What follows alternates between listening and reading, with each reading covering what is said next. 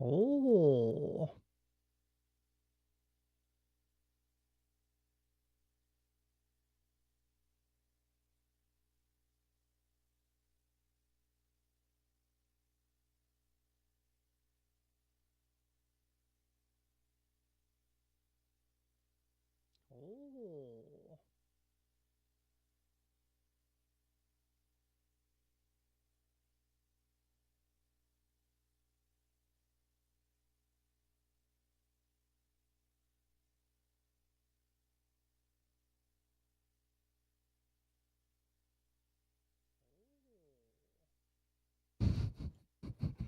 Don't do that. Oh.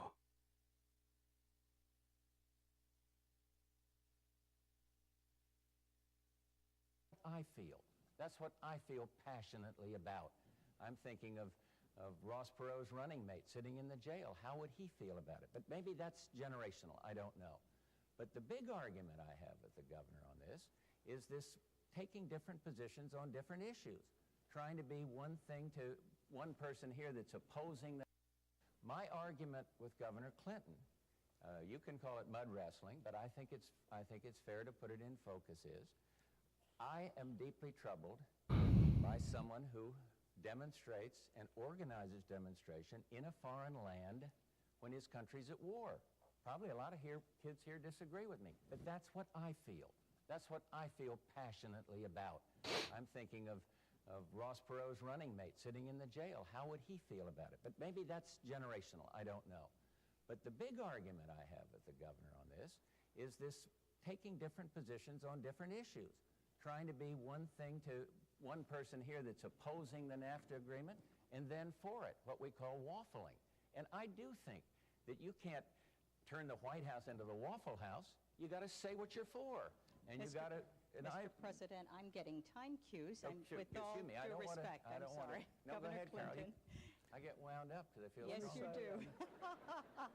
Let me say, first of all, to you that I believe so strongly in the question you asked that I suggested this format tonight. I started doing these formats a year ago in New Hampshire, and I found that we had huge crowds because all I did was let people ask questions, and I tried to give very specific answers.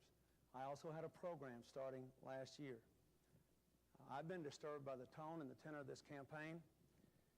Thank goodness the networks have a fact check, so I don't have to just go blue in the face anymore. Mr. Bush said once again tonight I was going to have a $150 billion tax increase. When Mr. Quayle said that, all the networks said that's not true. He's got over $100 billion of tax cuts and incentives. So I'm not going to take up your time tonight, but let me just say this. We'll have a debate in 4 days, and we can talk about this character thing again. The Washington Post ran a long editorial today saying they couldn't believe Mr. Bush was making character an issue, and they said he was the greatest, quote, political chameleon for changing his positions of all time. Now, I don't want to get into that. Wait a minute. Washington Post. Let's don't, you don't have to believe that. Here's my point. I'm not interested in his character. I want to change the character of the presidency.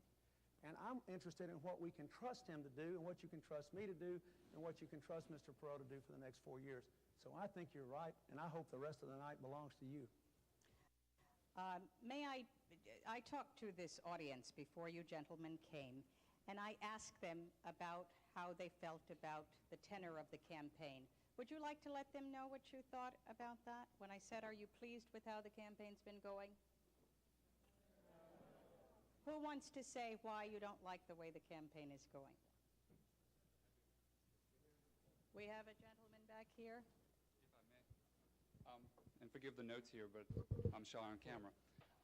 The focus of my work as a domestic mediator is meeting the needs of the children that I work with by way of their parents and not the wants of their parents.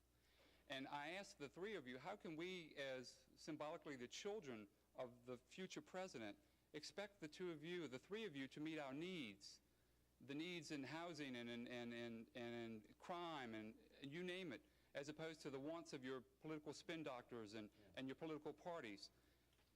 So your question is? Can we focus on the issues and not the personalities and the mud? I think there is a need, if we could take a poll here with the folks from Gallup perhaps, I think there is a real need here to focus at this point on the needs. How do you respond? How do you gentlemen respond to... I agree with him. President do it. Bush? Let's do it. Let's talk about programs for children. Yeah. Could we cross our hearts? It sounds silly here, but could we make a commitment? You know, we're not under oath at this point, but could you make a commitment to the citizens of the United States to meet our needs? And we have many, and not yours. Again, I repeat that it's a real need, I think, that we all have. I think it depends how you define it. I mean, I think in general, let's talk about these issues. Let's talk about the programs. But in the presidency, a lot goes into it. Caring goes into it. That's not particularly specific. Strength goes into it. That's not specific. Standing up against aggression, that's not specific in terms of a program. This is what a president has to do. So in principle, though, I'll take your point and think we ought to discuss child care or whatever else it is. And you, too? Go ahead. Ross had his hand up. Just Yes, Ross. no hedges, no ifs, ands, and buts. I'll take the pledge because I know the American people want to talk about issues and not tabloid journalism. So I'll take the pledge and we'll stay on the issues. Now, just for the record, I don't have any spin doctors. I don't have any speech writers. Probably shows. I make those charts you see on television even. That shows. Now, but you don't have to wonder if it's me talking. Say, what you see is what you get. If you don't like it, you got two other choices, right? Wait a minute. I want to say just one thing now, Ross. In fairness, the ideas I express are mine. I've worked on these things for 12 years, and I'm the only person up here who hasn't been part of Washington in any way for the last 20 years. So I don't want the implication to be that somehow everything we say just cooked up and put in our head by somebody else. I worked 12 years very hard as a governor on the real problems of real people. I'm just as sick as you are by having to wake up and figure out how to defend myself every day. I never thought I'd ever be involved in anything like this. May I finish? Yes, you may finish. Very briefly. Yes, very briefly. And I don't have any foreign money in my campaign. I don't have any foreign lobbyists on leave in my campaign. I don't have any PAC money in my campaign. I got 5.5 million hardworking people who put me on the ballot, and I belong to them. Okay. And they are interested in what you're interested in. I take the pledge. I've already taken the pledge on cutting the deficit in half. I never got to say that. There's a great young group, Lead or Leave, college students, young people, who don't want us to spend their money. I took the pledge we'd cut it out. Thank you. We have a question here. Yes, I would like to get a response from all three gentlemen. And the question is, what are your plans to improve the physical infrastructure of this nation, which includes the water system, the sewer system, our transportation systems, etc.? Thank you. The cities. Who's going to fix the cities and how? Be glad to take a shot at it. Please. I'm not sure that, and I could understand if you haven't seen this, because there's been a lot of hue and cry. We passed this year the most farthest-looking transportation bill in the history of this country since Eisenhower started the interstate highways. $150 billion for improving the infrastructure.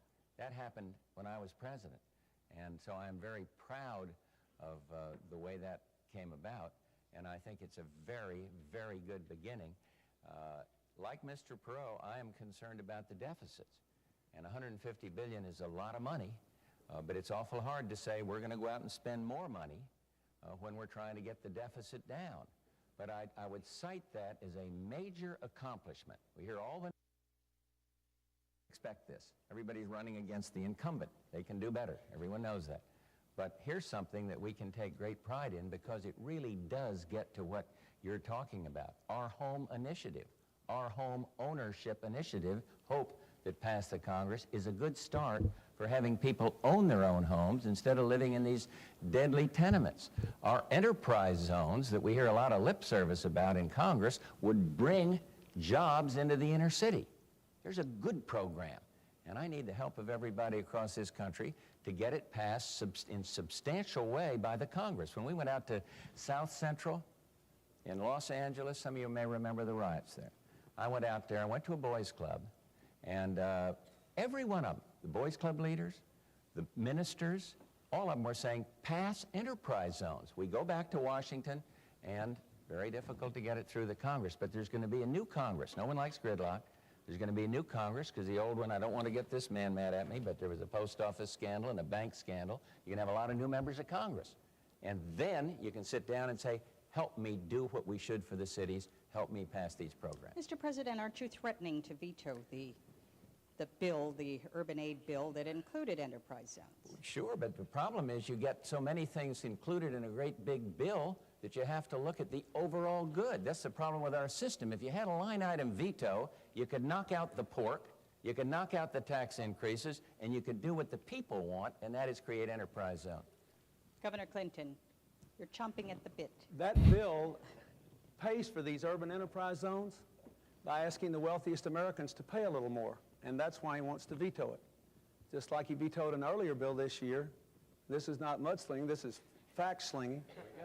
A bill earlier this year, this is facts, that would have given investment tax credits and other incentives to reinvest in our cities, in our country, but it asked the wealthiest Americans to pay a little more. Mr. Perot wants to do the same thing. I agree with him. I mean, we agree with that. Let me tell you specifically what my plan does. My plan would dedicate $20 billion a year in each of the next 4 years for investments in new transportation, communications, environmental cleanups, and new technologies for the 21st century. And we would target it especially in areas that have been either depressed or which have lost a lot of defense-related jobs. There are 200,000 people in California, for example, who've lost their defense-related jobs. They ought to be engaged in making high-speed rail. They ought to be engaged in breaking ground in other technologies, doing waste recycling, clean water technology, and things of that kind. We can create millions of jobs in these new technologies, more than we're going to lose in defense if we target it. But we're investing a much smaller percentage of our income in the things you just asked about than all of our major competitors. And our wealth growth is going down as a result of it. It's making the country poorer, which is why I answered the gentleman the way I did before. We have to both bring down the deficit and get our economy going through these kinds of investments in order to get the kind of wealth and jobs and incomes we need in America.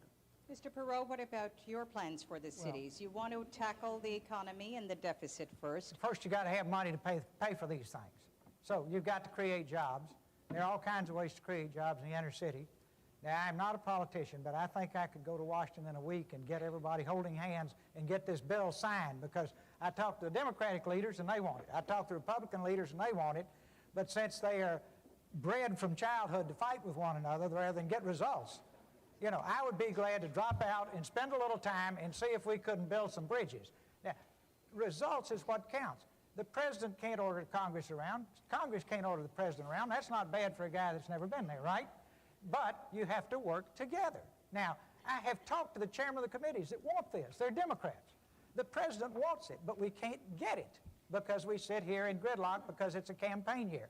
We didn't fund a lot of other things this year, like the savings and loan mess. That's another story we're going to pay a big price for right after the election. Right. The facts are, though, the facts are, the American people are hurting. These people are hurting in the inner cities. We're shipping the low-paying, quote, low-paying jobs overseas. What are low-paying jobs? Textiles, shoes, things like that we say are yesterday's industries. They're tomorrow's industries in the inner city. Let me say, in my case, if I'm out of work, I'll cut grass tomorrow to take care of my family. I'll be happy to make shoes. I'll be happy to make clothing. I'll make sausage. You just give me a job. Put those jobs in the inner cities instead of doing diplomatic deals and shipping them to China where prison labor does the work. Mr. Perot, everybody thought you won the first debate because you were plain speaking and you made it sound oh so simple. We'll just do it. What makes you think that you're going to be able to get the Democrats and Republicans together any better than these guys? If you ask me if I could fly a fighter plane or be an astronaut, I can't. I've spent my life creating jobs. It's something I know how to do. And very simply, in the inner city, they're starved. See, small businesses is the way to jumpstart the inner city. Are you answering my question? You want jobs in the inner city? Do you want jobs in the inner city? Is that your question? No, I want you to tell me how you're going to be able to get the Republicans and Democrats in Congress to work together better than these two gentlemen. I've listened to both sides, and if they would talk to one another instead of throwing rocks, I think we could get a lot done. And among other things, I would say, okay, over here in this Senate committee, to the chairman who is anxious to get this bill passed, to the president who's anxious, I'd say rather than just yelling at one another, why don't we find out where we're apart, try to get together, get the bill passed, and give the people the benefits and not play party politics right now. And I think the press would follow that so closely that probably they would get it done. That's the way I would do it. I Just doubt do if it. they'll give me the chance, but I will Oh, drop Windows everything and go work on it. Control T. I have a question here. My question was originally for Governor Clinton, but I think I would welcome a Oh, that's a response cute from little all three sound. candidates. As you are aware, crime is rampant in our cities. And in the Richmond area, and I'm sure it's happened elsewhere, 12-year-olds are carrying guns to school. And I'm sure when our founding fathers wrote the Constitution, they did not mean for the right to bear arms to apply to 12-year-olds. So I'm asking, where do you stand on gun control, and what do you plan to do about it? Governor Clinton? I support the right Sorry, to keep what was and her The press would question? follow that so closely that probably they would get it and go work. Governor Clinton, but okay, I have a question here. My question was originally for Governor Clinton, but I think I would welcome a response from all three candidates. As you are aware, crime is rampant in our cities. And in the Richmond area, and I'm sure it's happened elsewhere, 12-year-olds are carrying guns to school. And I'm sure when our founding fathers wrote the Constitution, they did not mean for the right to bear arms to apply to 12-year-olds. So I'm asking, where do you stand on gun control? and what do you plan to do 1992. about it? Governor Clinton? I support the right to keep and bear arms. I live in a state where over half the adults have hunting or fishing licenses or both. But I believe we have to have some way of checking handguns before they're sold, to check the criminal history, the mental health history, and the age of people who are buying them. Therefore, I support the Brady bill, which would impose a national waiting period unless and until a state did what only Virginia has done now, which is to automate its records. Once you automate your records, then you don't have to have a waiting period, but at least you can check. I also think we should have, frankly, restrictions on assault weapons whose only purpose is to kill. We need to give the police a fighting chance in our urban areas where the gangs are building up. The third thing I would say, it doesn't bear directly on gun control, but it's very important. We need more police on the street. There is a crime bill which would put more police on the street, which was killed for this session by a filibuster in the Senate, mostly by Republican senators. And I think it's a shame it didn't pass. I think it should be made the law, but it had the Brady bill in it, the waiting period. I also believe that we should offer college scholarships to people who will agree to work them off as police officers. And I think as we reduce our military forces, we should let people earn military retirement by coming out and working as police officers. 30 years ago, there were 3 police officers on the street for every crime. Today, there are 3 crimes for every police officer. In the communities which have had real success, putting police officers near schools where kids carry weapons to get the weapons out of the schools, or on the same blocks, you've seen crime go down. In Houston, there's been a 15% drop in the crime rate in the last year because of the work the mayor did there in increasing the police force. So I know it can work. I've seen it happen. Thank you. President Bush? I think you put your finger on a major problem. I talk about strengthening the American family, and it's very hard to strengthen the family if people are scared to walk down to the corner store and, send their kid down to get a loaf of bread. It's very hard. I have been fighting for very strong anti-crime legislation, habeas corpus reform, so you don't have these endless appeals. So when somebody gets sentenced, hey, this is for real. I've been fighting for changes in the exclusionary rules, so if an honest cop stops somebody and makes a technical mistake, the criminal doesn't go away. I'll probably get into a fight in this room with some, but I happen to think that we need stronger death penalties for those that kill police officers. Virginia's on the lead in this, as Governor Clinton properly said, on this identification system for firearms. I am not for national registration of firearms. Some of the states that have the toughest anti-gun laws have the highest levels of crime. I am for the right, as the governor says. I'm a sportsman, and I don't think you ought to eliminate all kinds of weapons. But I was not for the bill that he was talking about because it was not tough enough on the criminal. I'm very pleased that the Fraternal Order of Police in Little Rock, Arkansas endorsed me because I think they see I'm trying to strengthen the anti-crime legislation. We've got more money going out for local police than any previous administration. So We've got to get it under control. And there's one last point I'd make. Drugs. We have got to win our national strategy against drugs, the fight against drugs. And we're making some progress. We're doing a little better on interdiction. We're not doing as well amongst the people that get to be habitual drug users. The good news is, and I think it's true in Richmond, teenage use is down of cocaine substantially, 60% in the last couple of years. So we're making progress, but until we get that one done, we're not going to solve the neighborhood crime problem. Mr. Perot, there are young black males in America dying at unprecedented I didn't get to make a comment on this. Yes, I'm getting you're to that going to elaborate. point. The Okay, fact excuse me. Excuse me. that homicide is the leading cause of death among young black males 15 to 24 years of old. What are you going to do to get the guns off the street? On any program, and this includes crime, you'll find we have all kinds of great plans lying around that never get enacted into law and implemented. I don't care what it is. Competitiveness, health care, crime, you name it. Brady bill, I agree with that it's a timid step in the right direction, but it won't fix it. So why pass a law that won't fix it? Now, what it really boils down to is, can you live? We have become so preoccupied with the rights of the criminal that we've forgotten the rights of the innocent. And in our country, we have evolved to a point where we've put millions of innocent people in jail because you go to the poor neighborhoods and they put bars on their windows and bars on their doors and put themselves in jail to protect the things that they acquired legitimately. Now, that's where we are. We have got to become more concerned about people who play by the rules and get the balance we require.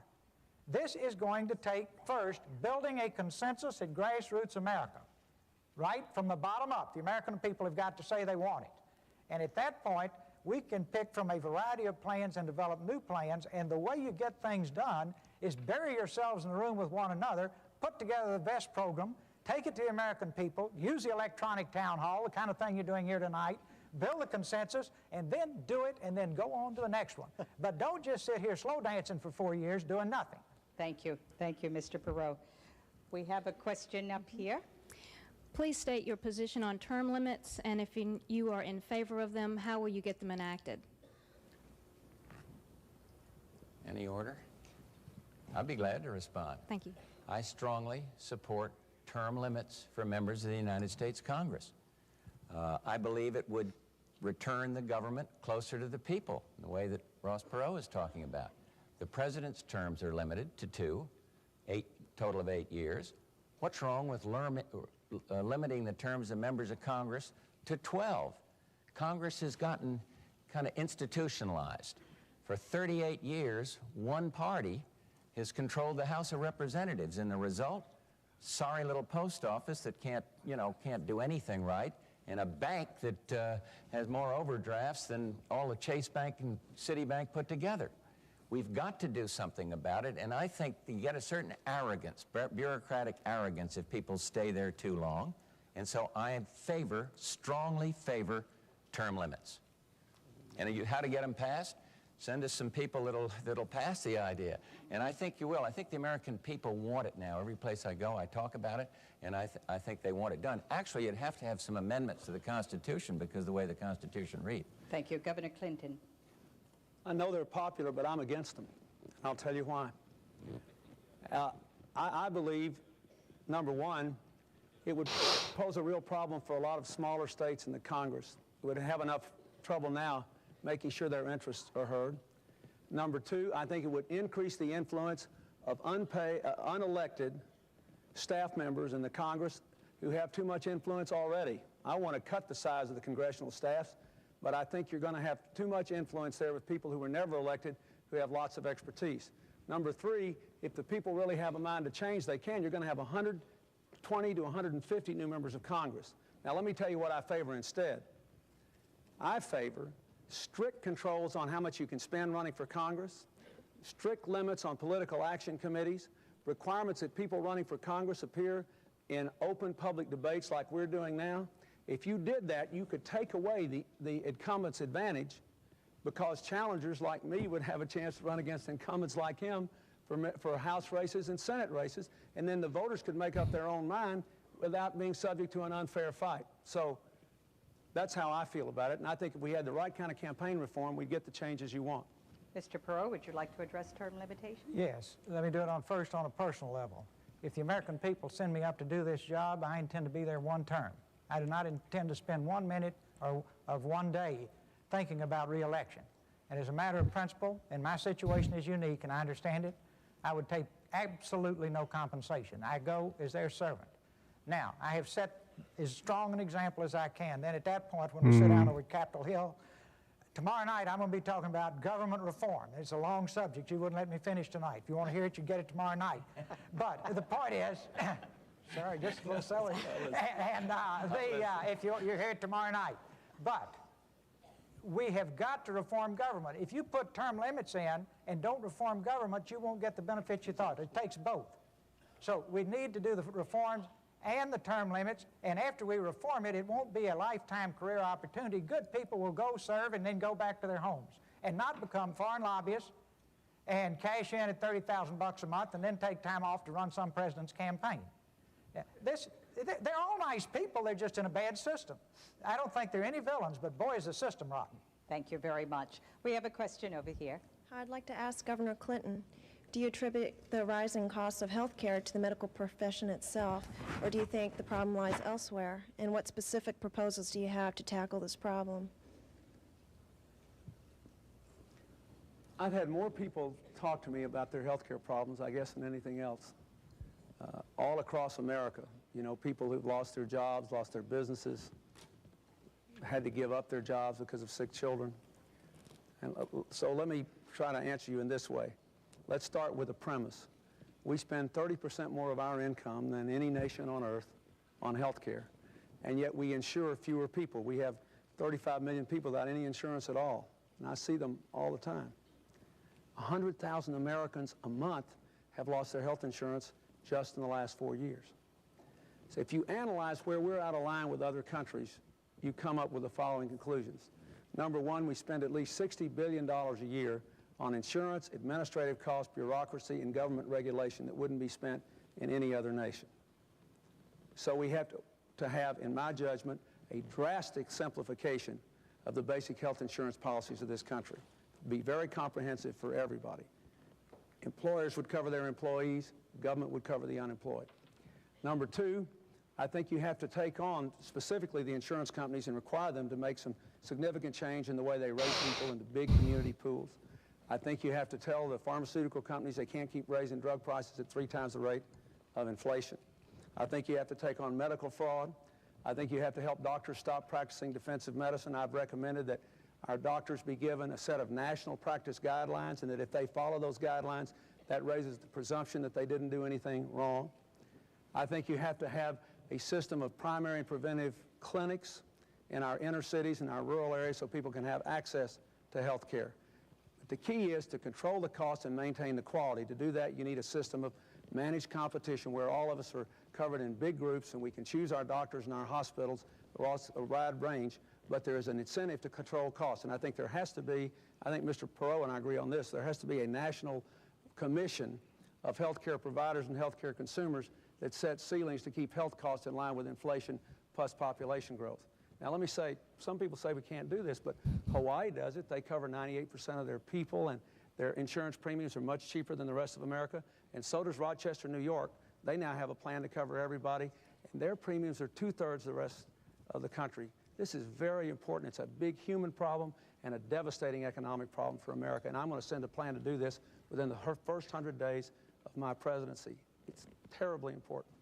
Thank you. Sorry to cut you short, but President Bush, health care reform. I just have to say something. I don't want to stampede. Ross was very articulate across the country. I don't want anybody to stampede to cut the president's salary off altogether. Barbara's sitting over here, and but what I have proposed, 10% cut, downsize the government, and we can get that done. She asked the question, I think, is whether the health care profession was to blame.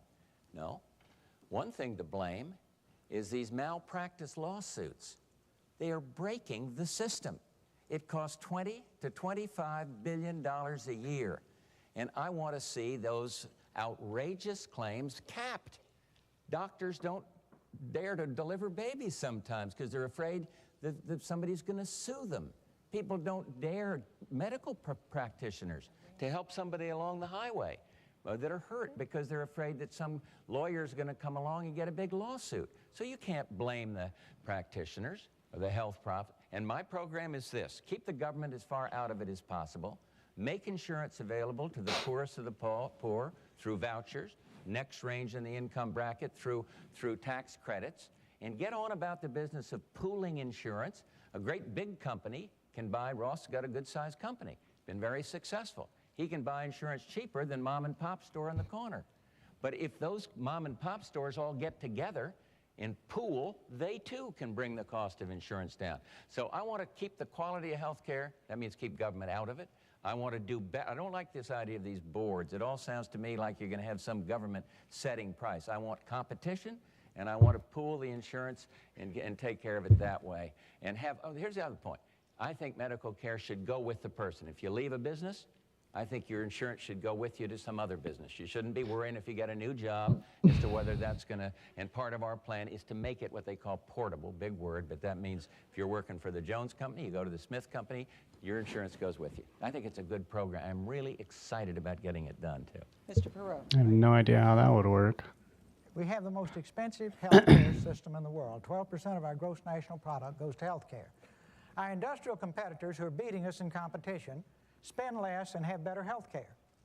Japan spends a little over 6% of its gross national product. Germany spends 8%.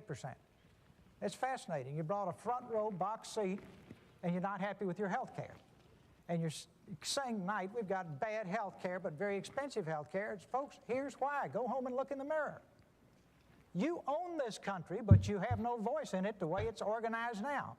And if you want to have a high-risk experience comparable to bungee jumping, go into Congress sometime when they're working on this kind of legislation, when the lobbyists are running up and down the halls. Wear your safety toe shoes when you go. And as a private citizen, believe me, you are looked on as a major nuisance. The facts are you now have a government that comes at you. You're supposed to have a government that comes from you. Now, there are all kinds of good ideas, brilliant ideas, terrific ideas on health care. None of them ever get implemented because, let me give you an example. Senator runs every 6 years. He's got to raise $20,000 a week to have enough money to run. Who's he going to listen to, us or the folks running up and down the aisles with money, the lobbyists, the PAC money? He listens to them. Who do they represent? Healthcare industry, not us. Now, you've got to have a government that comes from you again. You've got to reassert your ownership in this country, and you've got to completely reform our government. And at that point, they'll just be like apples falling out of a tree. The programs will be good because the elected officials will be listening to you. I said the other night I was all ears, and I would listen to any good idea. I think we ought to do plastic surgery on a lot of these guys so that they're all ears too and listen to you. Then you get what you want, and shouldn't you? You paid for it. Why shouldn't you get what you want as opposed to what some lobbyist cuts a deal, writes the little piece in the law, and it goes through? That's the way the game's played now. Till you change it, you're going to be unhappy. Thank you. Governor Clinton, you wanted one brief point in there. One brief point. We have elections so people can make decisions about this. And the point I want to make to you is bipartisan commission reviewed my plan and the Bush plan and concluded there were many Republicans as Democratic health care experts on it. They concluded that my plan would cover everybody and his would leave 27 million behind by the year 2000. And that my plan in the next 12 years would save $2.2 trillion in public and private money to reinvest in this economy. And the average family would save $1,200 a year under the plan that I offered without any erosion in the quality of health care. So I ask you to look at that.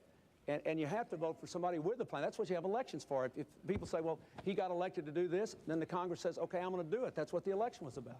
Brief, Governor Clinton. Thank you. We have a question right here. Yes. How has the national debt personally affected each of your lives? And if it hasn't, how can you honestly find a cure for the economic problems of the common people if you have no experience in what's ailing them? May I answer that? Well, Mr. Who do you want to start yes, with? Of course. Who? Go right ahead. Go right is ahead. for each of you. Yes. So you can It start caused with me to disrupt my private life and my business to get involved in this activity. That's how much I care about it. And believe me, if you knew my family and if you knew the private life I have, you would agree in a minute that that's a whole lot more fun than getting involved in politics. But I have lived the American dream. I came from a very modest background. Nobody's been luckier than I've been. All the way across the spectrum, and the greatest riches of all are my wife and children. It's true of any family. But I want all the children, I want these young people up here to be able to start with nothing but an idea like I did and build a business. But they've got to have a strong basic economy. And if you're in debt, it's like having a ball and chain around you. I just figure, as lucky as I've been, I owe it to them. And I owe it to the future generations. And on a very personal basis, I owe it to my children and grandchildren. Thank you, Mr. Perot. Mr. President. Well, I think the national debt affects everybody. Obviously, it has a lot to do with interest rates. It has. She's saying you personally. On a personal basis, how has it affected you? Has it affected you personally? Well, I'm sure it has. I love my grandchildren. I want to think think that they're going to be able to afford an education. I think that that's an important part of being a parent. Maybe I won't get it wrong. Are you suggesting that if somebody has means, that the national debt doesn't affect them? Well, what I'm saying I'm not sure I get it. Help me with the question, and I'll try to answer it. I've had friends that have been laid off from jobs. Yeah. I know people who cannot afford to pay the mortgage on their homes, their car payment. I have personal problems with the national debt, but how has it affected you? And if you have no experience in it, how can you help us if you don't know what we're feeling? I think she means more the recession, the economic problems today the country faces, rather than the deficit. You ought to be in the White House for a day and hear what I hear and see what I see and read the mail I read and touch the people that I touch from time to time. I was in the Lomax AME Church. It's a black church just outside of Washington, D.C. And I read in the bulletin about teenage pregnancies, about the difficulty that families are having to make ends meet. I talk to parents. I mean, you got to care. Everybody cares if people aren't doing well. But I don't think it's fair to say, you haven't had cancer, therefore you don't know what it's like. I don't think it's fair to say, whatever it is, that if you haven't been hit by it personally, but everybody's affected by the debt because of the tremendous interest that goes into paying on that debt. Everything's more expensive. Everything comes out of your pocket and my pocket. So it's that. But I think in terms of the recession, of course you feel it when you're president of the United States. And that's why I'm trying to do something about it by stimulating the export, investing more, better education systems. Thank you. I'm glad to clarify. Tell me how it's affected you again. You know people who've lost their jobs and lost their homes? Well, I've been governor of a small state for 12 years. I'll tell you how it's affected me.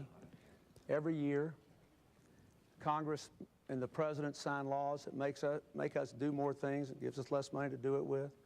I see people in my state, middle-class people, their taxes have gone up in Washington and their services have gone down, while the wealthy have gotten tax cuts. I have seen what's happened in this last 4 years when, in my state, when people lose their jobs, there's a good chance I'll know them by their names. When a factory closes, I know the people who ran it. When the businesses go bankrupt, I know them. And I've been out here for 13 months, meeting in meetings just like this ever since October, with people like you all over America, people that have lost their jobs, lost their livelihood, lost their health insurance. What I want you to understand is the national debt is not the only cause of that. It is because America has not invested in its people. It is because we have not grown. It is because we've had 12 years of trickle-down economics. We've gone from 1st to 12th in the world in wages. We've had 4 years where we produced no private sector jobs. Most people are working harder for less money than they were making 10 years ago. It is because we are in the grip of a failed economic theory. And this decision you're about to make better be about what kind of economic theory you want. Not just people saying, I'm going to go fix it, but what are we going to do? What I think we have to do is invest in American jobs, American education, control American health care costs, and bring the American people together again. Thank you, Governor Clinton. We are a little more than halfway through this program, and I'm glad that we're getting the diversity of questions that we are, and I don't want to forget these folks on the wings over here, so let's go over here. Do you have a question? Yes, I do. My name is Ben Smith. I work in the financial field counseling retirees, and I'm personally concerned about 3 major areas. One is the Social Security Administration or trust fund is projected to be insolvent by the year 2036. And we funded the trust fund with IOUs in the form of treasury bonds. The Pension Guarantee Fund, which backs up our private retirement plans for retirees, is projected to be bankrupt by the year 2026, not to mention the cutbacks by private companies.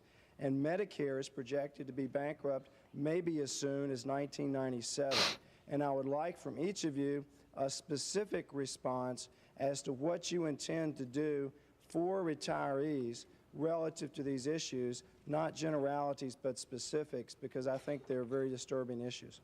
President Bush, may we start with you? Well, the Social Security, you're an expert, and I could, I'm sure, learn from you the details of the Pension Guarantee Fund and the Social Security Fund.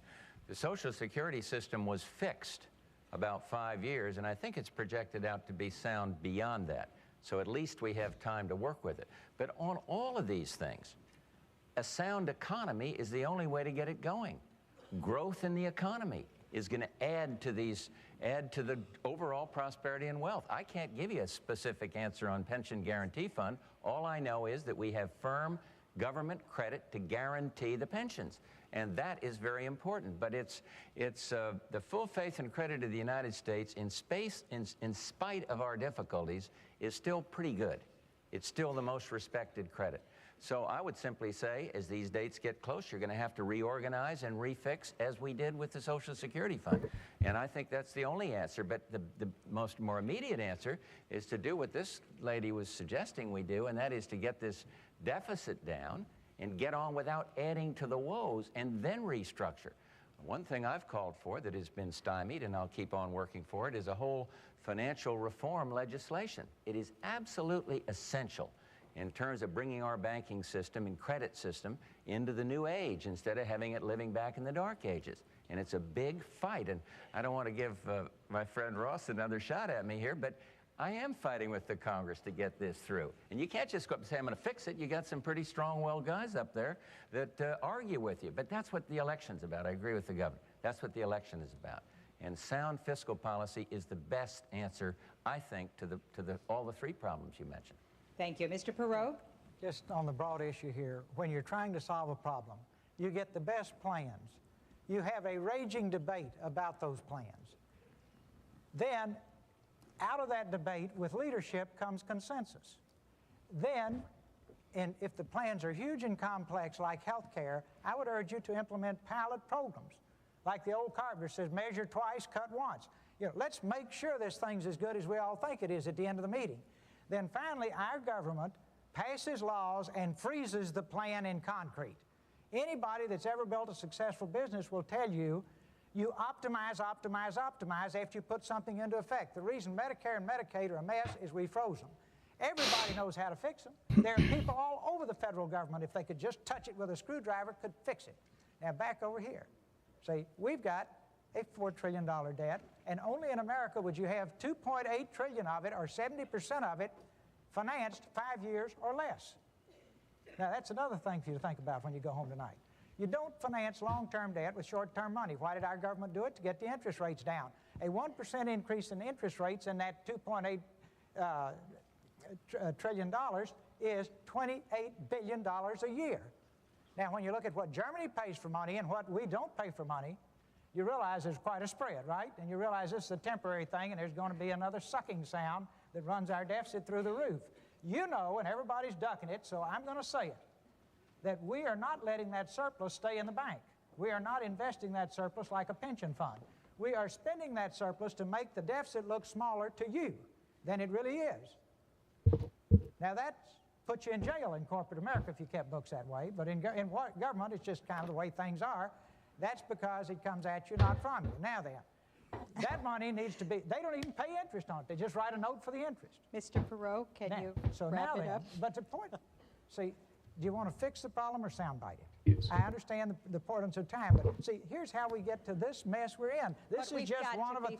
Fair. Now then, to nail it, there's one way out. A growing, expanding job base.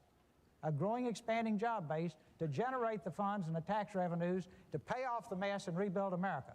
We got a double hit. If we're $4 trillion down, we should have everything perfect, but we don't. We got to pay it off and build money to renew it. spend money to renew it, and that's going to take a growing, expanding job base. That is priority one in this country. Put everybody that's breathing to work. And I'd love to be out of workers and have to import them like some of our international Mr. Perot, competitors. I'm sorry, I'm going Sorry.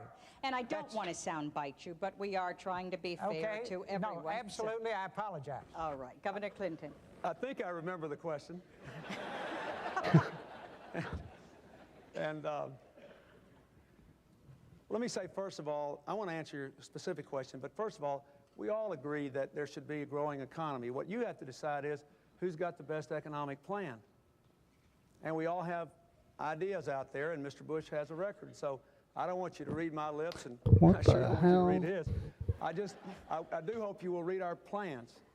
Now, specifically, one, on Medicare, it is not true that everyone knows how to fix it. There are different ideas. The Bush plan, the Perot plan, the Clinton, we have different ideas. I am convinced, having studied health care for a year hard and talking to hundreds and hundreds of people all across America, that you cannot control the cost of Medicare until you control the cost of private health care and public health care with managed competition, ceiling on cost, and radical reorganization of the insurance markets. You've got to do that. We've got to get those costs down. Number two, with regard to Social Security, that program, a lot of you may not know this, it produces a $70 billion surplus a year.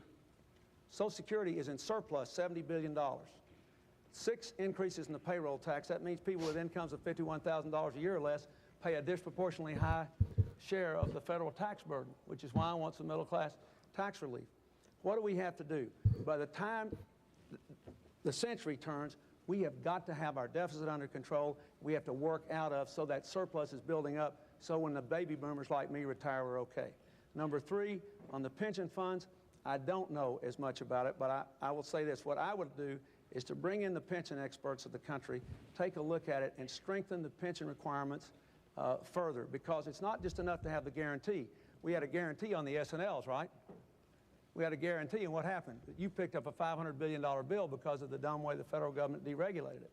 So I think we are going to have to change and strengthen the pension requirements on private retirement plans. Thank you. I think we have a question here on international affairs, hopefully. We've come to a position where we're in a new world order, and I'd like to know what the candidates feel our position is in this new world order and what our responsibilities are as a superpower. Mr. President? Well, we have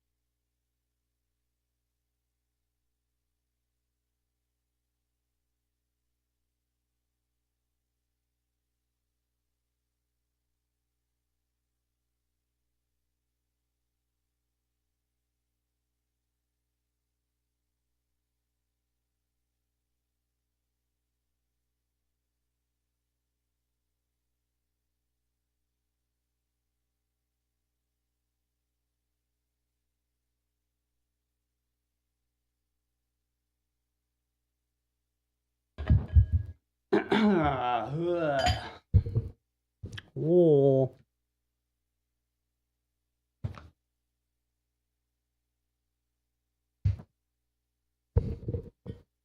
Ooh.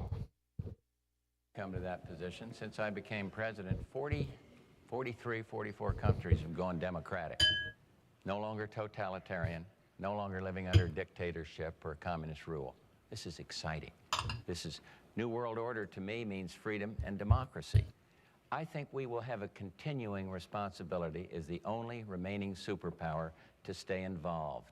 If we pull back in some isolation and say we don't have to do our share or more than our share anymore, I believe you're going to just ask for conflagration that we'll get involved in the future. NATO, for example, has kept the peace for many, many years, and I want to see us keep fully staffed in NATO, so we'll continue to guarantee the peace in Europe. But the exciting thing is the fear of nuclear war is down, and you hear all the bad stuff that's happened on my watch. I hope people will recognize that this is something pretty good for mankind. I hope they'll think it's good that democracy and freedom is on the move. And we're going to stay engaged, as long as I'm president, working to improve things. You know, it's so easy now to say, hey, cut out foreign aid, we got a problem at home. I think the United States has to still have the Statue of Liberty as a symbol of caring for others. We're right this very minute, we're sending supplies in to help these little starving kids in Somalia. We're trying to get, it's the United States that's taken the lead in humanitarian aid into Bosnia. We're doing this all around the world. And yes, we got problems at home. And I think I got a good plan to help fix those problems at home. But because of our leadership, because we didn't listen to the freeze, the nuclear freeze group, do you remember? Freeze it back in about the late 70s. Freeze, don't touch it. We're going to lock it in now or else we'll have war. President Reagan said, no, peace through strength. It worked. The Soviet Union is no more, and now we're working to help them become totally democratic through the Freedom Support Act that I led on. A great Democratic ambassador, Bob Strauss over there, Jim Baker, all of us got this thing passed through cooperation, Ross. It worked with cooperation, and you're for that, I'm sure, helping Russia become democratic. So the New World Order to me means freedom and democracy.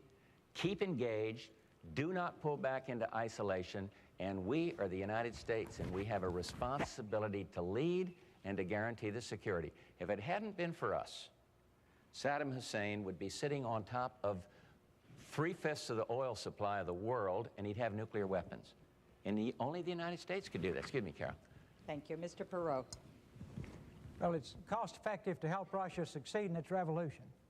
It's pennies on the dollar compared to going back to the Cold War. Russia's still very unstable. They could go back to square one and worse. There's still, all the nuclear weapons are not dismantled. I'm particularly concerned about the intercontinental weapons, the ones that can hit us. We've got agreements, but they're still there. With all this instability and breaking into republics, and all the Middle Eastern countries going over there and shopping for weapons, we've got our work cut out for us. So we need to stay right on top of that and constructively help them move toward democracy and capitalism. We have to have money to do that.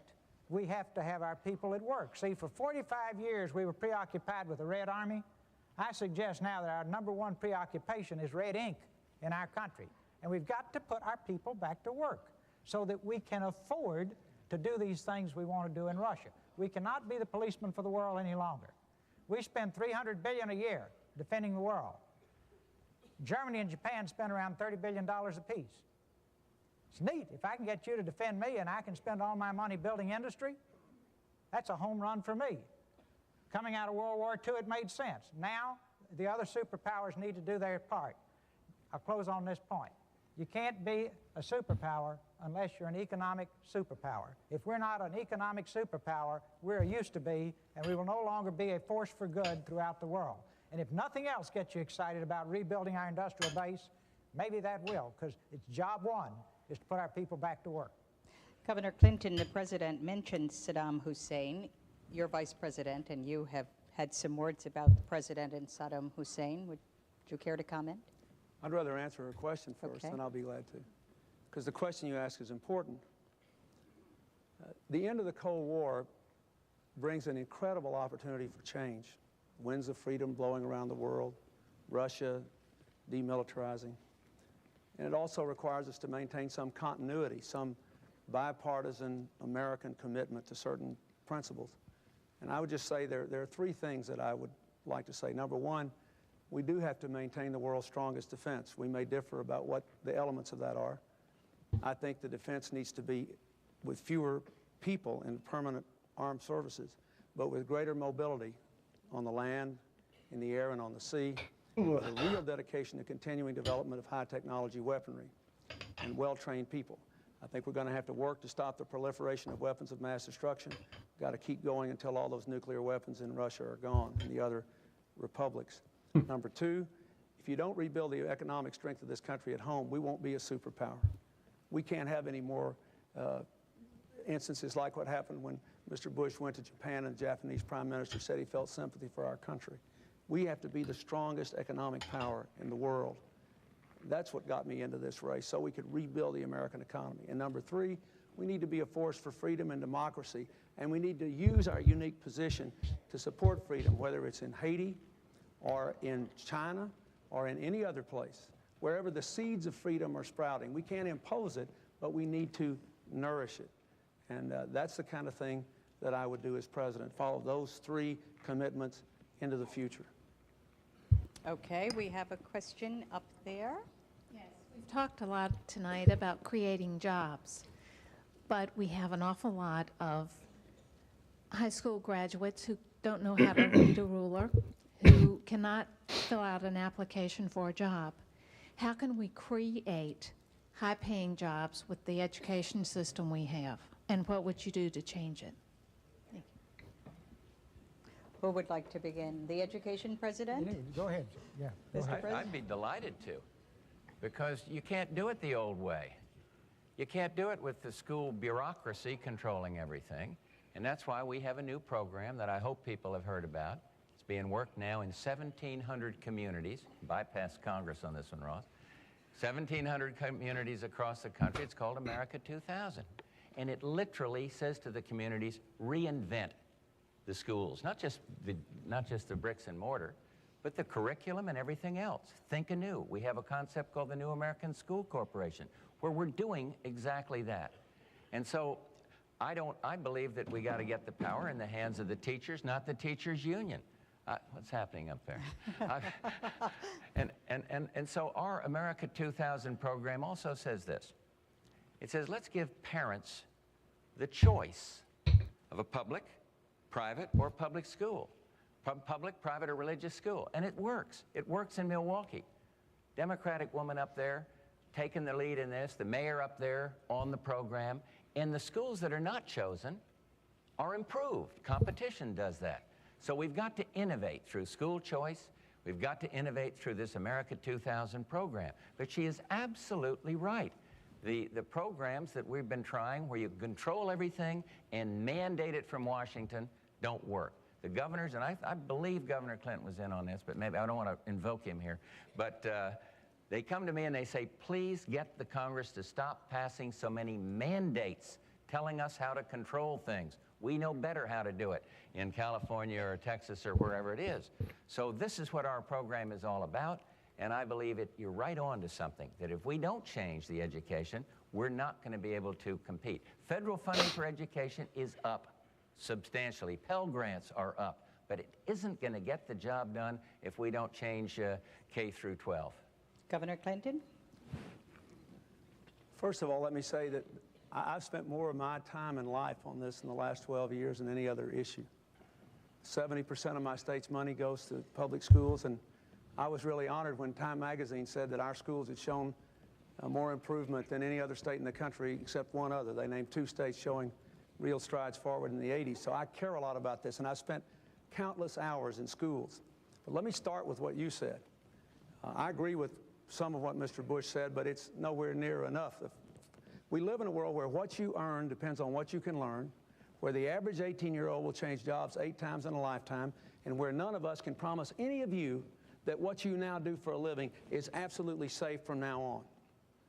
Nobody running can promise that. There's too much change in the world. So what should we do?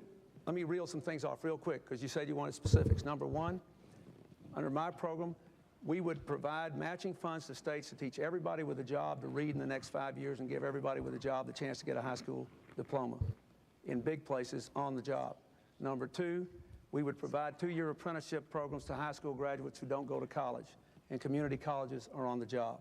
Number three, we'd open the doors to college education to high school graduates without regard to income.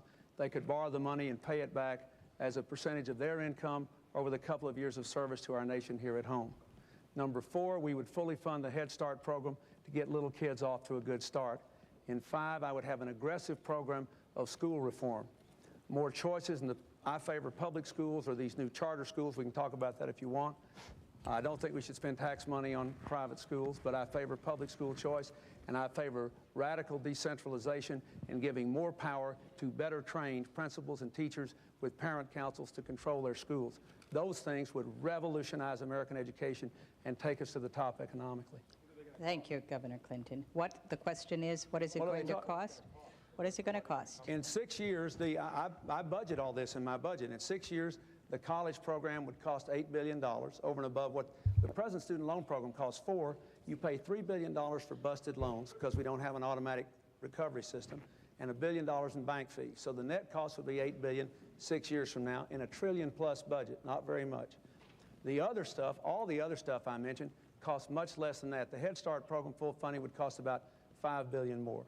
And it's all covered in my budget from the plans that I've laid out, from raising taxes on families with incomes above $200,000 and asking foreign corporations to pay the same tax that American corporations do on the same income, from $140 billion in budget cuts, including what I think are very prudent cuts in the defense budget. It's all covered. Mr. Perot, you on education, please. Yes, I've got scars to show for being around education reform. And the first word you need to say in every city and state, and just draw a line in the sand, is public schools exist for the benefit of the children. You're going to see a lot of people fall over. Because anytime you're spending $199 billion a year, somebody's getting it. And the children get lost in the process. So that's step one. Keep in mind, in 1960, when our schools were the envy of the world, we were spending $16 billion on them. Now we spend more than any other nation in the world, $199 billion a year, and rank at the bottom of the industrialized world in terms of education achievement. One more time, you brought a front row box seat and got a third-rate performance. It's a government that's not serving you. By and large, it should be local. The more local, the better. Interesting phenomenon. Small towns have good schools, big cities have terrible schools. The best people in a small town will serve on the school board. Sorry, what did he say? Big cities, government that's not serving. You brought a front and rank at the bottom of the industrialized. We spend more than any other nation in the world, $199 billion a year, and rank at the bottom of the industrialized world in terms of education achievement. Education achievement?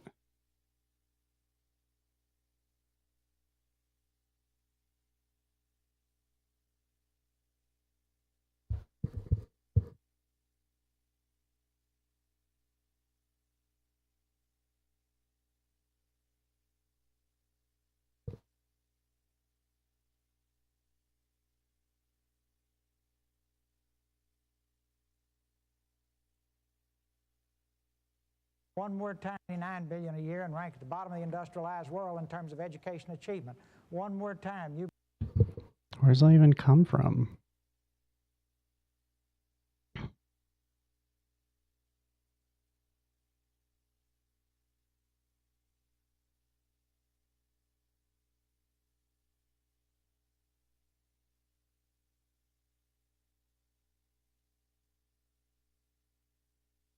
I don't even know how to find that.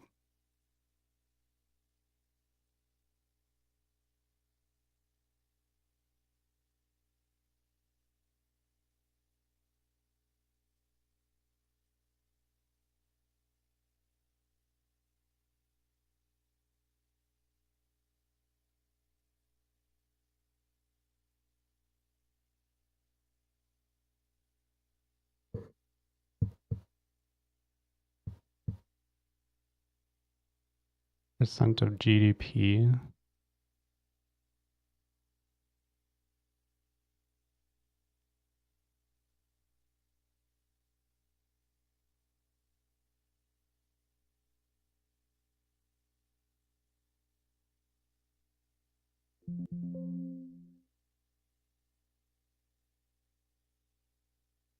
God. Fuck.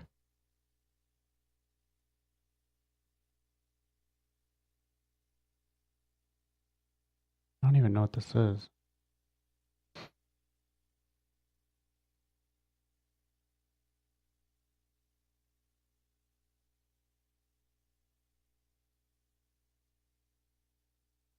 Year 1992.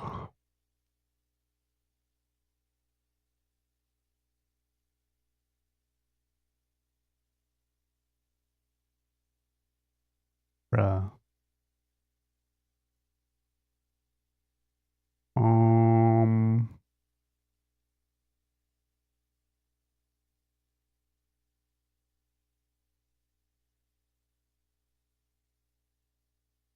Where is it?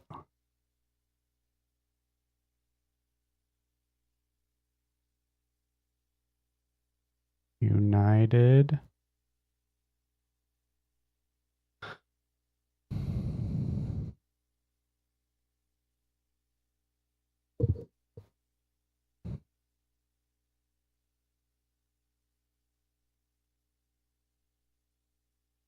United States isn't even fucking on here.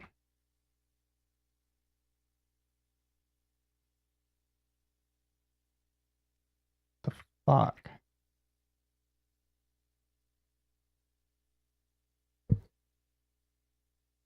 Blech.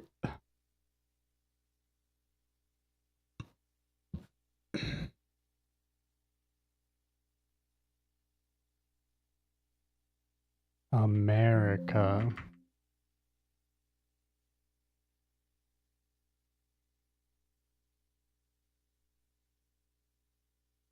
Whoops.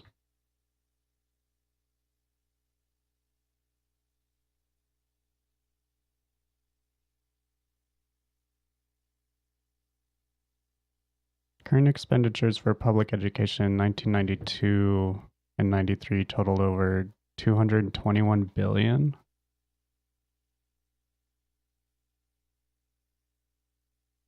You say GDP. Whoops. 1992. 6.5 trillion.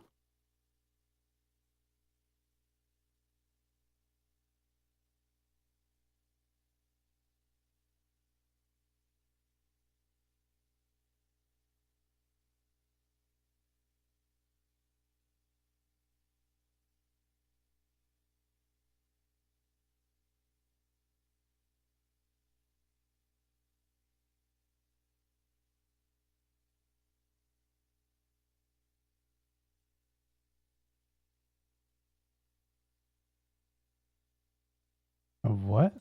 6.5?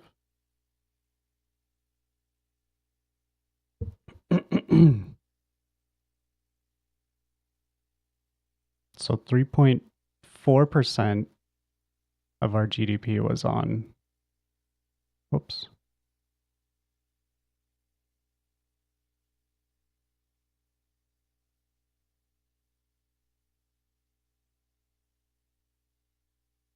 .4% of our GDP was spent on education in 1992.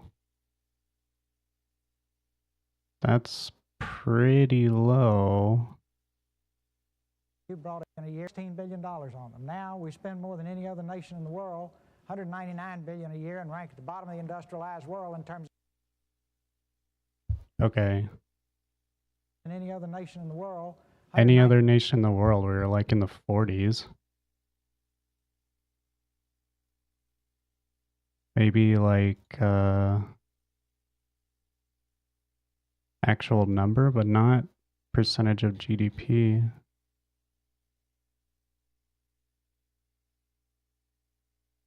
And then $99 billion a year and rank at the bottom of the industrialized world in terms of education achievement. That's so vague.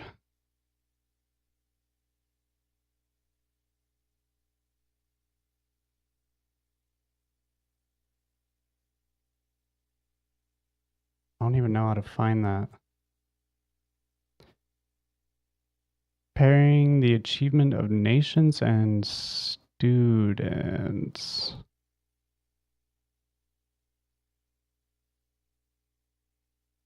Countries ranked by 4th grade reading achievement. United States is second. Is this for 1992?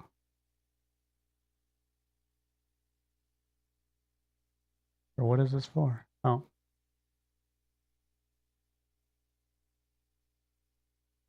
If you've reached levels likely to be required for the 21st century workplace, the results of the National Adult Literacy Study are no.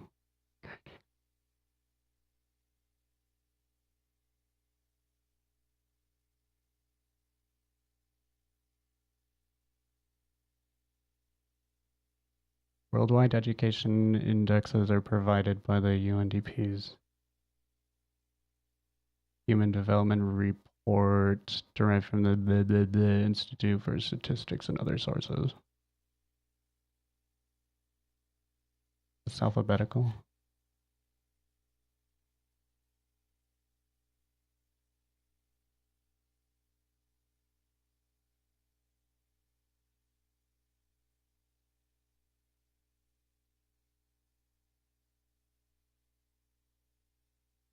Ranked second by whatever this is measuring.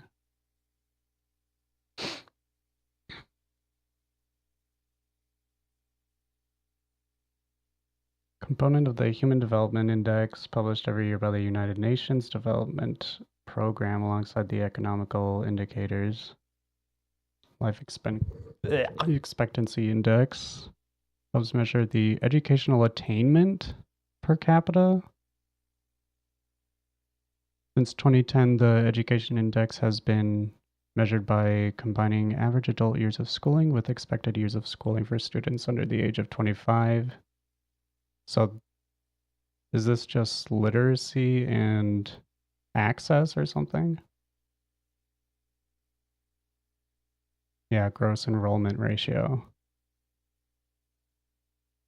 I just don't know what he means by educational achievement. It says attainment.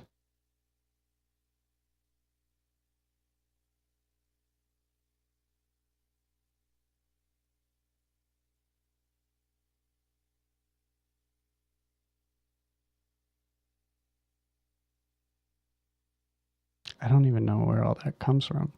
One more time, you brought a front row box seat and got a third-rate performance. It's a government that's not serving you. By and large, it should be local. The more local, the better. Interesting phenomenon. Small towns have good schools, big cities have terrible schools. The best people in a small town will serve on the school board. You get into big cities, it's political patronage, stepping stones. You get the job, give your relatives the janitor's jobs at $57,000 a year, more than the teachers make, and with luck, they clean the cafeteria once a week. Now, you're paying for that. Those schools belong to you. And we put up with that. And as long as you put up with that, that's what you're going to get. And these folks are just dividing up $199 billion and children get lost. If I could wish for one thing for great public schools, it'd be a strong family unit in every home. Nothing will ever replace that. You say, well, gee, what are you going to do about that? Well, the White House is a bully pulpit, and I think we ought to be pounding on the table every day. There's nothing, the most efficient unit of government the world will ever know is a strong, loving family unit. Next thing, you need small schools, not big schools. A little school, everybody's somebody. Individualism is very important. These big factories, everybody told me they were cost effective. I did a study on it, they're cost ineffective. 5,000 students, why is a high school that big? One reason. Sooner or later, we get 11 more boys that can run like the devil, that weigh 250 pounds, and they might win district. Now, that has nothing to do with learning. Secondly, across Texas, typically half the school day was non-academic pursuits. In one place, it was 35%. In Texas, you could have unlimited absences to go to livestock shows. Found a boy, excuse me, but this gives the flavor. Boy in Houston kept a chicken in the bathtub in downtown Houston. Missed 65 days going to livestock shows. Finally had to come back to school. The chicken lost his feathers. That's the only way we got him back. Now, that's your tax money being wasted. Now, neighborhood schools. It is terrible to bus tiny little children across town. And it is particularly terrible to take poor, tiny little children and wait until the first grade and bus them across town to Mars, where the children know their numbers, know their letters, have had every advantage at the end of the first day that little child wants out. I'll close on this. We've got to have world-class teachers, world-class books. If you ever got close to how textbooks were selected, you wouldn't want to go back the second day. I don't have time to tell you the stories. No, you don't. Finally. Finally. But if we don't fix this, you're right, we can't have the industries of tomorrow unless we have the best educated workforce. And here you've got, for the disadvantaged children, you've got to have early childhood development, cheapest money you'll ever spend. First contact should be with the mother when she's pregnant. That little child needs to be loved and hugged and nurtured and made to feel special, like your children were. They learn to think well or poorly of themselves in the first 18 months. Thank you, And Mr. within the Perot. first few years, they either learn how to learn or don't learn how to learn. And if they don't, they wind up in prison. Thank and it you, costs more to Mr. keep them in Perot. prison than it does to send them to Harvard. I rest my case. Thank you. President Bush, you wanted to add something. I just had a word of clarification because of something Governor Clinton said. My school choice program, GI Bill for Kids, does not take public money and give it to private schools.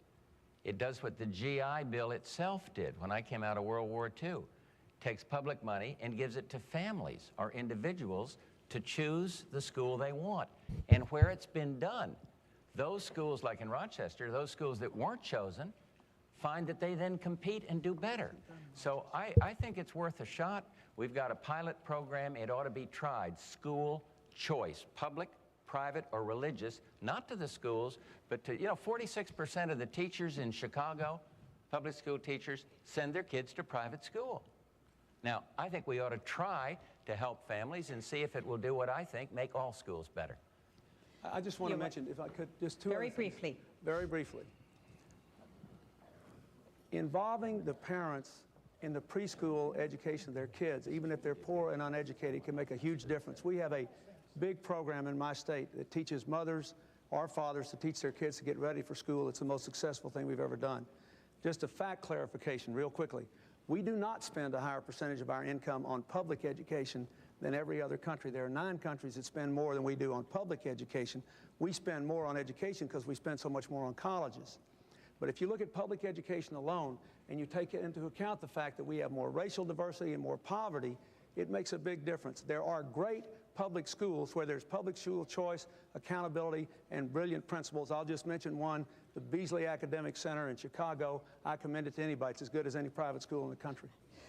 We have very little time left, and it occurs to me that we have talked all this time, and there has not been one question about some of the racial tensions and ethnic tensions in America. Is there anyone in this audience that would like to pose a question to the candidates on this? Yes.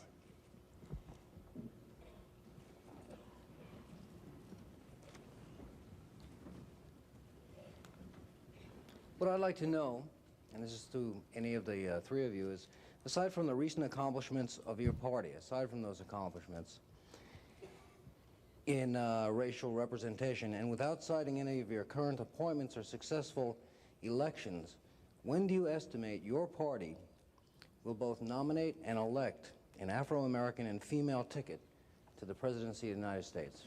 Governor Clinton, why don't you answer that first? Well, I don't have any idea, but I hope it will happen sometime in my lifetime. I do too. I believe that this country is electing more and more African Americans and Latinos and Asian Americans who are representing districts that are themselves not necessarily of a majority of their race. The American people are beginning to vote across racial lines, and I hope it will happen more and more. More and more women are being elected. Look at all these women Senate candidates we have here. And, you know, according to my mother, my wife, and my daughter, this world would be a lot better place if women were running it most of the time. And I do think there are special experiences and judgments and backgrounds and understandings that women bring to this process, by the way. This lady said here, how have you been affected by the economy? I mean, women know what it's like to be paid an unequal amount for equal work. They know what it's like not to have flexible working hours. They know what it's like not to have family leave or child care. So I think it would be a good thing for America if it happened, and I think it will happen in my lifetime. Okay, I'm sorry, we have just a little bit time left. Let's try to get responses from each of them. President Bush or I think Mr. if Barbara Barrow? Bush were running this year, she'd be elected. But it's too late. You don't want us to mention appointees, but when you see the quality of people in our administration, see how Colin Powell performed, I say administration, he's in You weren't impressed with the fact that he... Excuse me, I'm extremely impressed but wouldn't with that suggest to the American people then here's a quality person if he decided that he could automatically get the nomination of either party? Or, huh? I'm totally impressed with that. I just want to know is when's your guess I when? see. You mean time? Yeah. I don't know. Starting after 4 years. No, I think you'll see more. I think you'll see more minority candidates and women candidates coming forward. This is supposed to be the year of the women in the Senate. Let's see how they do. I hope Mr. Perot, I don't want to cut you off anymore, but we only have a minute left. I have a fearless forecast. Unless he just won't do it, Colin Powell will be on somebody's ticket 4 years from now. Right? Right? There you wanted to, that's it, 4 years. How about a woman? Now, if he won't be, General Waller would be a concern. Now, you say, why do you keep picking military people? These are people that I just happen to know and have a high regard for. I'm sure there are hundreds of others. How about Dr. Lou Sullivan? Absolutely. Yeah, good man. Absolutely. What about a woman? Well, my candidate's back there. Okay, I can think of many. Many? Absolutely. When? All right, how about Sandra Day O'Connor as an example? Dr. Bernadine Healy. Good. National Institute of Health. All right, I'll yield the floor. Name some more. Thank you. Thank you. I want to apologize to our audience because there were 209 people here and there were 209 questions. We only got to a fraction of them, and I'm sorry to those of you that didn't get to ask your questions, but we must move to the conclusion of the program. It is time now for the 2-minute closing statements, and by prior agreement, President Bush will go first. May I ask for an exception because I think we owe Carol Simpson. Anybody can stand in between these three characters here and get the job done. We owe her a round of applause. So, but don't take it out of my time. That's right. I feel strongly about it, but I don't want it to come out of my time. No, but let me just say to the American people, in 2.5 weeks, we're going to choose who should sit in this Oval Office, who to lead the economic recovery, who to be the leader of the free world, who to get the deficit down. 3 ways to do that. One is to raise taxes. One is to reduce spending, controlling that mandatory spending. Another one is to invest and save and to stimulate growth. I do not want to raise taxes. I differ with the two here on that. I'm just not going to do that. I do believe that we need to control mandatory spending. I think we need to invest and save more. I believe that we need to educate better and retrain better. I believe that we need to export more, so I'll keep working for export agreements where we can sell more abroad. And I believe that we must strengthen the family. We've got to strengthen the family. Now let me pose this question to America. If in the next 5 minutes a television announcer came on and said, there is a major international crisis, there is a major threat to the world, or in this country, a major threat. My question is, who, if you were appointed to name one of the three of us, who would you choose? Who has the perseverance, the character, the integrity, the maturity to get the job done? I hope I'm that person. Thank you very, very much. Thank you, Mr. President. And now a closing statement from Mr. Perot. If the American people want to do it and not talk about it, then they ought to, you know, I'm one person they ought to consider. If they just want to keep slow dancing and talk about it and not do it, I'm not your man.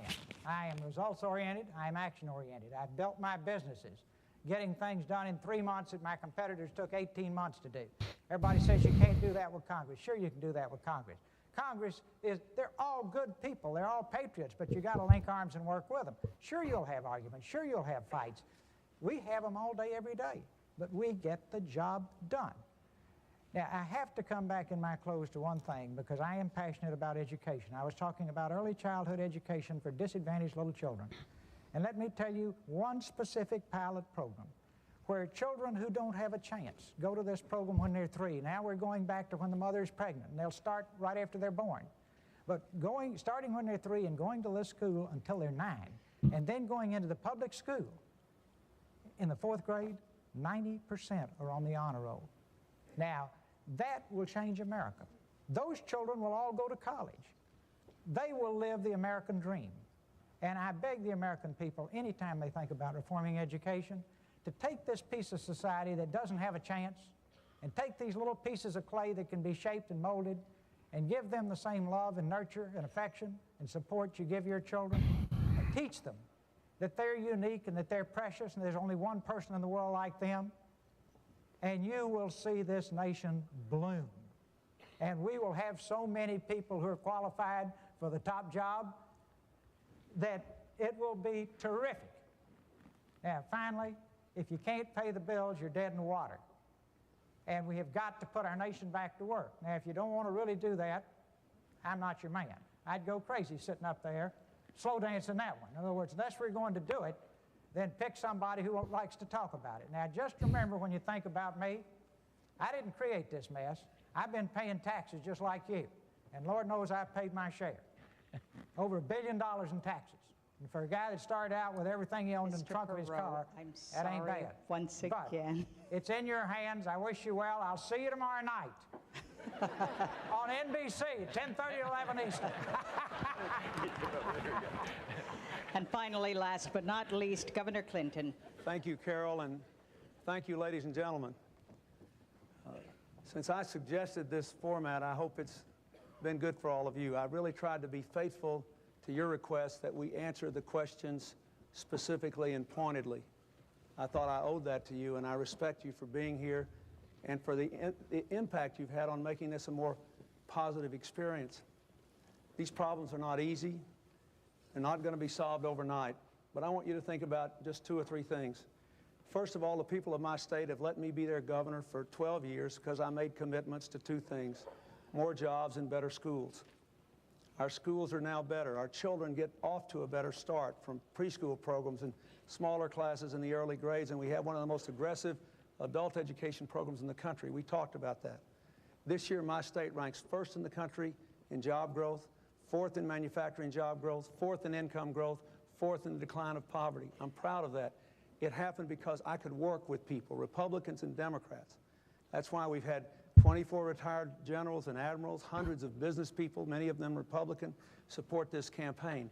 You have to decide whether you want to change or not. We do not need 4 more years of an economic theory that doesn't work. We've had 12 years of trickle-down economics. It's time to put the American people first, to invest and grow this economy.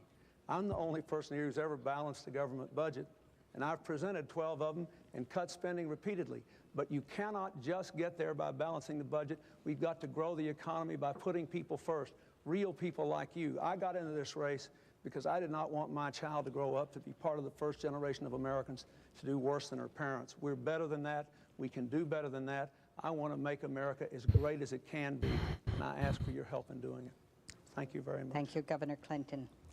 Ladies and gentlemen, this concludes the debate sponsored by the Bipartisan Commission on Presidential Debates.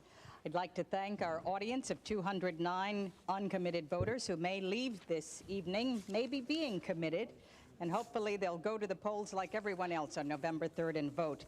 We invite you to join us on the 3rd and final presidential debate next Monday, October 19th, from the campus of Michigan State University in East Lansing, Michigan. I'm Carol Simpson. Good night.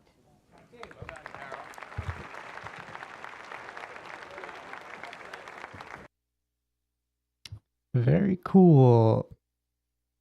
I've been enjoying seeing these past presidential debates.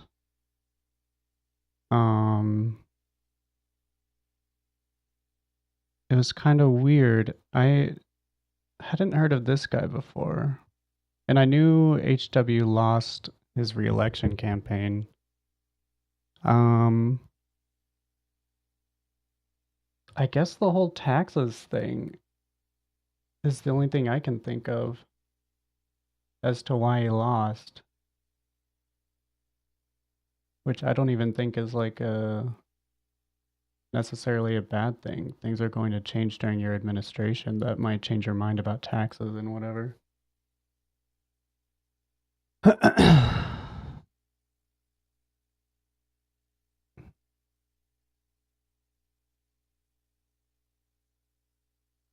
What was like college map 1992? Got crushed.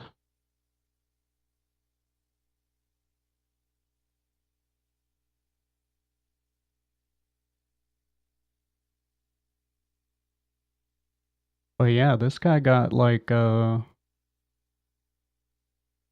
electoral college votes. But he got like 20% of the popular vote.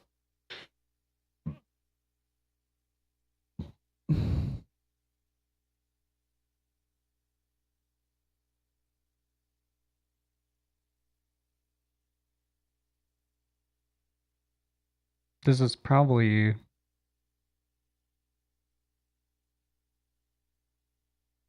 is probably what we would have seen in 2016 if Trump ran as an independent, probably just splitting the Republican vote by a third or more. You know,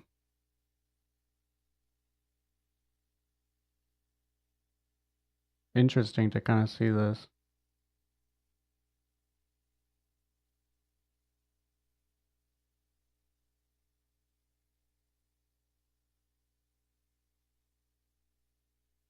Huh. I wonder if did he run I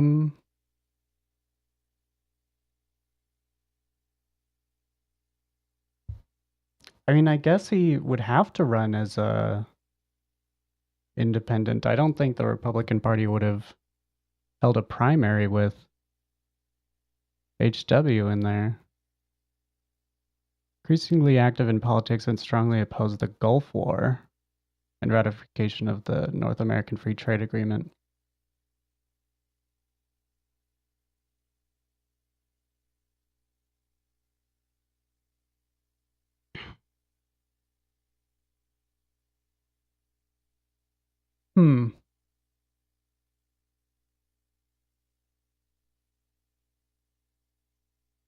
Yeah, so many things about this guy just kind of echo Trump.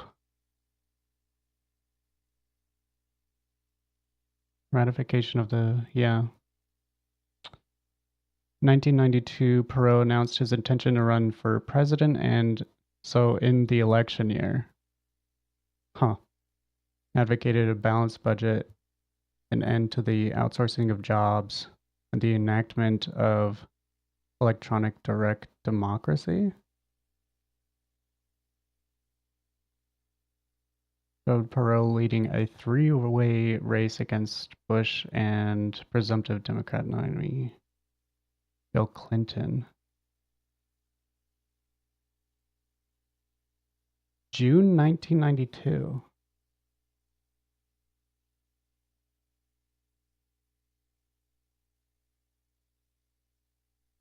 Is that the election year?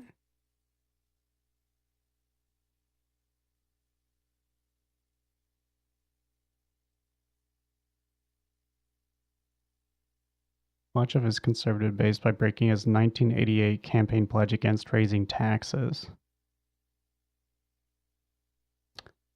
If that's true, that's pretty annoying.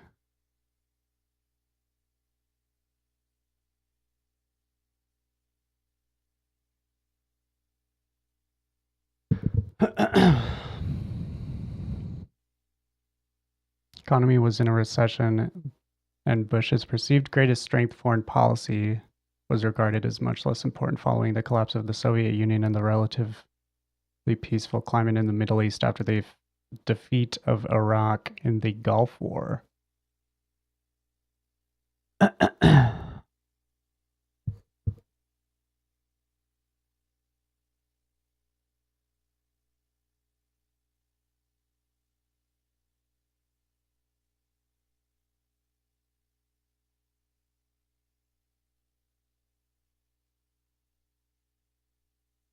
Yeah, I think if not for this guy, Bush probably wins re-election.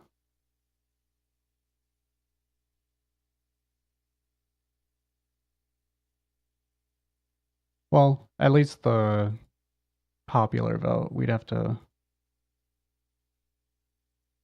look at each state.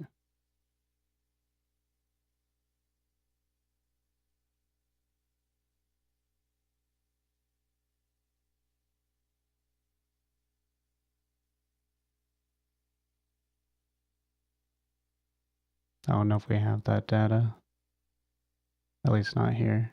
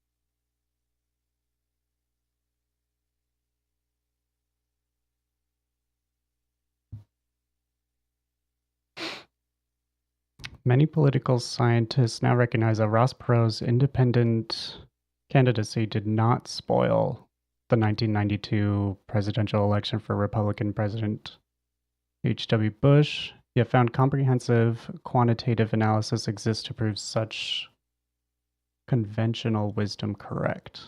Okay. No means perfect measures of electoral preferences. They are often the best resources available for analyzing historical contests. Use the voter research survey exit polling data to quantify Perot's true impact in the 92 race for the White House while simultaneously examining the demographic composition of the presidential electorate.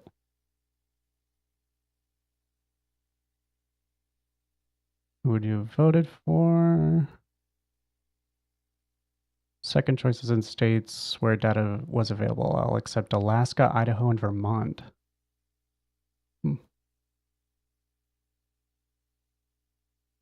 We excluded, wait, or other.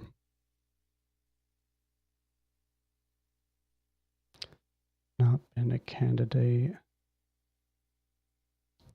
Quantitatively reallocated Perot's actual raw votes by state into each of the four aforementioned categories based on the corresponding exit poll vote. Distributions. This process allowed us to estimate how Clinton and Bush would have fared in a two-way contest.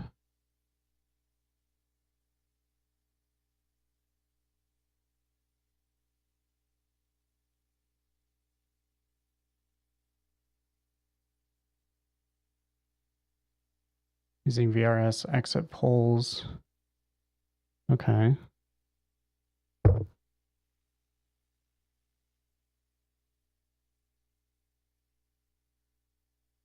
Aligning with modern interpretations of the election, our VRS analysis quantitatively confirms that Perot did not spoil Bush's re-election. In fact, trends suggest that overall Perot's voters actually would have preferred Clinton over Bush. Okay.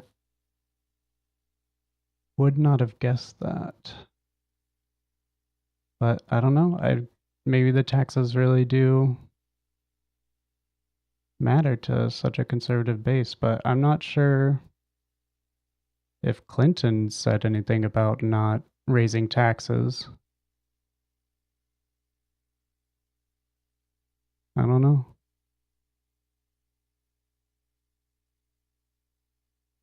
But Clinton would have won the popular vote 53 to 46.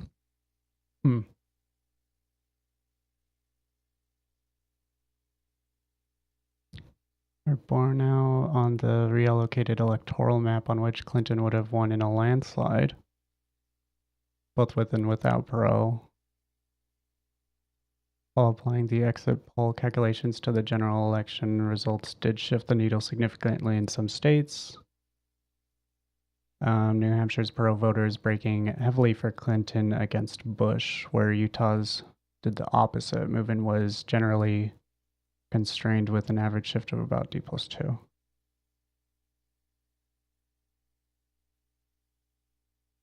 (1992) presidential electorate, a demographic analysis.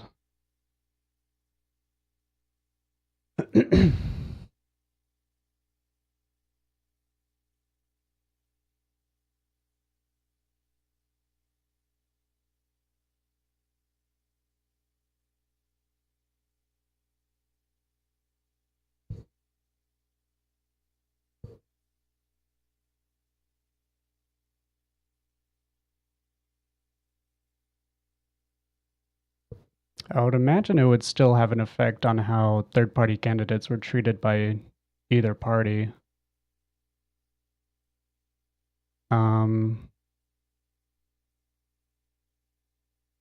They probably, like the RNC probably would understand that if Trump decided to run third party, then they'd probably split their vote heavily.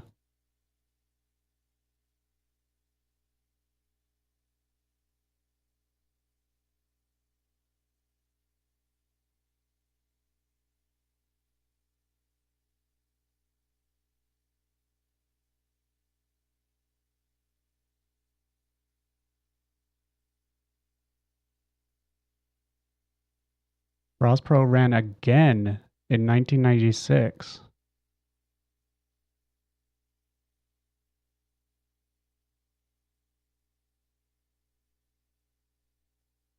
Does he run in 2000? No.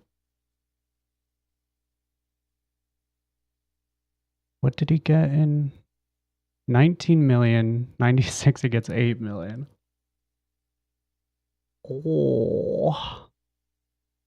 Is that the same map? 370, 379.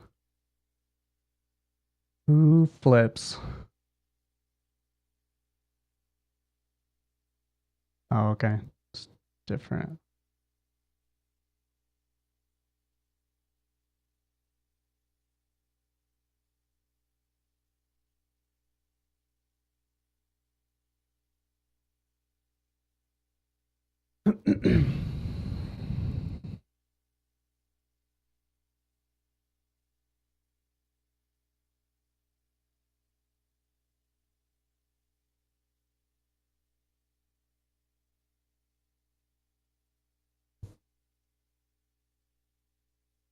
We have the same.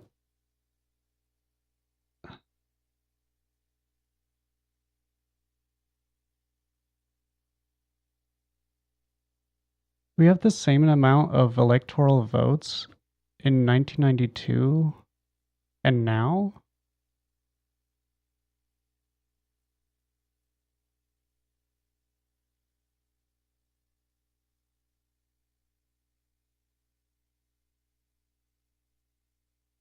I don't get that.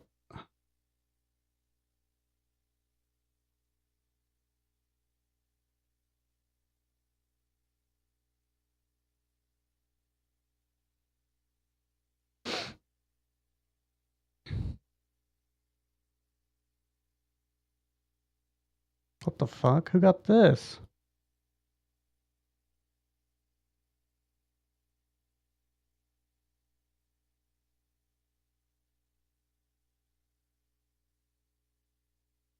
One elector did not cast a vote. What the fuck? I didn't even know DC had electors, honestly.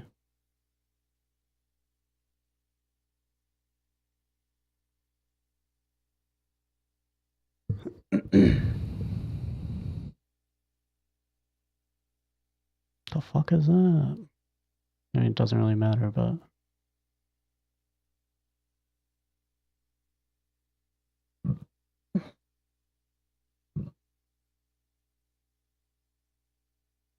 Is this the same Green Party? Is this where this stupid party came from?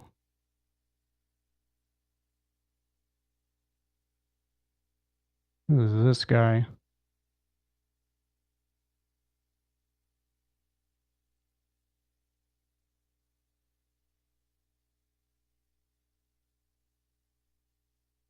What the fuck? Who are these electors not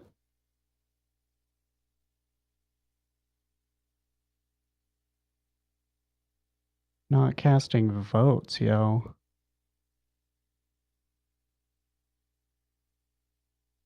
Ugh.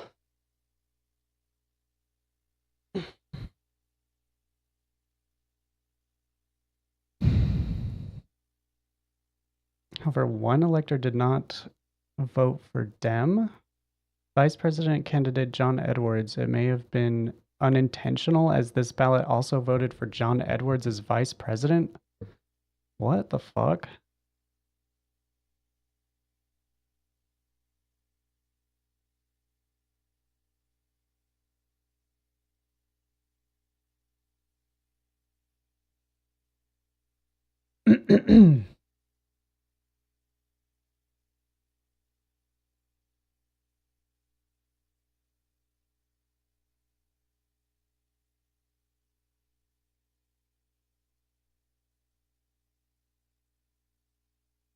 $537.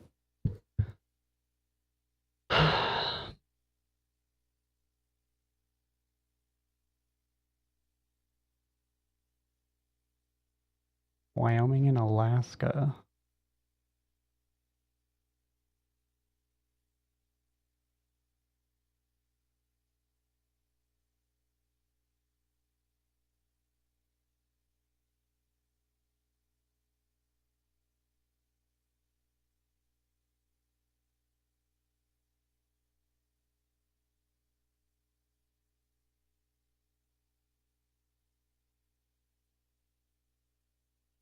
Huh.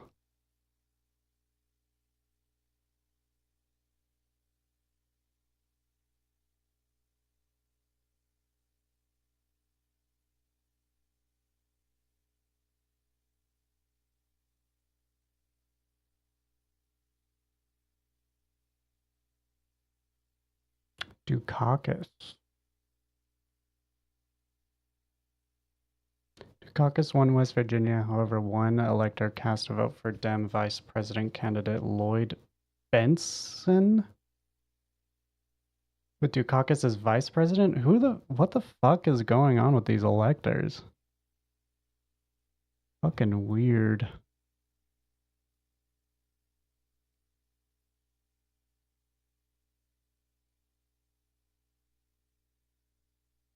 Stock market crash, Iran-Contra, progress in USSR relations.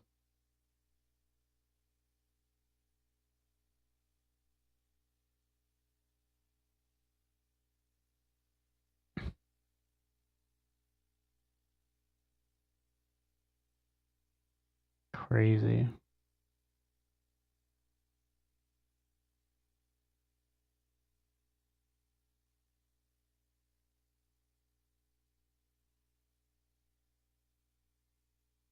Is there even a debate for this?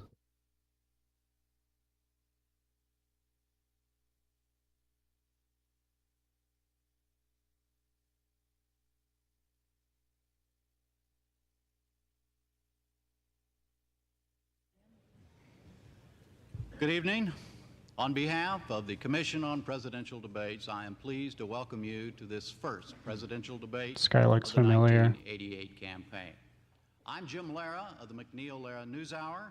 My colleagues on the panel are John Mashik of the Atlanta Journal-Constitution, Ann Grower of the Orlando Sentinel, and Peter Jennings of ABC News.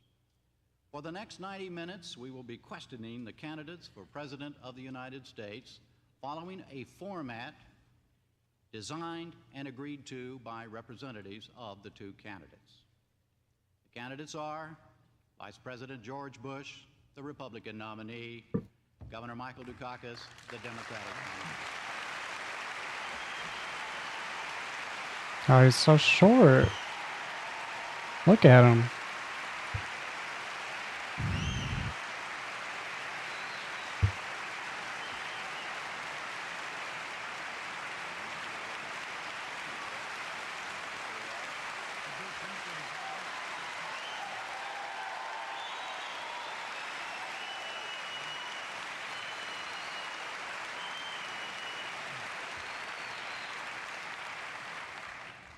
Our questions this evening will be about equally divided between foreign and domestic policy matters. The first question, by agreement between the two candidates, goes to Vice President Bush.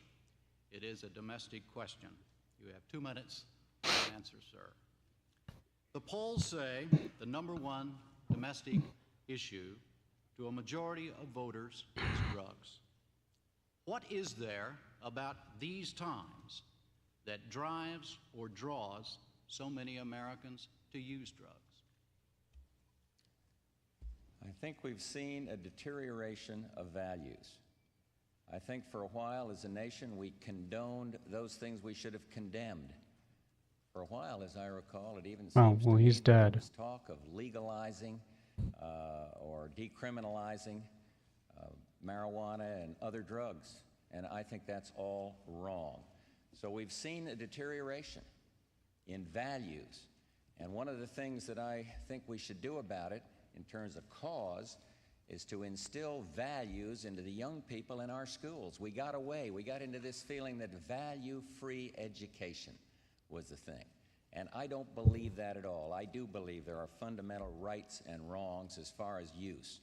And of course, as far as how we make it better, yes, we can do better on interdiction, but we've got to do a lot better on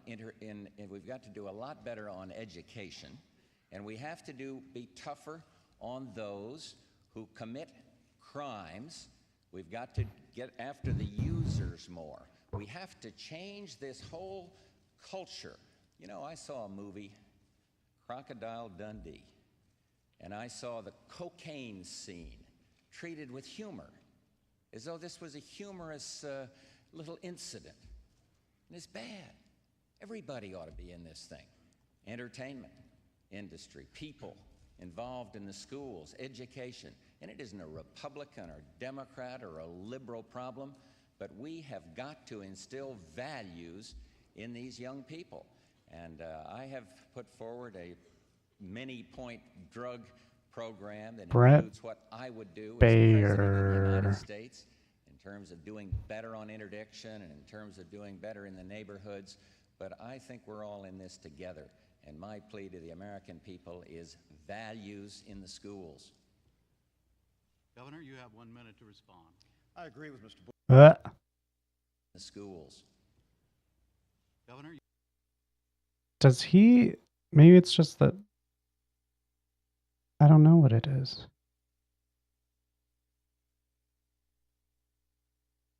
Does he look like an older version of Brett Baer? I don't know, maybe it's just like that generic news anchor look.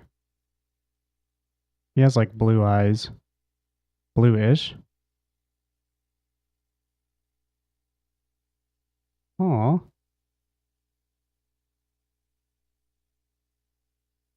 He's gotten some work done.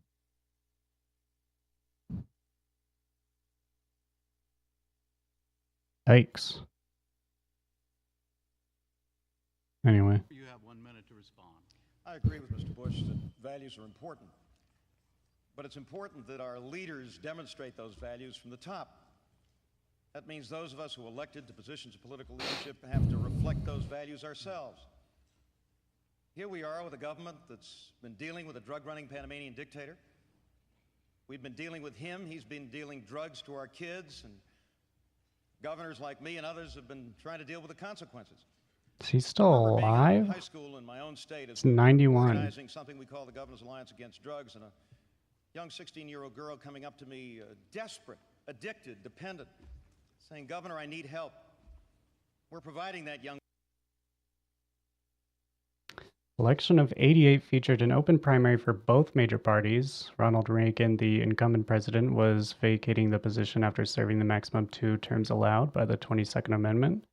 Reagan's vice president, H.W. Bush, won the Republican nomination while the Democrats nominated Dukakis, governor of Massachusetts. Right here.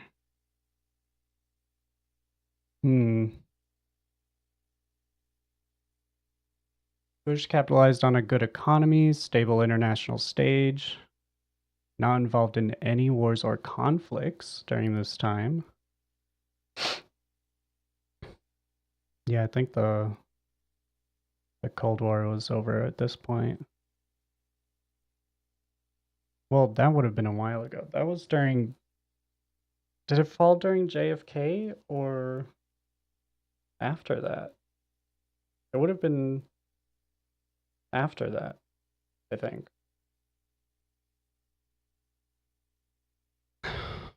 When was the fall of the Soviet Union? Dissolution of the Soviet Union was in 91?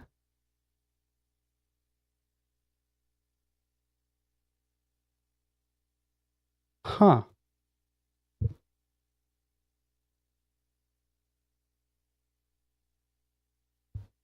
I thought that's how the Cold War ended. Yeah, that was just the beginning of the end. And on Reagan's popularity, meanwhile, Dukakis's campaign suffered from several miscues. I don't know what that means. This caused the Republicans to win their third presidential election in a row. In this election, Bush became the first incumbent vice president of the United States to win a president election in 152 years. Just like Buren in 1840, Bush would also be defeated for re-election in 92 after serving a single term.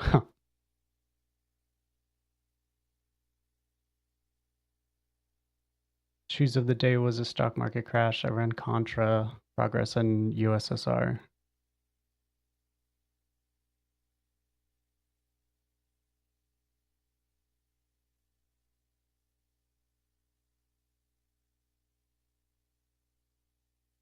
I thought the USSR is what we have now.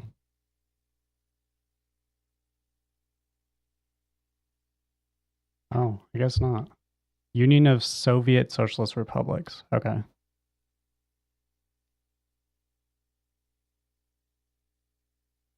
So Soviet Union was just like a moniker. Okay. Young woman with help. But I want to be a president of the United States who makes sure that we never again do business with a drug-running Panamanian dictator, that we never again funnel aid to the Contras who convicted drug dealers. Values begin at the top, in the White House. Those are the values I want to bring to the presidency and to the White House beginning in January of 1989. Governor, a follow-up question. You have 2 minutes to answer it.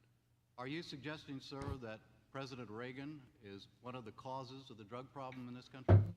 I'm saying that those of us who are elected to positions of political leadership, Jim, have a special responsibility, not only to come up with programs, and I have outlined and detailed a very important, very strong program of enforcement as well as drug education and prevention. And Mr. Bush is right.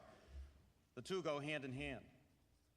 But if our government itself is doing business with people who we know are engaged in drug profit,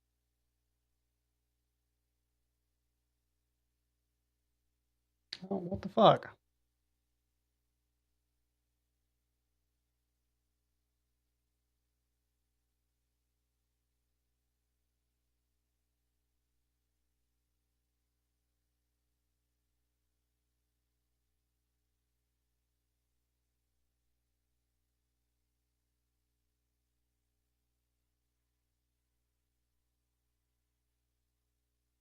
Second. No way I can't watch this.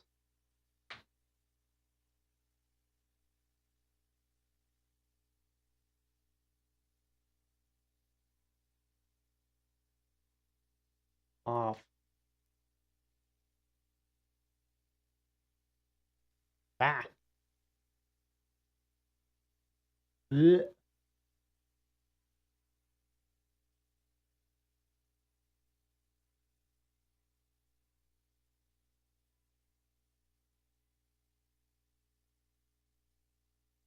Ugh.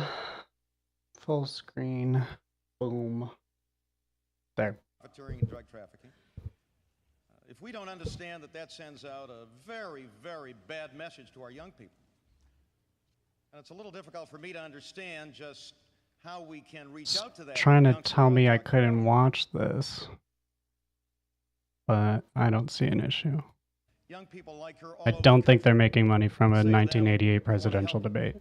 Now, I've outlined in great detail a program for This is tough HW versus Dukakis. enforcement at home and abroad, doubling the number of drug enforcement agents, having a hemispheric summit soon after the 20th of January when we bring our We Democratic got neighbors pretty and allies together stomped. here in this hemisphere and go to work together. But we also have to take demand seriously. You know, we have 5% of the world's population in this country. We're consuming 50% of the world's cocaine. And in my state, I'm proud to say we've organized a drug education and prevention Based program, cocaine. which the Federal Drug Enforcement Administration says is a model for the country. We're helping youngsters. We're reaching out to them. And we're beginning with drug education and prevention beginning in the early elementary grades in every elementary school in our state. And that's the kind of effort we need in every elementary school in the United States of America. And we've got to begin early in the first, second, and third grade before our youngsters begin to experiment with these very, very dangerous substances. I guess the question I would ask of Mr. Bush is how we instill those values, how we create this environment for the drug-free schools that we want in this country, if he or representatives of the administration are either dealing with and involving people like Noriega in our foreign policy or don't pursue that connection in a way that makes it possible for us to cut it off and to be an example to our kids all over this country. A minute to rebut, Mr. Vice President. Well, the other day, my opponent was given a briefing by the CIA. I asked for and received the same briefing. I am very careful in public life about dealing with classified information, and what I'm about to say is unclassified. 7 administrations were dealing with Mr. Noriega. It was the Reagan-Bush administration that brought this man to justice. And as the governor of Massachusetts knows, Who? administrations were dealing with Mr. Noriega. It was the Reagan-Bush administration that Noriega. brought this man to justice. And as the governor of Massachusetts knows, there was no evidence that Mr.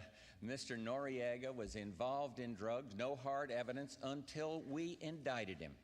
And so I think it's about time we get this Noriega matter in perspective. Panama is a friendly country. I went down there and talked to the president of Panama about cleaning up their money laundering. And Mr. Noriega was there, but there was no evidence at that time. And when the evidence was there, we indicted him, and we want to bring him to justice. And so call off all those pickets out there that are trying to tear down 7 different administrations. All right. The next question will be asked by John Mashik. It goes to Governor Dukakis, and you will have 2 minutes to answer. Governor Dukakis, another troublesome issue for voters this year is the bulging federal deficit. In a Dukakis administration, you say taxes will be raised only as a last resort. Would you identify for us then, please, 3 specific programs that you are willing to cut to bring that deficit down? Yes, and I've been very specific about those, John, and let me lay out for you my own strategy for bringing that deficit down, because as the chief executive that's balanced 10 budgets in a row, I've had to make those tough decisions and those tough choices. First, I've suggested that there are certain weapon systems which we don't need and we can't afford. Mr. Bush has been critical of me for that, but I think those are the kinds of tough choices you have to make. I've also suggested that there are weapon systems that we should proceed on, and I've outlined those in detail. Secondly, we've got to invest in economic growth in this country, in every part of this country.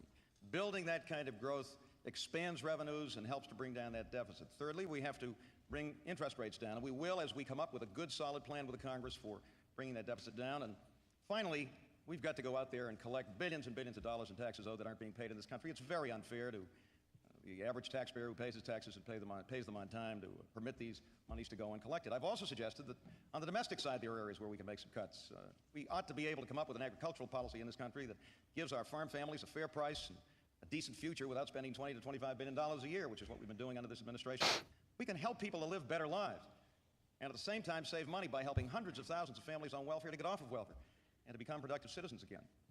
The thing I don't understand about Mr. Bush's approach to this is how he could possibly be serious about bringing that deficit down, given what he says he wants to do. He seems to want to spend a great deal of money on just about every weapon system. He says he's against new taxes, although he's broken that pledge at least 3 times in the last year that I know of. He wants to give the wealthiest taxpayers in this country a 5-year, $40 billion tax break. And he also wants to spend a lot of money on additional programs. If he keeps this up, he's going to be the Joe Azuzu of American politics. Joe Azuzu. Classic. Who the fuck is that? Take my 5 seconds away from me, but I will say this. Joe Izuzu. Izuzu. Tried that in 1985, and I think he's going to try it again. Fictional character. Is this the time to unleash our one-liners? First appearance 1986. Advertisements for Isuzu cars and trucks.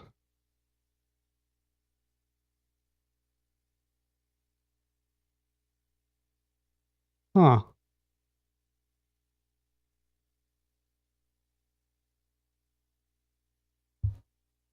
Is Isuzu still a brand? I feel like I never even see those.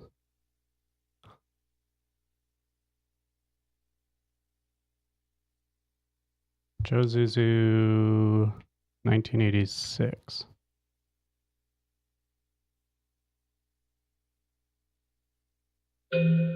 Feel confident about weight loss with compounded semaglutide injections, made with the same active ingredient as Ozempic and a reliable supply you can count on. Lose weight for as little. Stop. Welcome to Ellis B. Feaster's Radio Air Check and Classic TV channel.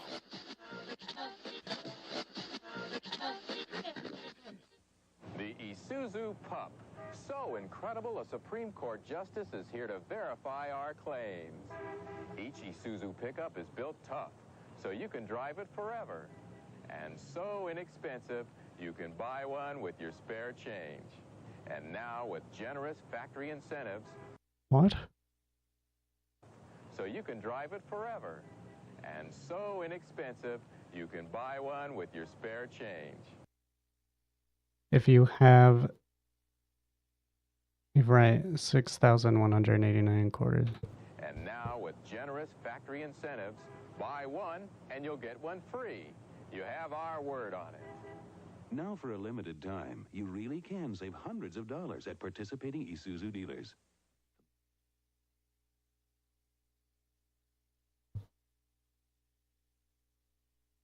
I'm sorry?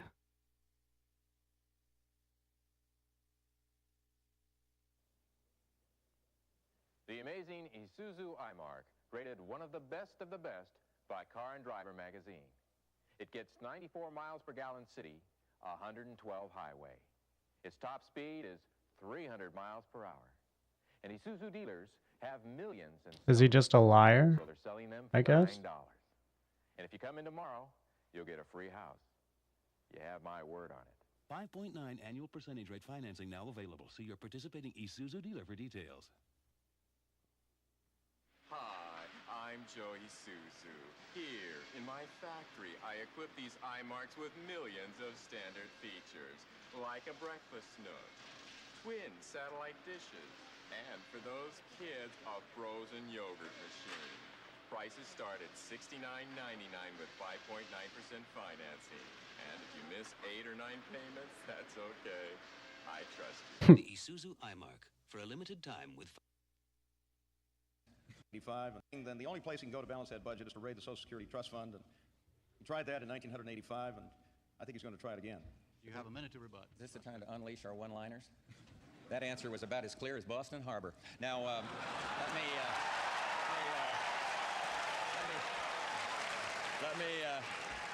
let me help the governor. There's so many things there. I can't keep looking into all these jokes. Gains, you put people to work. John Kennedy proposed cutting capital gains. Paul Songus. I'm guessing the Boston Harbor is not clear The dumbest thing I did was to oppose the capital gains at this cut. It's time. not going to cost the government money. It's going to increase revenues to the federal government, and it's going to create jobs. So that's one of the things that I think makes a big difference between us. Massachusetts doesn't have an enormous defense budget, but nevertheless, the governor raised taxes 5 different times. That happens to be a fact. And so let's kind of stay on the issue, and I have made a specific proposal for what I call a flexible freeze, and it permits economists on the East Coast and West think it's good. It permits the president to sort out the priorities, and we continue to grow because I will not raise taxes. Your time is up too. A follow-up, John. Mr. Vice President, you have vowed not to raise taxes of any kind during your administration, and at the same time, you've proposed this capital gains cut. You've proposed more incentive breaks for the oil industry. You've suggested new spending programs, and even some Republicans say the flexible freeze you just spoke about will hardly make a dent in the deficit. Is the deficit no longer really a concern of yours, the Republican Party, or the taxpayers? I think it's the Republican Party and my concern to bring it down. And presidential leadership that I want to provide in this area will bring it down. But we've got to get the Democrats' Congress under control. They do all the spending. They appropriate every dime and tell us how to spend every dime. I'd like to ask the governor to join me in getting for the president what 43 governors have, the line item veto. He has to operate in Massachusetts under a balanced budget proviso. I would like a balanced budget amendment. But the dynamics of the economy, we cut the taxes and revenues are up by 25% in 3 years. So the problem is, it's not that the working man is being taxed too little, or the person working out, the woman working in some factory being taxed too That's pretty fucking wild that they're concerned about the deficit at this time. little. It is that we are continuing to spend too much. So my formula says grow at the rate of inflation, permit the president to set the priorities on where we do the spending. And remember, the federal deficit has come down $70 billion in 1 year, in 1987. And if we, this year, Congress is doing a little better in controlling the growth of spending. Spending was only up something like 4%. So it isn't that we're taking too little from the taxpayer. We're spending too much still. And the formula I've given you works. We put it through a good economic model. We've got good economists on the West Coast, Michael Boskin and Marty Feldstein up there, who's a very respected economist in the Massachusetts. And they agree that if we can do what I've said, we can get it down without going and socking the American taxpayer once again. And capital gains, one more point on that. Please, let's learn from history. A capital gains differential will increase jobs, increase risk-taking, increase revenues to the federal government. Governor, you have a minute to rebut. Well, I hope all of those Americans out there who are watching us, listening to us, and trying to make up their mind about which one of us ought to be President of the United States, listen to the Vice President very carefully. What he's proposing, after over $1 trillion in new debt, which has been added to the federal debt in the course of the past 8 years, an IOU that our children and grandchildren will be paying for years, is a tax cut for the wealthiest 1% of the people in this country, an average of about $30,000 that we're going to give to people making $200,000 a year. Why, that's more than the average teacher makes. We've had enough of that, ladies and gentlemen. We've run up more debt in the last 8 years than under all of the presidents from George Washington and Jimmy Carter combined. It's time for a chief executive. That's true. Who can make tough choices, can work with the Congress, can get that deficit down. Still, like, hardly anything but true. Under this country. All right, the next question will be asked by Ann Grower, and it will go to the Vice President. You have 2 minutes to answer, sir. Mr. Vice President, you've said you want a kinder, gentler presidency, one that helps the less fortunate. Today, 37 million Americans, including many working families with aging parents and young children, cannot afford any health insurance but earn too much to qualify for Medicaid. What will you do to provide protection for them, and how will you pay for it? One thing I will not do is sock every business in the country and thus throw some people out of work. I want to keep this economic recovery going. More Americans at work today than at any time in history, a greater percentage of the workforce. Interesting. So we went from the world's largest creditor to the world's largest debtor, all under Reagan. What I will do is permit people to buy into Medicaid. I believe that's the answer. I am proud to have been part of an administration that passed the first catastrophic health bill. And in that, there's some Medicaid provisions that will be very helpful to the kind of people we're talking about here. But we've got to keep going forward without killing off the engine and throwing people out of work. So the answer lies, it seems to me, in full enforcement of the catastrophic program.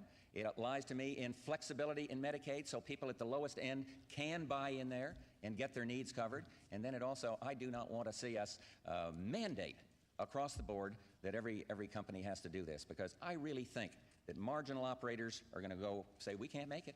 And I think then you're going to see that that people are put out of work. All these programs, and this cost on his, I saw an estimate, I'd love to know what he thinks, $35–40 billion. And it seems to me that somebody pays that. There isn't any such thing as something free out there. Either gets passed along as increased prices, or it gets passed along by people being put out of work so the business can continue to compete.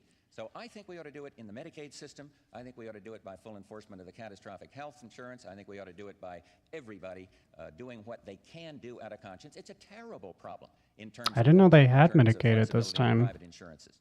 But I just don't want to mandate it and risk setting the recovery back. A rebuttal, Governor? But George, that's no answer. You know, You don't like the answer, but it was well, an no, answer. it's no answer to those 37 million people. Most of the members of working families who don't have 1965 is when Medicaid started under LBJ. Okay. And don't know how to pay the bills if the kids get sick at night. I was in Houston on Tuesday meeting with a group of good citizens, working citizens, all of them with little or no health insurance. One of them was a father who had been laid off a few months ago and lost his health insurance, has an 11-year-old son, and can't let that son compete in sports in Little League because he's afraid he's going to get hurt and he won't be able to provide health insurance to pay those bills. My state just became the only state in the nation to provide for universal health care, and we did it with the support of the business community and labor and the health care community and with virtually everybody in the state. The fact of the matter is that employers who today are insuring their employees are paying the freight because they're paying for those who aren't. And I think it's time that when you got a job in this country, it came with health insurance. That's the way we're going to provide basic health security for all of the citizens of this country of ours. Follow up, Ann? Yes. Since your Massachusetts health plan has been attacked by the Vice President and you have defended it in this way, I'd like to move on to perhaps one of the most costly medical catastrophes facing Americans today, and that is AIDS. At the end of September, the thousands of AIDS patients will lose their access to AZT, which is the only federally approved drug for treatment of the disease. AIDS? Now, I'd like to know, sir, what your position is on extending that and what it is you think the government ought to be doing about making AZT and other drugs available to people who are suffering from this disease. Well, Ann, let me just say before I answer your question that I didn't know that the Vice President had attacked our program in Massachusetts. I hope he hasn't, because it has won the support of a great many people all over the state, and I think it's a model for what I hope we can do across the country. But when I proposed my plan this past Tuesday, he or one of his spokesmen called it socialized medicine. The last time the Vice President used that phrase, I suspect he remembers it, don't you? It was in 1964, and that's what he called Medicare. Well, he was wrong. I thought it was all about communism back then.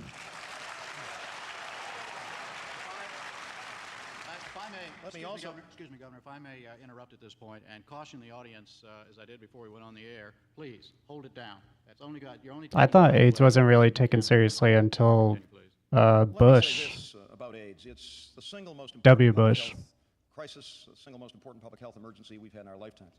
And I think there are a number of things So we have to do, crazy. including supporting legislation, which is now moving through the Congress, which will commit this nation to the resources to find a cure, which will provide broad education and prevention, which will provide sensitive and caring treatment for the victims of AIDS. I think we have to demonstrate some flexibility, and I think the FDA is attempting to do so now in trying to make it possible for new and experimental drugs to be available. First reported cases in 1981 for HIV and AIDS.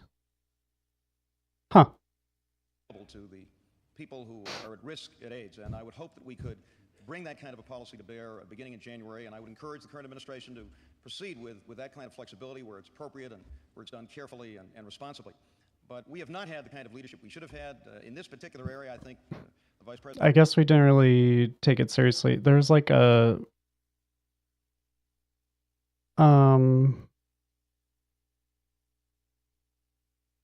There's like some like small child or something that got AIDS, and then that's when we actually started caring about it. And I think that was under Bush, W. Bush. The President and I are in general agreement on what we have to do. The Special Federal Commission made good, solid recommendations. I think we're both supportive of them, and I would strongly lead in that area, as I have in my state as governor. Mr. Vice President, a minute rebuttal. Well, we're on the right track. The NIH is doing a good job in research. The Surgeon General is doing a good job in encouraging the proper kind of education.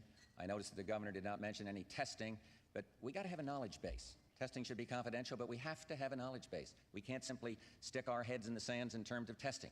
I'm chairman of the President's Task Force on Regulatory Relief, and we are working with the FDA, and they have sped up bringing drugs to market that can help. And you got to be careful here because there's a safety factor, but I think these things, and then also I am one who believes we've got to go the extra mile in being sure that blood supply is pure. We cannot have a lack of confidence in the blood supply when it comes to operations and surgery and things of this nature. So research, speeding the drugs to market, testing, blood supply are very important elements of this.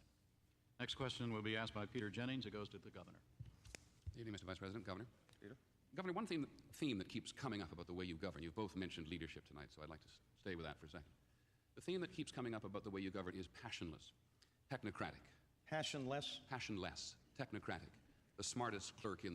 Oh, never mind. I guess maybe I just confused HW with W.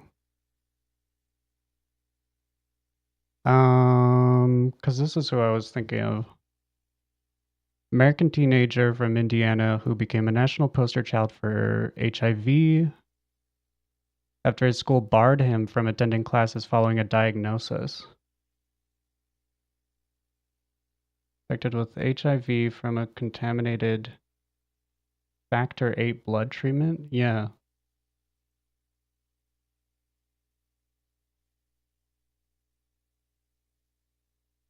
So this was in, when was he diagnosed? Diagnosed in 84.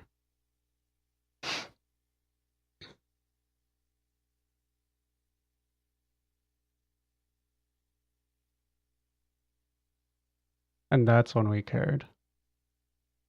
I think W. Bush did a lot to help with AIDS, like internationally, especially like in Africa. I think he did a lot for that.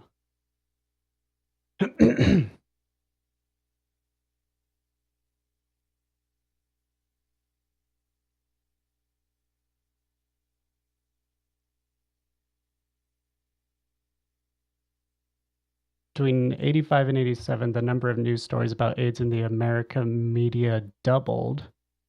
While isolated in middle school, White appeared frequently on national television and in newspapers to discuss his tribulations with the disease.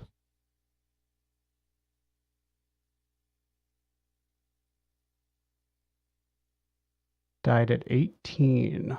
In the world. Your critics maintain that in the 1960s your public passion was not the war in Vietnam or civil rights, but no-fault auto insurance. And they say that in the 1970s you played virtually no role in the painful busing crisis in Boston. Given the fact that a president must sometimes lead by sheer inspiration and passion, we need to know if this is a fair portrait of your governing, or is it a stereotype? And if it isn't fair, could you give us an example of where you have had that passion and leadership that sometimes a president needs? Peter, I care deeply about people, all people, working families, people all over this country who, in some cases, are living from paycheck to paycheck. In other cases, are having a hard time opening up the door of college opportunity to their children. In other cases, don't have basic health insurance, which for most of us, we accept as a matter of course and assume we're going to have in order to pay the bills that we incur when we get sick. I'm somebody who believes deeply in genuine opportunity for every single citizen in this country, and that's the kind of passion I brought to my state. I was a leader in the civil rights movement in my state and in my legislature. I cared very deeply about that war in Vietnam. I thought it was a mistake. I thought it was wrong. And I was one of the few legislators early in that war that took a stand against the war. I think it was the right stand at the time, and I think history has proved us to be correct. But I have learned over time. I served one term. I was defeated, as you know, and defeat sometimes is an important lesson. I think I'm a much better governor today. I think I'm a much better person, a much better listener. I think I'll be a much better president for having gone through that experience. But the things that we have done in my state to bring opportunity to people on public assistance, over 50,000 families on welfare that we've helped to move from welfare to work and to become productive citizens. The universal health care bill that we just talked about, which will guarantee health care for all of our citizens. The opening up of opportunity to minorities in my state, affirmative action, minority contracting, the fact that we have a 3% unemployment rate and more jobs than people to fill them, which gives us a tremendous opportunity to reach out to everybody and make them a part of this wonderful nation of ours and the opportunity that we create. These are things that I believe in very, very deeply. I may be a little calmer than some about it. I may be a greater consensus builder these days than I used to be, and I think that's a good thing. But I'm running for the presidency of the United States. I've been in public service for 25 years because I believe deeply in American goals and values and in the people of this country, and that's the kind of president I want to be. Mr. Vice President, a rebuttal? Well, I don't question his passion. I question, and I don't question his concern about the war in Vietnam. He introduced or supported legislation back then that suggested that kids from Massachusetts should be exempt from going overseas in that war. Now, that's a certain passion, but in my view, it's misguided passion. We have a big difference on issues. You see, last year in the primary, he expressed his passion. He said, I am a strong liberal Democrat, August '87. Then he said, I am a card-carrying member of the ACLU. That was what he said. He is out there on out of the mainstream. He is very passionate. It's the ACLU.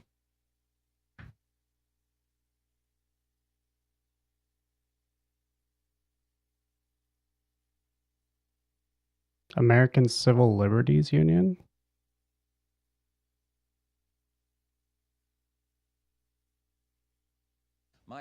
That was what then he said, expressed his issues. You see, last year in the primary, he expressed his passion. He said, I am a strong liberal Democrat, August '87. Okay. And he said, I am a card-carrying member of the ACLU. That was what he said. He is out there out of the mainstream. He is very passionate. My argument with the governor is, okay. do we I thought he want was saying he was being contradictory. Very confused. to go that far left? And I wish we had time to let me explain, but I salute him for his passion. We just have a big difference on where this country should be led and in what direction it ought to go. Peter, a question for the Vice President. Peter. I'd actually like to follow up, if I may, on this mention you've made of his card-carrying membership in the American Civil Liberties Union. You've used the phrase card-carrying so many times since Governor Dukakis first acknowledged that he was a card-carrying member of the ACLU that some people have come to believe that you've used it to brand him in some way, to identify him as people were identified in the 1950s as less than patriotic. I'd like to know why you keep repeating the phrase. What's the important issue here? What is so wrong with the governor being a member of an organization which has come to the defense of, among other people, Colonel Oliver North? Nothing's wrong with it. But just take a look at the positions of the ACLU. But Peter, please understand, the liberals do not like me talking about liberal. They don't like it when I say ACLU that 1988. he's a card-carrying member. Now, if that quote was wrong, he can repudiate it right here. I've seen it authoritatively written twice, and if I've done him an injustice and he didn't say it, I'm very, very sorry. But I don't agree with most of the positions of the ACLU. I simply don't want to see the ratings on movies. I don't want my 10-year-old grandchild to go into a X-rated movie. I'd like those rating systems. I don't think they're right to try to take the tax exemption away from the Catholic Church. I don't want to see their kiddie pornographic laws repealed. Whoa. I don't want to see under God come out from our currency. Now, these are all positions of the ACLU, and I don't agree with them. He has every right to exercise his passion. Calling him a That's what he said, pedophile. a strong progressive liberal. I don't agree with that. I come from a very different point of view, and I think I'm more in touch with the mainstream of America. They raised the same thing with me on the Pledge of Allegiance. You see, I'd have found a way to sign that bill. Governor Thompson of Illinois did. I'm not questioning his patriotism. He goes out and says, man is questioning my patriotism, and then all the liberal columnists join in. I am not. I am questioning his judgment on these So he was saying it was contradictory? I don't know anything about the ACLU in the late 80s. But, okay. matters, or where he's coming from. He has every right to do it, but I believe that's not what the American people want. And when he said at the convention, ideology doesn't matter, just competence, he was moving away from his own record, from what his passion has been over the years. And that's all I'm trying to do is put it in focus. And I hope people don't think that I am questioning his patriotism when I say he used his words to describe his participation in that organization. Governor, response? Well, I hope this is the first and last time I have to say this. Of course the Vice President's questioning my patriotism. I don't think there's any question about that. And I resent it. I resent it. My parents came to this country as immigrants. They taught me that this was the greatest country in the world. I'm in public service because I love this country. I believe in it. And nobody's going to question my patriotism as the Vice President has now repeatedly. The fact of the matter is that if the Pledge of Allegiance was the acid test of his patriotism, the Vice President's been the presiding officer in the United States Senate for the past 7.5 years. To the best of my knowledge, he's never once suggested that a session of the Senate begin with the Pledge of Allegiance. I don't... Damn. Mr. Bush, I don't question your patriotism. When you're attacked for your military record, I immediately said that it was inappropriate, it had no place in this campaign, and I rejected it. And I would hope that from this point on, we get to the issues that affect the vast majority of Americans: jobs, schools, health care, housing, the environment. Those are the concerns of the people that are watching us tonight, not labels that we attach to each other, questions about each other's patriotism and loyalty. Time is up. Governor, let's go now to John Mashik again. Question for the Vice President. Mr. Vice President, in a debate during the Republican primaries, you said most of the nation's homeless are suffering from mental illness, an assertion immediately challenged by one of your rivals. Estimates of the homeless range from a low of 250,000 by the government to around 3 million, including working families and their children. What commitment are you willing to make tonight to this voiceless segment of our society? I want to see the McKinney Act fully funded. I believe that that would help in terms of shelter. I want to see, when I talked at our convention about 1,000 points of light, I was talking about the enormous numbers of shelters and organizations that help. The governor's wife, been very active in the homeless. my campaign chairman, Secretary Jim Baker's wife. This isn't government. These are people that care, that are trying to give of themselves. The government has a role. It is to fully fund the McKinney Act. There are certain Army bases that the Act calls for that can be used in certain cases to shelter people when it's rough. And so I think that we're on the right track. I don't see this, incidentally, as a Democrat or Republican or a liberal or conservative idea. I see an involvement by 1,000 points of light. I see the funding that is required, and I hope the Congress will fully fund this bill. They gave it a great deal of conscience and a great deal of work, and we're on the right track on this one. But, look, mental, that was a little overstated. I'd say around 30%. And I think maybe we could look back over our shoulders and wonder whether it was right to let all those mental patients out. Maybe we need to do a better job in mental clinics to help them, because there is a major problem there. A lot of them are mentally sick. We've got to attend to them. But fully, my short-range answer is fully fund that McKinney Act. Governor, a response. Well, this is another fundamental difference that I have with the Vice President, just as I do in the case of health care for 37 million members of working families in this country who don't have health insurance. The problem, Mr. Bush, is that you've cut back by 90% on our commitment to affordable housing for families of low and moderate income.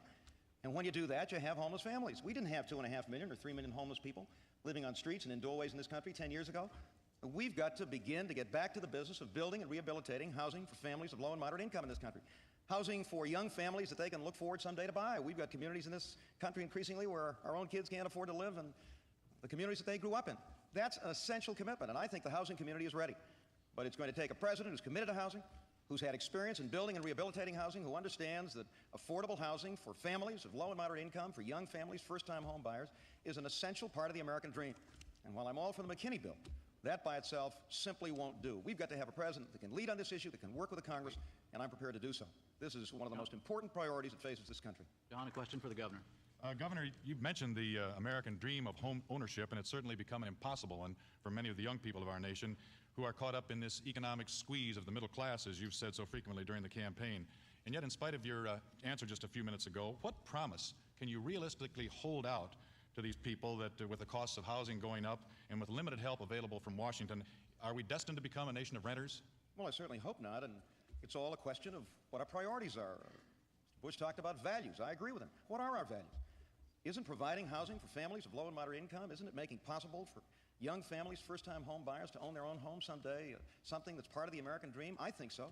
You know, back after World War II, when we had hundreds of thousands of GIs who came back from the war, we didn't sit around. We went out and built housing. The government was very much involved. So was the housing industry. So was the banking industry. So were housing advocates. So were nonprofit agencies. So were governors and mayors and people all over this country who believe deeply in home ownership and affordable housing. Now, that's the kind of leadership that I want to provide as President of the United States. This isn't a question of a little charity for the homeless. This is a question of organizing the housing community. I've talked to bankers and builders and developers, to housing advocates, to community development agencies, and they want leadership from Washington. Washington by itself can't do it all. We shouldn't expect that. But governors are ready, mayors are ready, builders and community leaders are ready. It will require some funds, John, and we ought to be prepared to provide those funds. But that, too, will require some choices. Mr. Bush wants to spend billions and trillions on Star Wars. Well, that's a choice we have to make, isn't it? Do we spend money on that weapon system in the billions and trillions, or is providing some decent and affordable housing for families of this country something that isn't at least as important and probably more so, because it's so essential to our economic strength and to our future? That's the kind of presidency I believe in, and simply to say, well, the McKinney bill will do it, just doesn't do. We need a president who will lead on this issue, who's had experience on this issue. It's the kind of priority that will be at the top of our list beginning in January of 1989.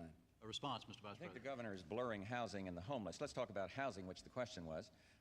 When you talk to those bankers, did they discuss where interest rates were when your party controlled the White House?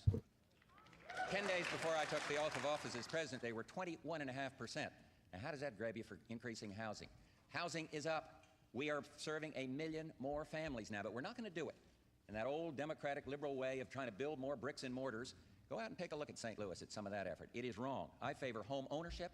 I want to see more vouchers. I want to see tenant control of some of these projects, and I want to keep the interest rates down. They're half now of what they were when we came into office, and with my policy of getting this deficit under control, they'll be a lot less. But if we spend and spend and spend, that is going to wrap up the housing market.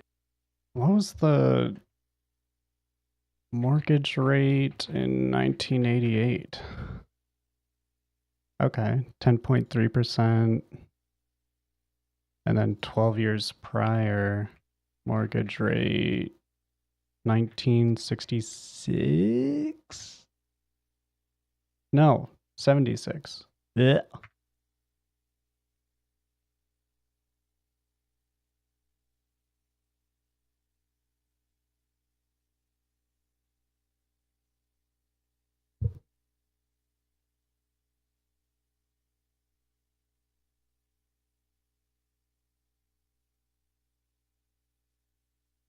Mortgage rate in 76 was 8.87%. In 1988, 10.38%.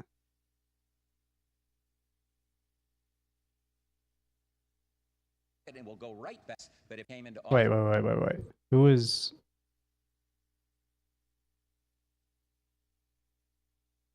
'84, 76. Jimmy Carter.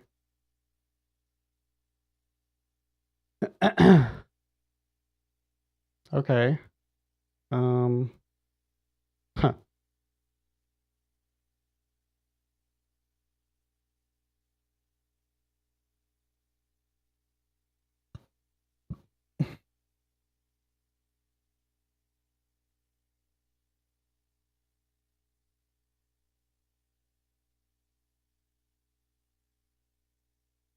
Office, ownership, bricks and mortars.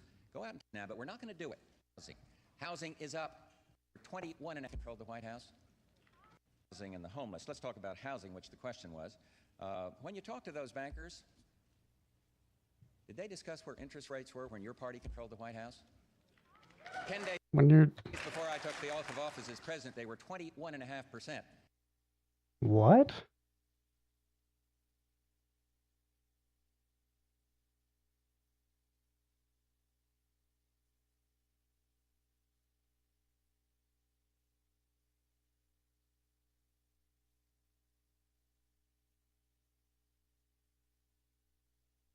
Highest mortgage rate.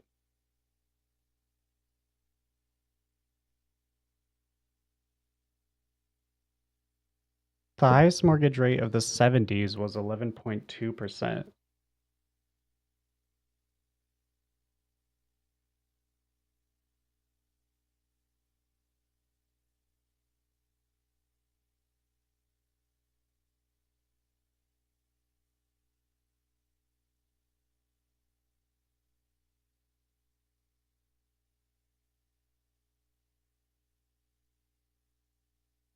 $1981.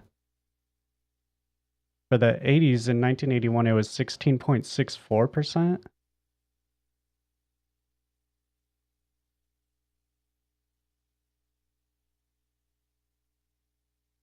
And lowest was in 89 of 10.25%.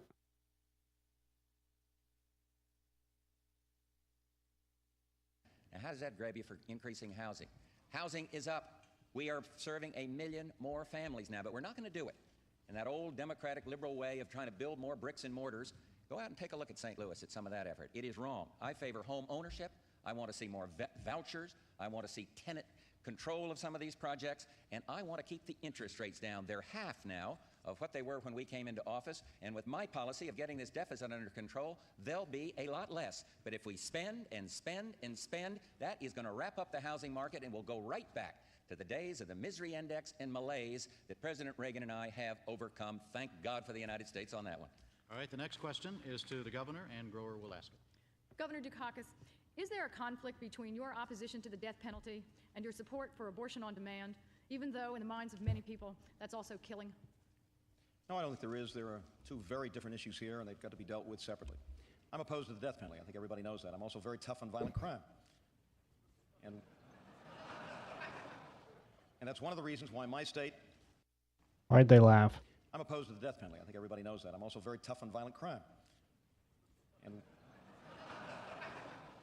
that's one of the reasons why my state has cut crime by more than any other industrial state in America. It's one of the reasons why we have the lowest murder rate of any industrial state in the country. It's one of the reasons why we have a drug education and prevention program that is reaching out and helping youngsters all over our state, the kind of thing I want to do as President of the United States. You know, the Vice President says he wants to impose the death penalty on drug traffickers, and yet His administration has a federal furlough program which is one of the most permissive in the country, and which gave last year 7,000 furloughs to drug traffickers and drug pushers, the same people that he says he now wants to execute. The issue of abortion is a very difficult issue, one that I think we all have to wrestle with. We have to come to terms with. I don't favor abortion. I don't think it's a good thing. I don't think most people do. The question is, who makes the decision? And I think it has to be the woman, in the exercise of her own conscience and religious beliefs, that makes that decision. Response, Mr. Vice President? Well, the Massachusetts furlough program was unique. It was the only one in the nation that furloughed murderers who had not served enough time to be eligible for parole. The federal program doesn't do that. No other state programs do that. And therefore, and I favor the death penalty. I know it's tough, and honest people can disagree, but when a narcotics wrapped up guy goes in and murders a police officer, I think they ought to pay with their life. And I do believe it would be inhibiting. And so I am not going to furlough men like Willie Horton, and I would meet with the victims of his last escapade, the rape and the brutalization of the family down there in Maryland. Maryland would not extradite Willie Horton, the man who was furloughed, the murderer, because they didn't want him to be furloughed again. And so we have a fundamental difference on this one, and I think most people know my position on the sanctity of life. I favor adoption. I do not favor abortion. Question for the Vice President, Ann. Yes. So it's like the Mr. exact Vice President, I'd like same. to stay with abortion for just a moment, if I might. Over the years, you have expressed several positions. Yikers. Forms of government payment for it. You now say that you support abortion only in cases of rape, incest, or threat to a mother's life, and you also support a constitutional amendment that, if ratified, would outlaw most abortions. But if abortions were to become illegal again, do you think that the women who defy the law and have them anyway, as they did before it was okayed by the Supreme Court, and the doctors who performed them should go to jail? I haven't sorted out the penalties, but I do know that I oppose abortion, and I favor adoption. And if we can get this law changed, everybody should make the extraordinary effort to take these kids that are unwanted and sometimes aborted, let them come to birth, and then put them in a family where there'll be love.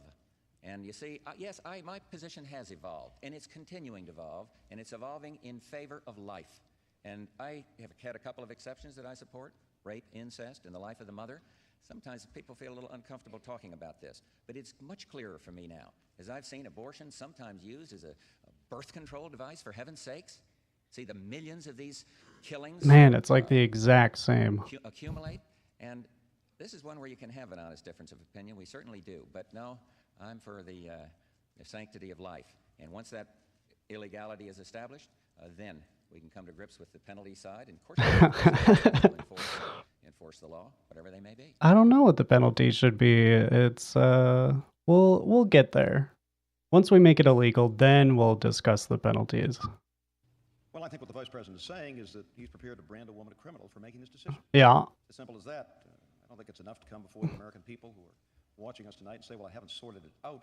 It's a very, very difficult and fundamental decision that all of us have to make.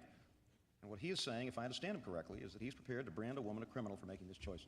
I just said I think that's, no, let me finish. Yeah, sure. Let me simply say that I think it has to be the woman in the exercise of her own conscience and religious beliefs that makes that decision. And I think that's the right approach, the right decision, and I would hope by this time that Mr. Bush had sorted out this issue and come to terms with it, as I have. I respect his right to disagree with me, but I think it's important that we have a position, and we take it, and we state it to the American people. Peter Jennings, a question for the Vice President. Mr. Vice President, I'm struck by your discussion of women and the sanctity of life, and it leads me to recall your own phrase, that you are haunted by the lives which children in our inner cities live. Certainly the evidence is compelling. There's an explosion of single-parent families. And by any measure, these single-parent families, many with unwanted children, are the source of poverty, school dropouts, crime, which many people in the inner city simply feel is out of control. If it haunts you so, why, over the 8 years of the Reagan-Bush administration, have so many programs designed to help the inner cities been eliminated or cut? I think one of the reasons, and I first would like to know which programs you're talking about, and then we can talk on the merits of the programs. But you see, my fundamental philosophy is give local and state government as much control as possible. That might be the explanation if you tell me the program. I do strongly support the WIC program. I think it is good. I think part of the answer to this haunting of these children that are out there and suffering lies in extension of Medicaid to challenge the states, and maybe we're going to have to enforce more on the states in terms of Medicaid taking care of these. But Peter, so much of it gets into a whole other phase of things. The neighborhood, the kind of environment people are growing up in, and that leads me to the programs I'm talking about in terms of education. I think part of it is the crime-infested neighborhoods, and that's why I'm a strong believer in trying to control crimes in the neighborhood, why I was so pleased to be endorsed by the policemen on the beat, the Boston Police Department the other day. I think they understand my commitment to helping them in the neighborhoods. And so it's a combination of these things, but do not erode out of the system the 1,000 points of light. The people that are out there trying to help these kids, the programs like Cities in Schools, the work that Barbara Bush is doing so people can learn to read in this country and then go on and break this cycle of poverty. It's a combination of these things, but do not erode out of the system the 1,000 points of light. The people that are out there trying to help these kids, the programs like Cities in Schools, the work that Barbara Bush is doing so people can learn to read in this country and then go on and break this cycle of poverty. I'm for Head Start and moving that up, and I've already made a proposal. I love edging my cation. So these are the combination of things I want, and the fact that I don't think the federal government can endorse a $35 billion program does not mean I have less compassion than the person who endorses such a program. Governor? Look at this Well, I must guy. have been living through a different 8 years than the one that the Vice President's been living through, because this administration has cut and slashed programs for children. That is not a great Kinds of things picture. can help these youngsters to live better lives. Has cut federal aid education, has cut Pell Grants and loans to close the door to college opportunity on youngsters all over this country. And that, too, is a major difference Whoa. between the Vice President and me. Let me just give you one other example. We have a great many people, hundreds of thousands of people living on public assistance in this country. The 50 governors of this nation have proposed to the Congress that we help those families to get off of welfare, help those youngsters, help their mothers, become independent and self-sufficient. It's taken months and months and months to get Mr. Bush and the administration to support that legislation, and they're still resisting. Now, that's the way you help people. Being haunted, 1,000 points of light, I don't know what that means. I know what strong political leadership is. I know what's happened over the course of the past 8 years. These programs have been cut and slashed and butchered, and they've hurt kids all over this country. Governor, the crisis is no less a crisis for you. I as close elected that. president. Where would you get the money to devote to the inner cities, which is clearly needed? And can you be specific about the programs not only you'd reinstate, but the more imaginative ones that you'd begin? Well, I said a few minutes ago, Peter, that you can improve the lives of families and youngsters and save money at the same time. Welfare reform is one way to do it. If we invest in job training, in child care for those youngsters, in some extended health benefits so that that mother and her kids don't lose their health North benefits when she goes to Carolina. work, we can help literally hundreds of thousands, if not millions of families to get off of welfare, to become independent and self-sufficient, to be tax-paying citizens, and to improve their lives, the quality of lives, their futures, and the futures of those children. That's just one example of how you can save money and improve the quality of life at the same time. In my own state, for example, we now have that universal health care system, which the Vice President opposes, I think very unwisely. One of the greatest barriers to opportunity for a family and for those children is the threat that they may lose their health insurance. Think about that father down there in Houston who has to tell his youngster that he can't play Little League ball, that he can't go out on that ball field because he's afraid he's going to get hurt. And yet Mr. Bush says, well, I don't think we ought to expect businesses to provide health insurance for their employees when responsible employers, a majority of employers in this country do, and are paying more for their insurance to reimburse hospitals for free care on account of people that are not employed, that are not insured, that have to go to that hospital. So these are the ways that you help families, you help youngsters to live better lives and more decent lives. And we're ready to go to work at the state and local level, all of us. I know the private sector is, people are all over the country. But it takes presidential leadership. It takes a commitment to being involved and to leading. And that's the kind of presidency I want to lead. Mr. Vice President? What troubles me is that when I talk of the voluntary sector and 1,000 points of light and 1,000 different ways to help on these problems, the man has just said he doesn't understand what I'm talking about. And this is the problem I have with the big spending liberals. They think the only way to do it is for the federal government to do it all. The fact happens to be that education spending is up by the federal government. It is up, it is not down. But here's the point he misses.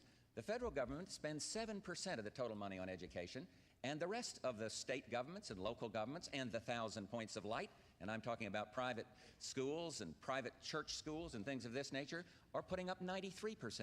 But the federal spending for education is up, and I want to be the education president because I want to see us do better. We're putting more money per child into education, and we are not performing as we should. We've gotten away from the values and the fundamentals. And I would like to urge the school superintendents and the others around the country to stand up now and keep us moving forward on a path towards real excellence. And we can do it, but it's not going to be dictated by some federal bureaucracy in Washington, D.C. All right, let's move now to some questions on foreign and national security policy. John Mashik will ask the first question of the governor. Governor, the Vice President continually refers to your lack of experience, weakness, naivete on foreign policy and national security matters. He says you are Naivete. systems that will result in the unilateral disarmament of this country. Is that true? Of course not. Of course, that's a charge that's always made against any governor who runs for the presidency. I think it was one of the things Mr. Bush said about Mr. Reagan back in 1980. Remember that? And yet some of our finest presidents, some of our strongest international leaders were governors. Franklin Roosevelt, Woodrow Wilson, Theodore Roosevelt. It's not the amount of time you spend in Washington. It's not the length of your resume. It's your strength. It's your values. It's the quality of the people you pick. It's your understanding of the forces of change that are sweeping the world and whether or not you're in a position to provide leadership to make those forces of change work for us and not against us. The Vice President has a long resume, but it didn't stop him from endorsing the sale of arms to the Ayatollah. And we now know that he was not out of the loop. He was in meeting after meeting after meeting, listening to Secretary Shultz and Secretary Weinberger opposing that, and yet he supported it. His experience didn't prevent him from participating or involving. Ayatollah. That's like from Iran. Oh, I spelled it super incorrectly. He went to the Philippines in the early 80s and commended Ferdinand Marcos for his commitment to democracy. And he continues to support a failed policy in Central America, which is getting worse and worse, and which has in fact increased Cuban and Soviet influence in that region. So I don't believe that the fact that you've got that long resume or had that experience is the real question. The question is values. The question is, did H.W. Bush arm the Ayatollah?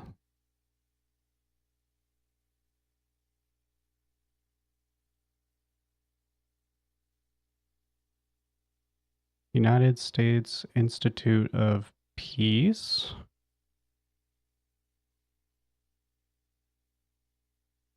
The Bush policy on Iran was shaped largely by three factors: Iraq's 1990 invasion of Kuwait, American hostages held by Iranian allies in Lebanon, and a new round of Arab-Israeli peace talks. U.S. strategic priority after Iraq's invasion was liberating. Where's what I want? Ayatollah.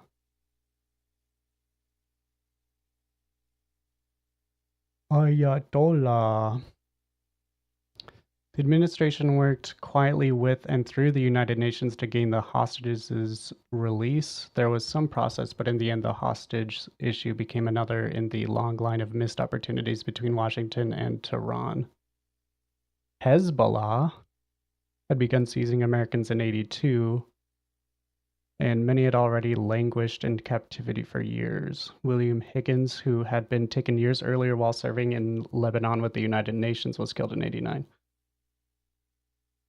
Making matters worse from the American perspective was the '89 fatwa issued by Ayatollah blah blah blah. Did the assassination in '91.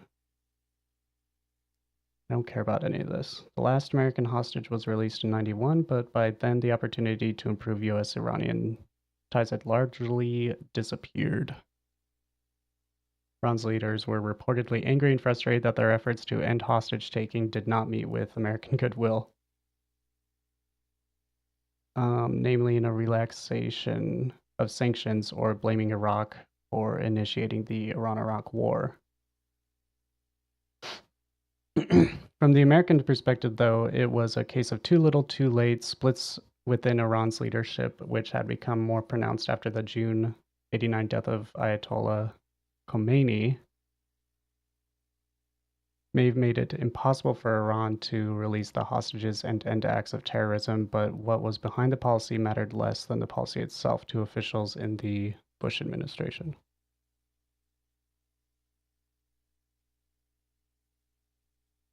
Okay, that didn't talk about it at all.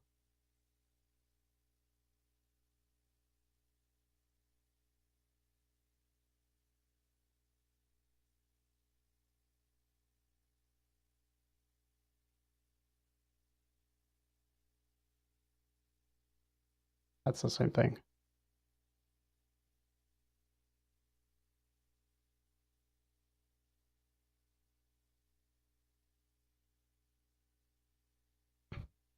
The Iran-Contra was a political scandal in the United States that centered around the revelation that senior officials in the Ronald Reagan administration secretly facilitated the sale of arms to Iran. Oh, okay, so this was during Reagan, not... Well, yeah, because this is when he was still vice president. Okay. Secretly facilitated sale of arms to Iran in 81 to 86. As Iran was subject to an arms embargo at the time of the scandal, the sale of arms was deemed illegal.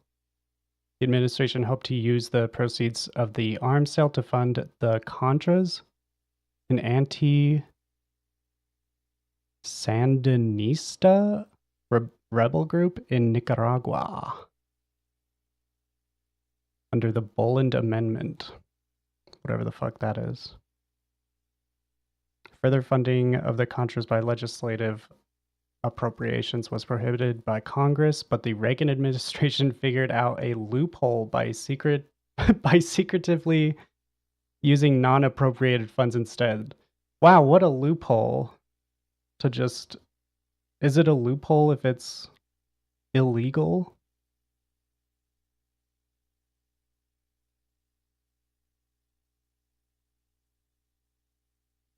The administration's justification for the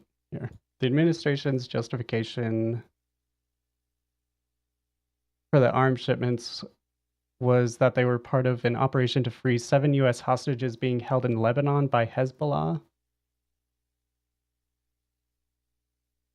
Okay. An Islamist paramilitary group with Iranian ties connected to the Islamic Revolutionary Guard Corps.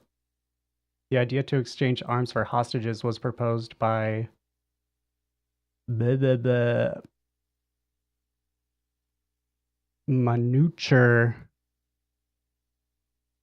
moniker? I don't know. Gorbanifar, an expatriate Iranian arms dealer. Some within the Reagan administration hoped the sales would influence Iran to get Hezbollah to release the hostages.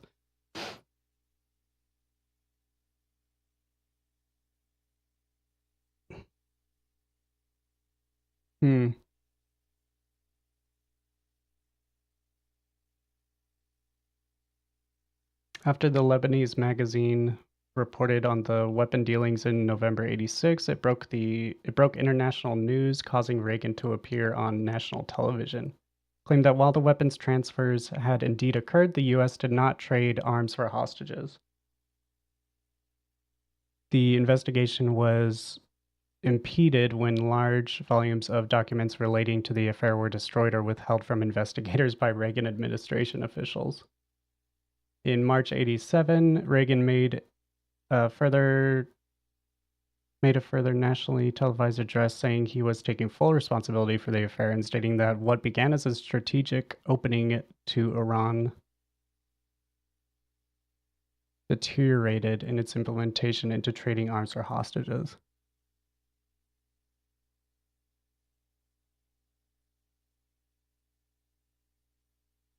Huh.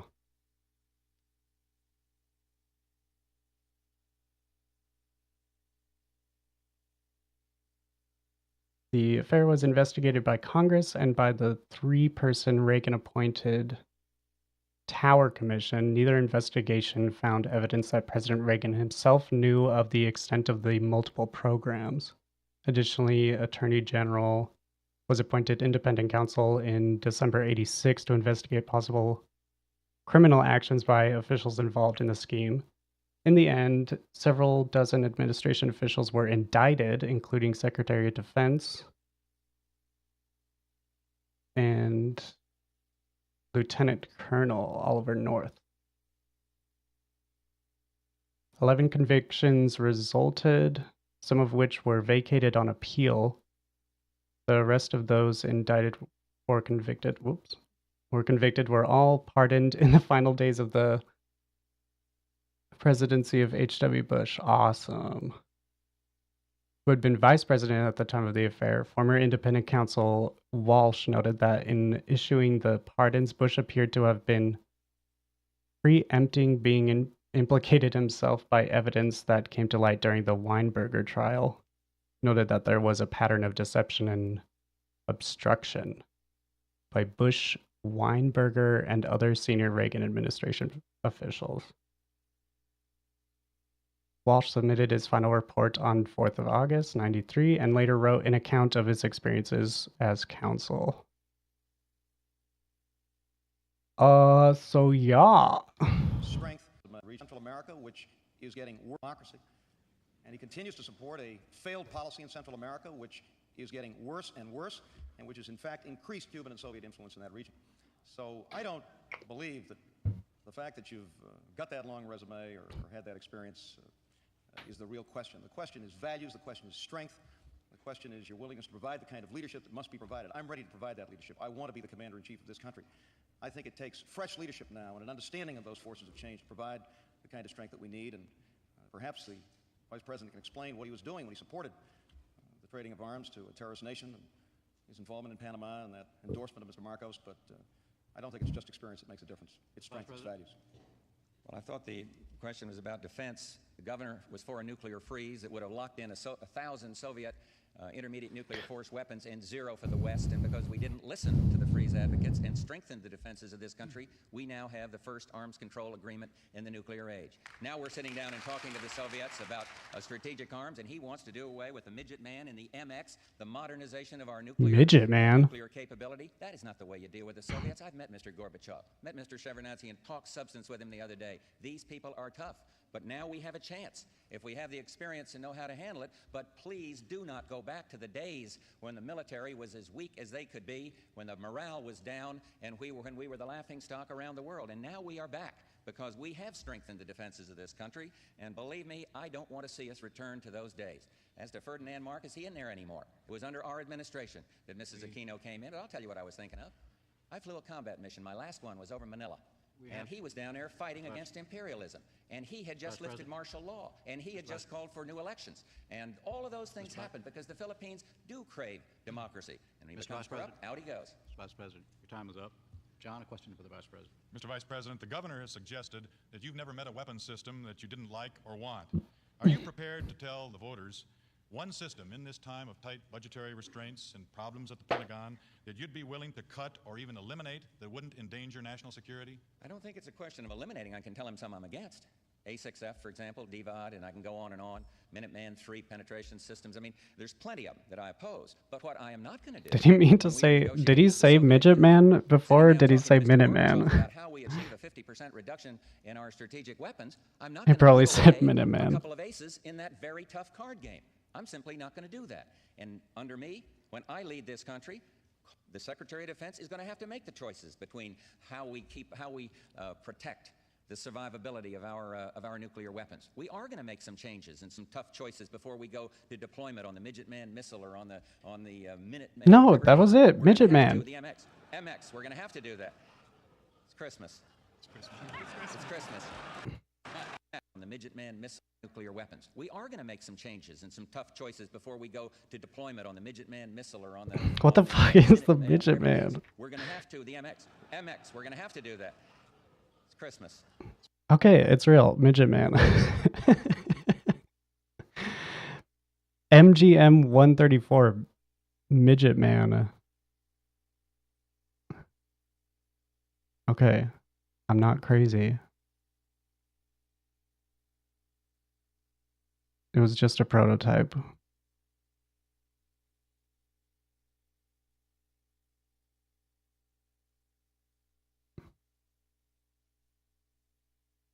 ICBM. Why is it called the Midget Man?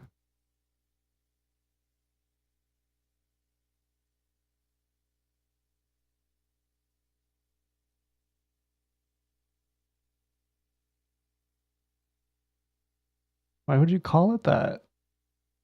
Okay. It's Christmas.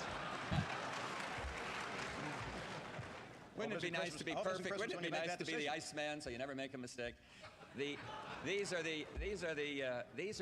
My answer is do not make these unilateral cuts. And everybody now realizes that peace through strength works. And so this is where I have a big difference. Of course, we're going to have to make some determination on this, and we're going to have to make it on conventional forces. But now we've got a very good concept called competitive strategies. We will do what we do best. It's a strategy that we've been working on for a couple of years. It is going to take us to much better advantage in conventional forces. I know this. We have serious financial problems in this country. We've piled up over $1 trillion in debt, and the next president of the United States is going to have to make some choices. Mr. Bush wants to spend billions on Star Wars. He apparently wants to spend billions on the MX on railroad cars, a weapon system we don't need and can't afford. I thought the administration was opposed to the Midget Man. I thought the administration was at the negotiating table in Geneva suggesting that we ban mobile missile systems entirely. But those are the choices the next president of the United States is going to have to make. I'm for the stealth. I'm for the D5. I'm for going ahead with the advanced cruise missile. But I don't think we need these other systems. I don't think we need them to remain strong. We've got to move ahead with the strategic arms negotiation process, with a comprehensive test ban treaty, and with negotiations leading to conventional force reduction in Europe, deeper cuts on the Soviet side. And Senator Benson and I will pursue that policy. There you go, you deaf bitch. Well, Mr. Vice President, you said you met with Secretary General Gorbachev. You have met with Mr. Shevardnadze. Was that better or no? But for the last 40 years, Americans have been taught to regard the Soviet Union as the enemy. Yet President Reagan has signed 2 arms control treaties, and he's promised to share Star Wars technology with the very country he once called the evil empire. So perhaps you could tell us this evening, should we be doing a lot to help the economics and the social development of a country that we have so long regarded as an adversary? What I think we ought to do is take a look at perestroika and glasnost, welcome them, but keep our eyes open. Be cautious, because the Soviet change is not fully established yet. Yes, I think it's fine to do business with them, but I don't want to see us exporting our... I don't know if you were here earlier, Jed, but apparently the Soviet Union didn't fall until like 91. You...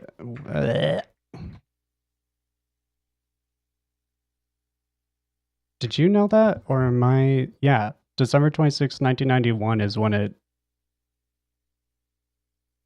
fell. I thought that happened during the... I thought that was the conclusion of the Cold War, was the Soviet Union being dissolved. But I guess not. highly sensitive national security-oriented technology to the Soviet Union. I don't want to see us making unilateral cuts in our strategic systems while we are negotiating with them. And so I'm encouraged by what I see when I talk to what I hear when I talk to Mr. Gorbachev and Mr. Shevardnadze. But can they pull it off? And when they have deals that are good for us, as China started to do, the changes in China since Barbara and I lived there are absolutely amazing. I guess the end of the Cold War is just when it started getting really bad for them.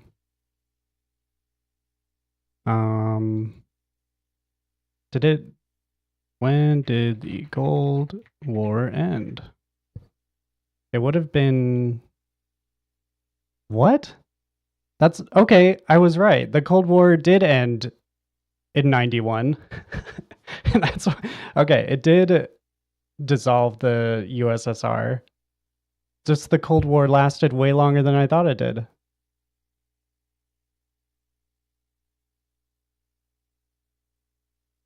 I didn't know what all is considered the Cold War.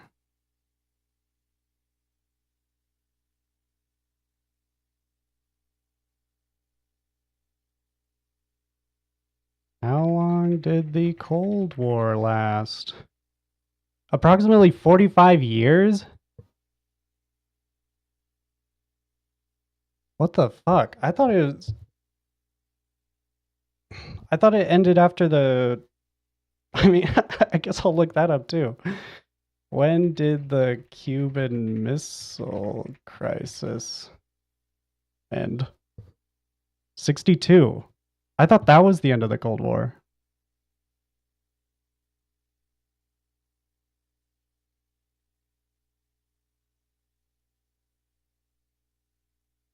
I guess not, because the space race would have also been the Cold War.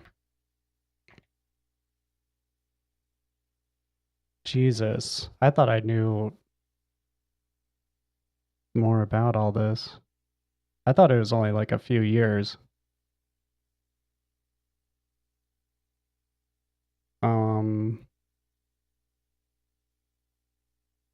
Like, I thought everything that Reagan was involved in was separate from the Cold War. But I guess the Cold War lasted all throughout Reagan and HW. Huh.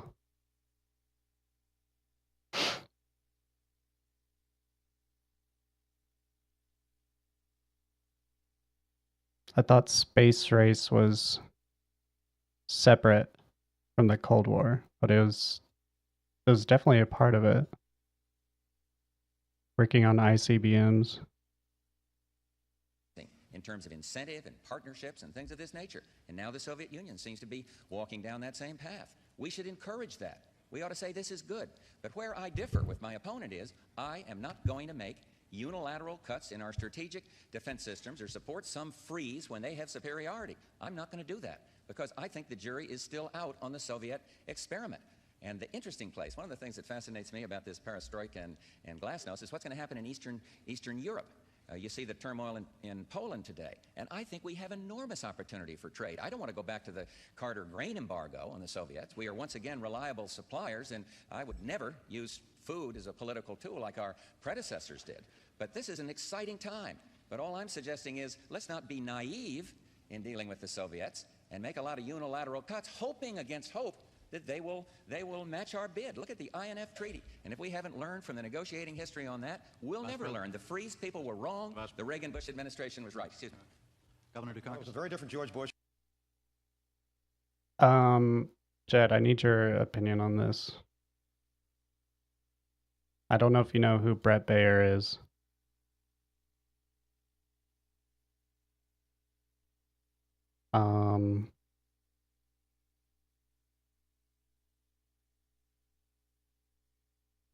But older version of Brett Baer or not? I know he has blue eyes, but besides that.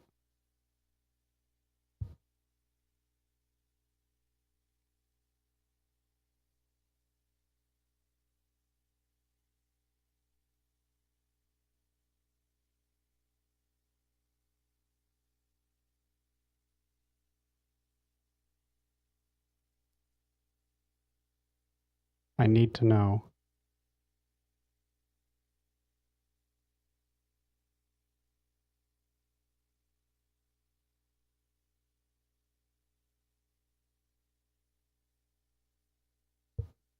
Perhaps. What is this guy's name? It's something... Jim... Oh, of PBS. I was... Here, let's see if he's ever worked for Fox News. Jesus Christ. That's horrifying.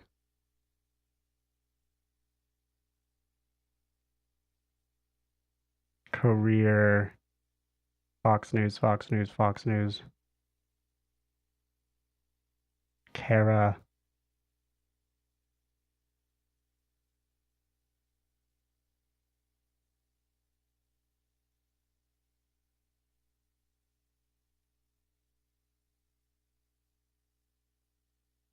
No. No Fox News. Bush was talking much more sympathetically about the freeze in the spring of 1982 than he is today. And you were right then, George, when you said that it was no time for partisan demagoguery. Nobody is suggesting... He either looks like him or it's just generic generic white guy journalist. That could also be it. Laterally disarm or somehow reduce our strength. Of course not. What we're talking about is a combination of a strong and effective and credible nuclear deterrent, strong, well-equipped, well-trained, well-maintained conventional forces, and at the same time a willingness to move forward steadily, thoughtfully, cautiously. We have serious differences with the Soviet Union. We have very fundamental differences about human rights, democracy, and our basic system, our basic view of human beings and of what life is all about. But there are opportunities there now. Senator Benson and I have a plan for the 1990s and beyond. Mr. Bush and Mr. Quayle do not. And we want to pursue that plan in a way which will bring down the level of nuclear armament, will build a more stable and a more peaceful world, and we can do so while making choices here at home. Let's not forget that our national security and our economic security go hand in hand. We cannot be strong militarily when we're teeter-tottering on top of a mountain of debt which has been created in the past 8 years. That's why we need a Democratic administration in Washington in 1989. And Grower, a question for the governor. Yes. Governor Dukakis, speaking of seeming changes of position, you have gone from calling the Strategic Defense Initiative, or Star Wars, a fantasy and a fraud, to saying recently Star you continue Wars. FBI research and might even deploy the system. Star if Wars Congress mentioned. supported such a move. Why the change of heart? No, there's been no change of heart. I've said from the beginning that we ought to continue research into the strategic system at about the level it was at in 1983. That's about $1 billion a year. But I don't know of any reputable scientists who believe that this system, at least as originally conceived, could possibly work. This notion of some kind of astrodome over ourselves that could protect us from enemy attack makes real sense. And as a matter of fact, the system that the administration is now talking about is very different from the one that was originally proposed in 1983. So I'm for continued research. But I also want strong conventional forces. Now, the other day, Mr. Bush said, well, if we continued with Star Wars, we'd have to cut someplace. He hasn't told us where. We know where they're cutting. We know where you're cutting right now. You're cutting into the fiber and muscle of our conventional forces. You're cutting back on maintenance and equipment. There's an Air Force general not too long ago in Europe who said that pretty soon we'd have airplanes without engines, tank commanders who can't drive their tanks more than 3/4 of a mile because they don't have enough fuel, Coast Guard cutters tied up at the dock this summer, not patrolling. They're supposed to be our first line of defense against drugs and the war against drugs because they don't have enough fuel. You have to make choices. We're not making those choices. And to spend billions and billions of dollars, as Mr. Bush apparently wants to, although he himself has been all over the lot on this issue lately, on Star Wars, in my judgment, makes no sense at all. We need a strong, credible, effective nuclear deterrent. We have 13,000 strategic nuclear warheads right now, on land, on sea, and in the air, enough to blow up the Soviet Union 40 times over. They have about 12,000. So we've got to move forward with those negotiations, get the level of strategic weapons down. But to continue to commit billions to this system makes no sense at all. And I think Mr. Bush has been reconsidering his position over the course of the past few weeks. At least that's what I read. Maybe he'll tell us where he stands on it tonight. Mr. Vice President. I'm not reconsidering my position. Two questions. How do you deter nuclear attack without modernizing our nuclear forces when the Soviets are modernizing? And how come you're willing to spend a dime on something that you consider a fantasy and a fraud? Those are two rhetorical questions. He is the man on conventional forces that wants to eliminate two-carrier battle groups. The armed forces, the conventional forces of the United States, have never been more ready. Every single one of the Joint Chiefs will testify to the fact that readiness is at an historic high. And secondly, in terms of the cutting of the Coast Guard, it was the Congress, the Democratic-controlled Congress, so please help us with that, who cut $70 million from the Coast Guard out of the interdiction effort on narcotics. He's got to get this thing more clear. Why do you spend $1 billion on something you think is a fantasy and a fraud? I will fully research it, go forward as fast as we can. We've set up the levels of funding, and when it is deployable, I will deploy it. That's my position on SDI, and it's never wavered a bit. Peter Jennings, a question for Governor Dukakis. Well, Governor and Vice President Bush, you've both Space talked tonight about Defense hard Initiative? choices. Let me try to give you one. Somewhere in the Middle East tonight, 9 Americans are being held hostage. If you are Commander-in-Chief and Americans are held hostage, what will be more important to you? Their individual fate, or the commitment that the United States government must never negotiate with terrorists? Strategic If Defense any Initiative. Americans are held hostage and you become president, to what lengths would you go to rescue them? Peter, it's one of the most agonizing decisions a president has to make. These are American citizens. We care deeply about them. Their families care deeply about them, want them back, and understandably so, and we want to do everything we can to bring them back. But if there's one thing we also understand, it is that you cannot make concessions to terrorists, ever. Ever. Because if you do, it's an open invitation to other terrorists to take hostages and to blackmail us. And that's the tragedy of the Iran-Contra scandal. As a matter of fact, Mr. Bush was the chairman of a task force on international terrorism, which issued a report shortly before that decision was made and said, and rightly so, that we never ever can make concessions to terrorists and hostage takers. And yet after sitting through meeting after meeting, he endorsed that decision, endorsed the sale of arms to the Ayatollah in exchange for hostages. One of the most tragic, one of the most mistaken foreign policy decisions we've ever made in this country, and I dare say encouraged others to take hostages, as we now know. So there can be no concessions under any circumstances, because if we do, it's an open invitation to others to do the same. We've got to be tough on international terrorism. We've got to treat it as international crime. We've got to attack it at all points. We've got to use undercover operations. We have to be prepared to use military force against terrorist base camps.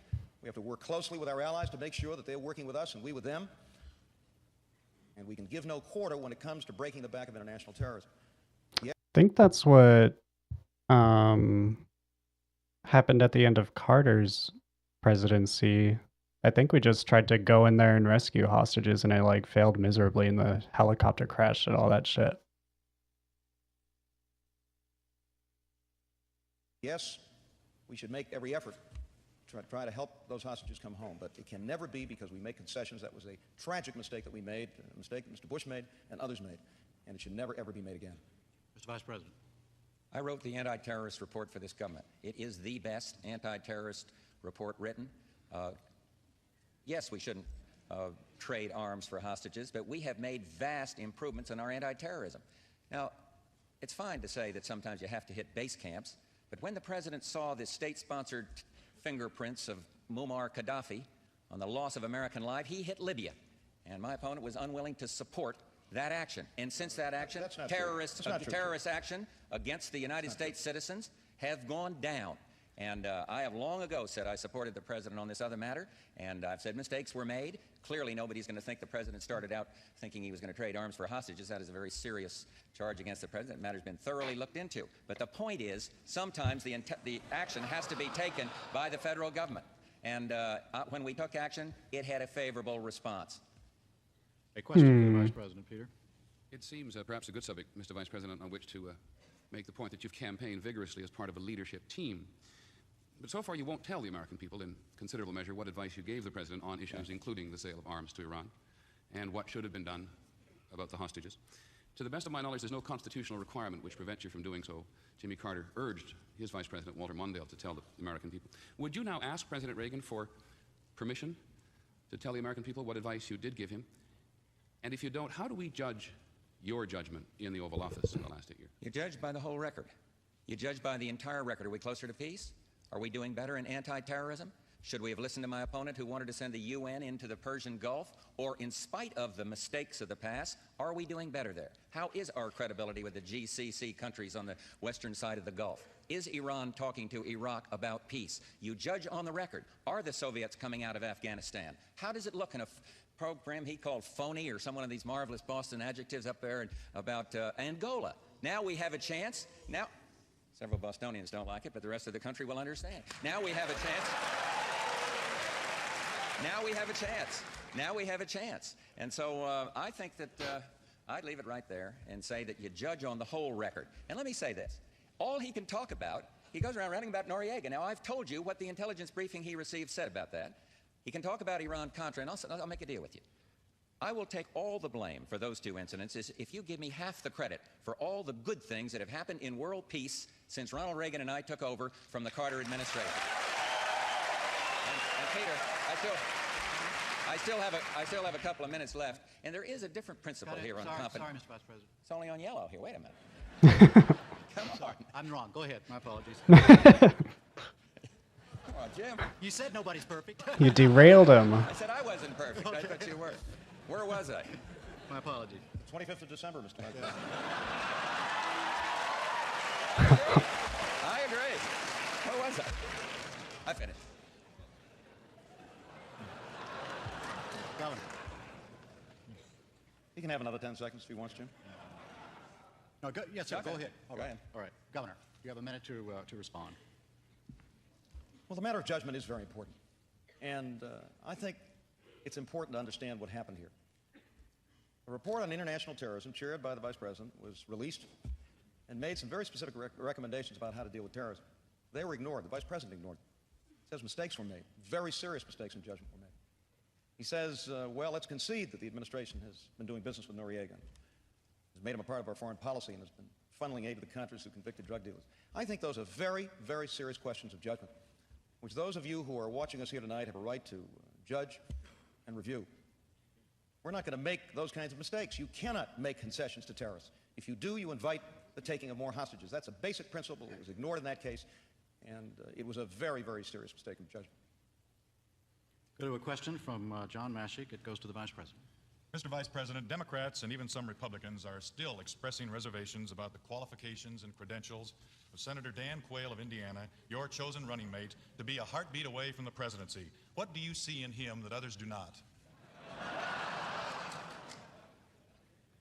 I see a young man that was elected to the Senate twice, to the House of Representatives twice, I see a man who is young, and I am putting my confidence in a whole generation of people that are in their 30s and in their 40s. I see a man that took the leadership in the Job Training Partnership Act, and that retrains people in this highly competitive, changing society we're in. So if a person loses his job, he is retrained for a benefit, for a work that'll be productive, and he won't have to go on one of these many programs that the liberals keep talking about. I see a young man who is knowledgeable in defense, and there are 3 people on our ticket that are knowledgeable in the race, knowledgeable in defense, and Dan Quayle is one of them, and I am one of them. And I believe that he will be outstanding. And he took a tremendous pounding, and everybody now knows that he took a very unfair pounding. And I'd like each person to say, did I jump to conclusions running down rumors that were so outrageous and so brutal? And he's kept his head up, and he will do very, very well. And he has my full confidence, and he'll have the confidence of people that are in their 30s and 40s and more. So judge the man on his record, not on a lot of rumors and innuendo and trying to fool around with his name. My opponent says J. Danforth Quayle. Do you know who J. Danforth was? He was a man that gave his life in World War II. So ridiculing a person's name is a little beneath this process, and he'll do very well when we get into the debates. Governor? Well, when it comes to ridicule, George, you win a gold medal. I think we can agree on that. The facts. But did I sense a desire that maybe Lloyd Benson ought to be your running mate when you said that 3 people on your ticket? No, I think the debate ought to be between you and Lloyd. I think the American people have a right to judge us on this question, on how we picked our running mate, a person who is a heartbeat away from the presidency. I picked Lloyd Benson, distinguished, strong, mature, a leader in the Senate, somebody whose qualifications nobody has questioned. Mr. Bush picked Dan Quayle. I doubt very much that Dan Quayle was the best qualified person for that job. And as a matter of fact, I think for most people, the notion of President Quayle is a very, very troubling notion tonight. All right, John will now ask a question of the governor. It will be the last question, and then the vice president will have a rebuttal. John? Well, Governor, you did select Lloyd Benson of Texas. I did indeed. And you have a lot of disagreement with him on fundamental issues, including the Reagan tax cuts, aid to the rebels in Nicaragua, the death penalty, gun control. Who's right?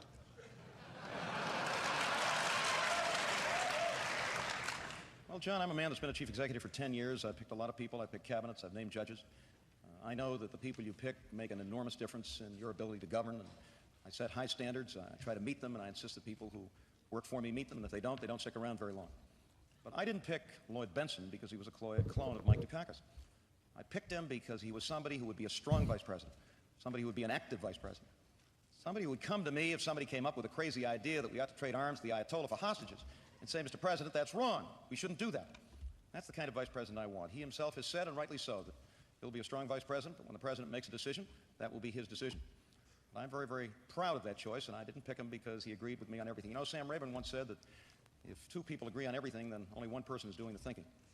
The fact is that I've picked somebody who not only will be a great vice president, but if, God forbid, something happens to the president, could step into that office and do so with distinction and with strength and with leadership.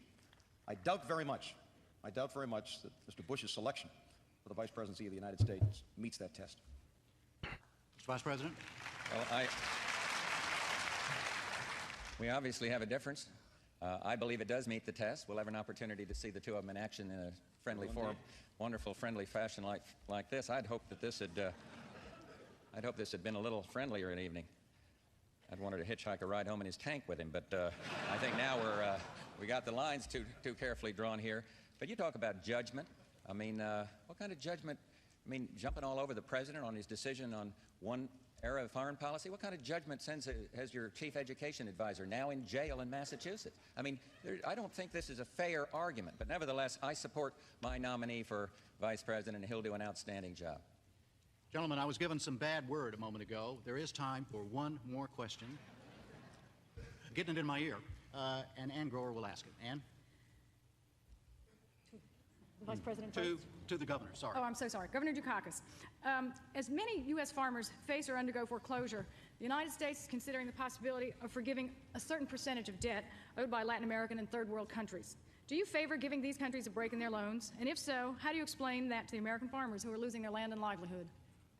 Well, I think we have to go to work on the problem of third world debt, and we've got to assist those third world countries in dealing with this massive debt which they have incurred and which is burdening them and which if we don't do something about it, and assist them along with other nations around the world, will destroy their economies, destroy their future, and at the same time will destroy markets that are important to our farmers.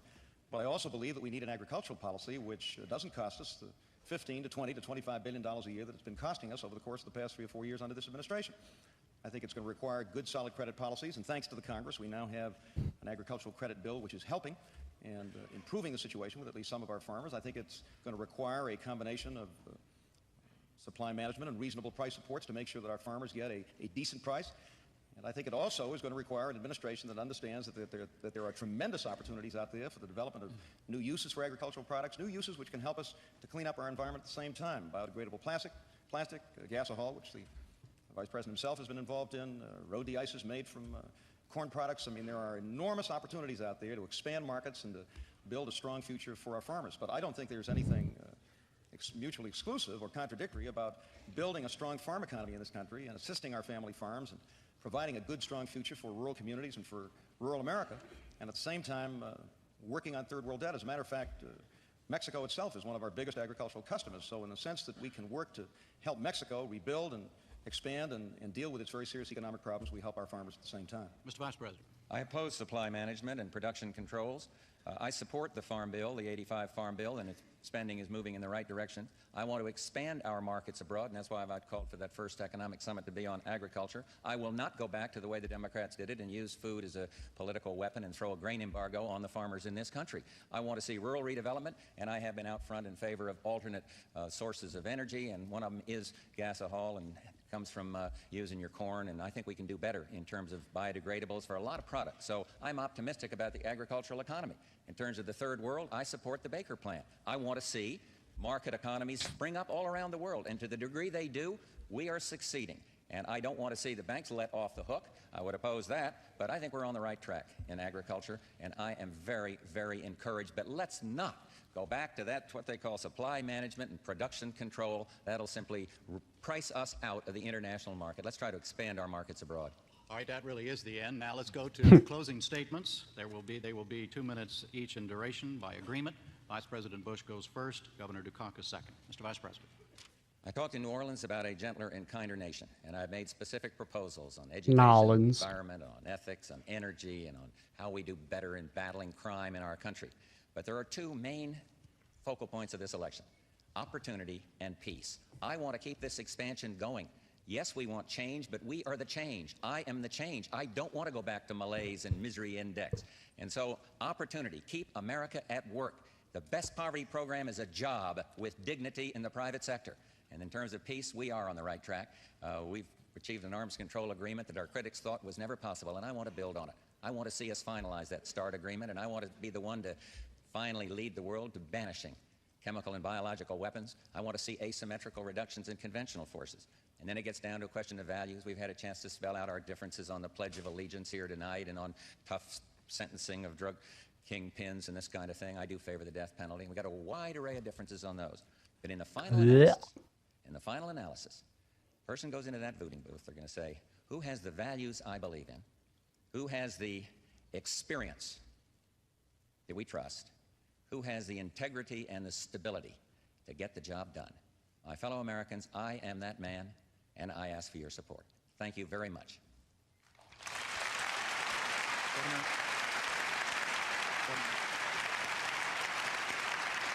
Governor Dukakis. This has been an extraordinary 18 months for Kitty and me and for our family. We've had an opportunity to campaign all over this country, to meet with so many of you in communities, states, and regions, to get to know you. I'm more optimistic today than I was when I began about this nation, providing we have the kind of leadership in Washington that can work with you, that can build partnerships, that can build jobs in every part of this country, not certain parts of this country. You know, my friends, my parents came to this country as immigrants, like millions and millions of Americans before them and since, seeking opportunity, seeking the American dream. They made sure their sons understood that this was the greatest country in the world, that those of us especially who were the sons and daughters of immigrants had a special responsibility to give something back to the country that had opened up its arms to our parents and given so much to them. I believe in the American dream. I'm a product of it. And I want to help that dream come true for every single citizen in this land, with a good job at good wages, with good schools in every part of this country, in every community in this country, with decent and affordable housing that our people can buy and own and live in, so that we end the shame of homelessness in America, with decent and affordable health care for all working families, Yes, it's a tough problem, as Mr. Bush says, but it's not an insolvable problem. It's one that we will solve and must solve with a clean and wholesome environment and with a strong America that's strong militarily and economically, as we must be, an America that provides strong international leadership because we're true to our values. We have an opportunity working together to build that future, to build a better America, to build a best America. Because the best America doesn't hide, we compete. The best America doesn't waste, we invest. The best America doesn't leave some of its citizens behind, we bring everybody along. And the best America is not behind us. The best America is yet to come. Thank you very much for listening.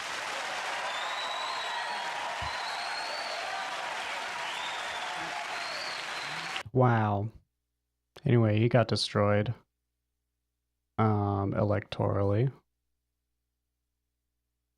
About 7 million short of the popular.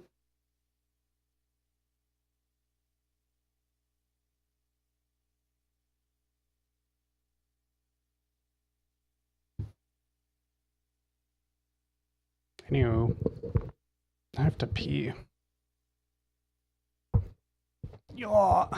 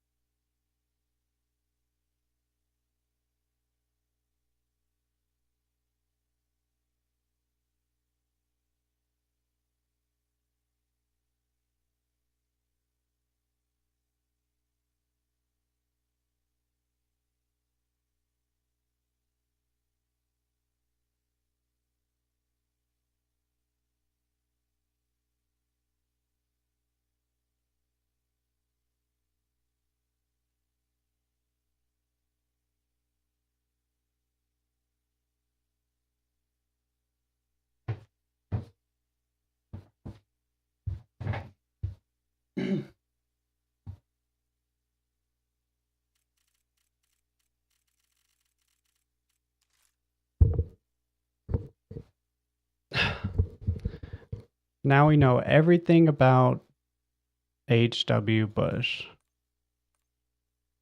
Literally everything.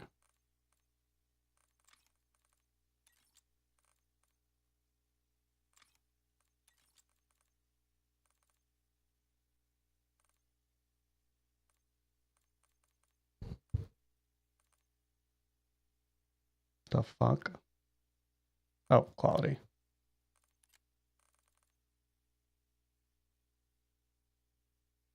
We'll do balanced.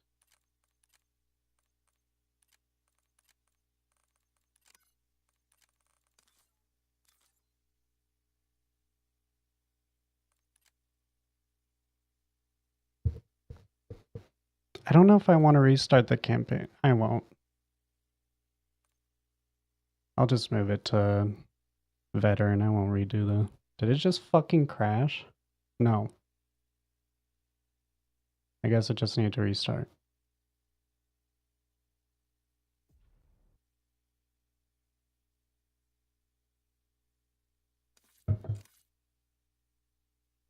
What the fuck?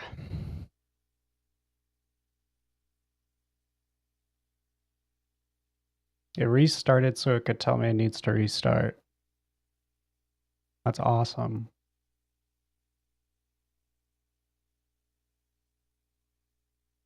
Fuck this game.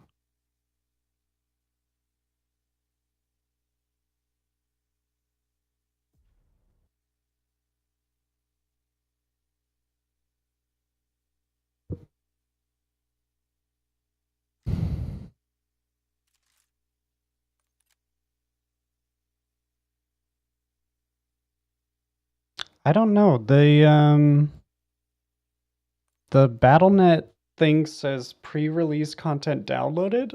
What the fuck? It did it again. I don't know.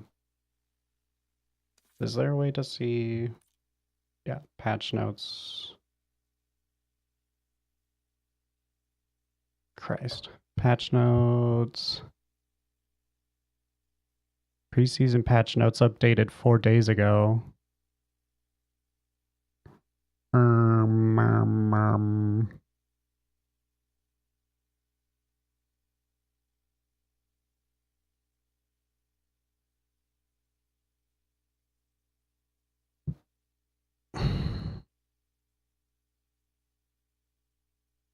Yeah, it says the last update was Friday, November 8th.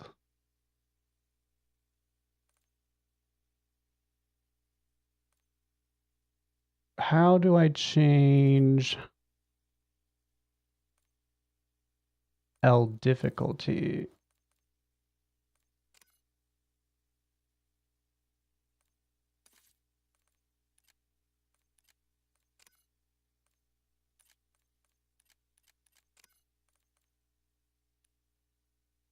Or can I not?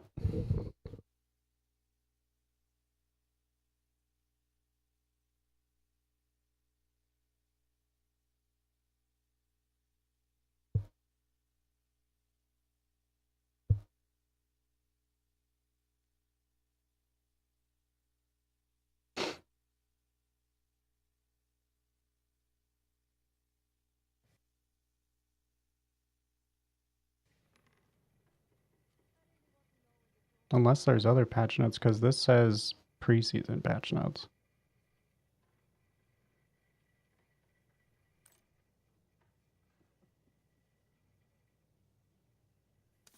I don't have any money.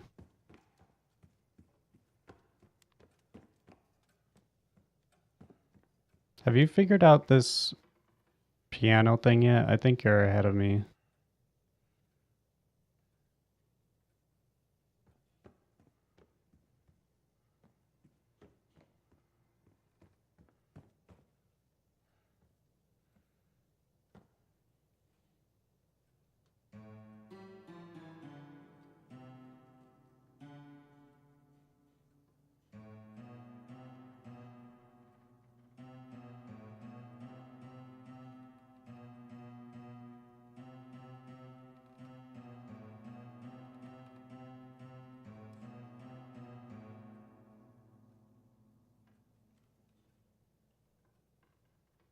Dang. I thought you could just help me cheat, but whatever.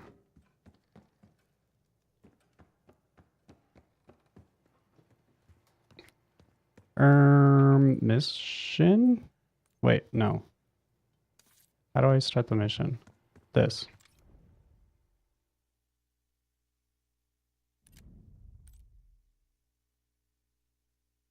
Thanks to Felix, we learned that Livingston threw Adler into a black site under the streets of DC.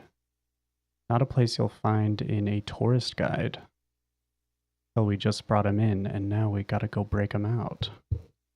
Rescue Russell Adler from a CIA black site under... I have to hold it.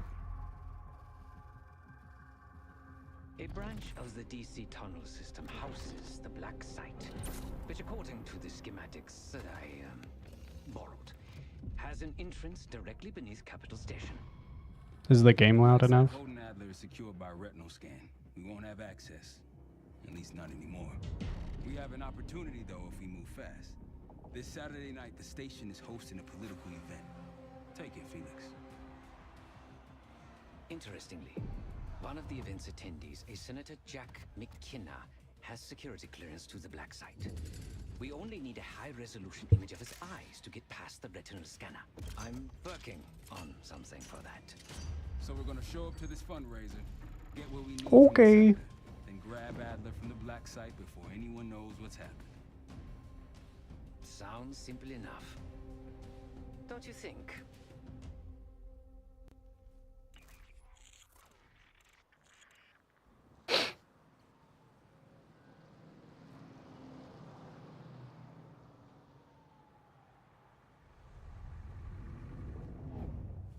Is he jerking off? Camera actually works.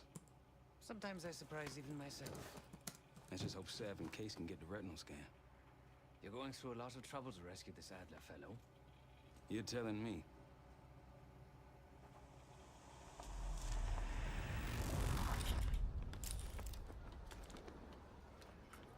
Image received on our end, Case. Audio's coming in clean. Ball is yours.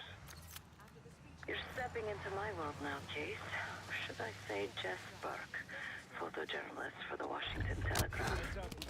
Don't make any waves. You'll get through security, no problem. Oh. But I was silent. Image received on our end, Case. Audio's coming in clean. Ball is yours. You're stepping into my world now, Case. Or should I say Jess Burke, photojournalist for the Washington Telegraph. Don't make any waves. You'll get through security, no problem.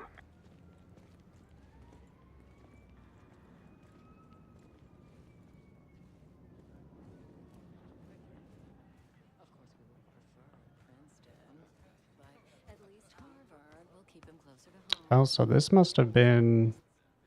Oh. Meeting the Future, 1991. I think the entirety of the Gulf War was like end of 90, beginning of 91.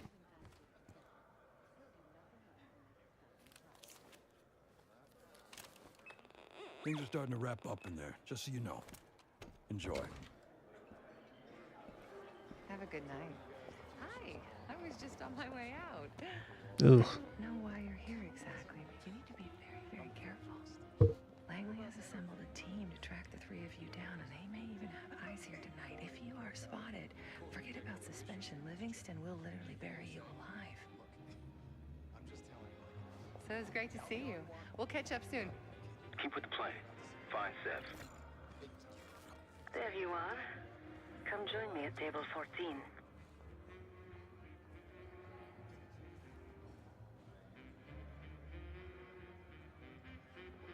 I can't silent take down her.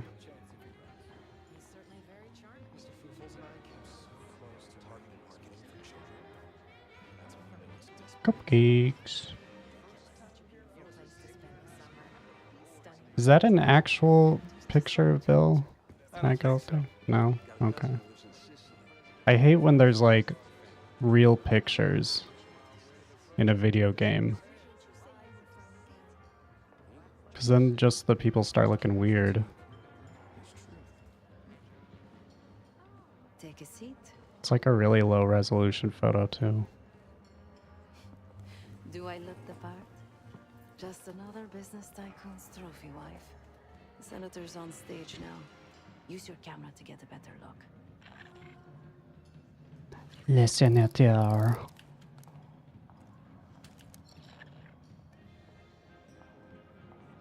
Wait. Is that... Oh. See the man speaking to Governor Clinton? Say hello to Senator McKenna. Put that camera to good use, Case. There's Billy. Wait. Yeah, it looks like it's like supposed to be a real picture. McKenna is by Governor Clinton. Got it.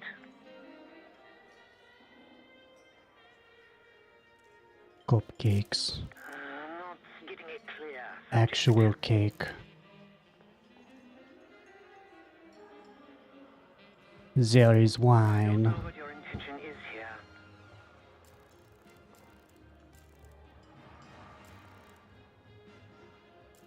Do I have to get multiple pictures of him? Why? Or am I done? The senator isn't giving Okay. interviews tonight, and he doesn't go anywhere without his security detail. So the easy option is off the menu. Here, take this. I've done some scouting. Marked a few leads that could help get him isolated and get you close enough to do the retinal scan. Take your pick.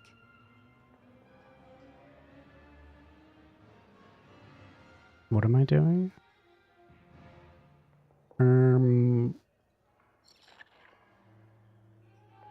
His wife, Miriam, got into a heated argument. She's been talking to her at the bar to see if he can leverage their fight. Crime families is at the gala. Rumors suggest Senator McKenna ties to.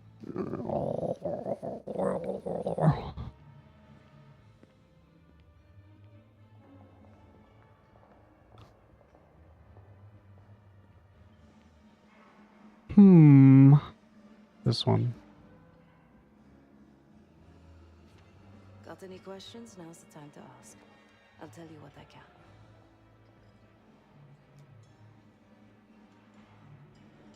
Who's this Amato guy? Would call a fixer. Cleans up messes for one of New York City's 5 families. I've done work for him in the past. He's been surveilling the senator since I got here. Not in a friendly way. Maybe you can find out why. Come to a mutually beneficial arrangement. What's the deal with the wife? McKenna seems to be having domestic troubles. Had a fight with his wife when he got here. Lots of smiling through gritted teeth. She stormed off. Hasn't spoken to him since. Just been drowning her troubles at the bar.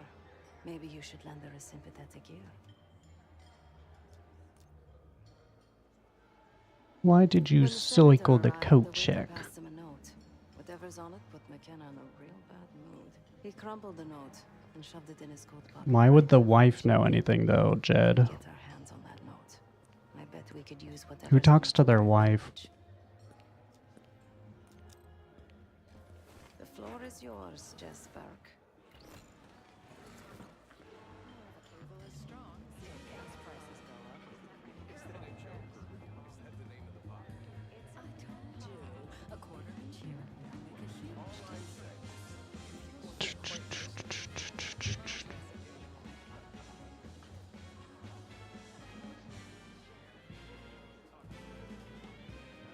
Where am I supposed to go? Oh.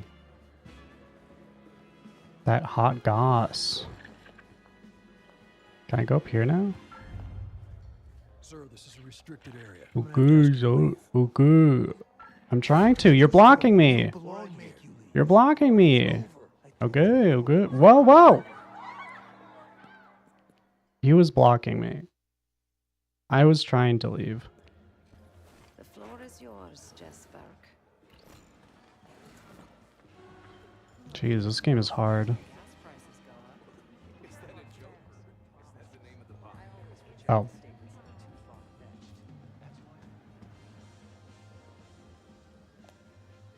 Excuse me. Do I know you?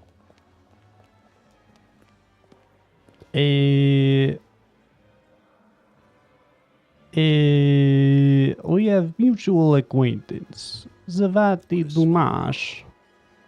Why are you telling me this?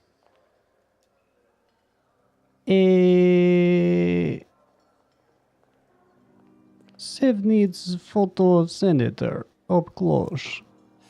Well, her business is her own. I can arrange something. But first, I need you to do something for me. I got it on good authority that the senator stole some, let's call it sensitive information from the people I work for. We think he's having it smuggled inside something from tonight's silent auction. Find this for me. Senator McKenna will find some time for you. I'll make sure of that. Keep in touch. Guess we're going on a scavenger hunt. There are specialized machines for the silent auction that let guests bid throughout the night. They'll be connected to a computer. Access that. You'll be able to see what everyone bid on. Can I go prone? No. I can only crouch. A sneak. You not see me. Sneak into a restricted area. I take you down. I don't know what you were doing here. And with your back turned. Money. A hack voting machine.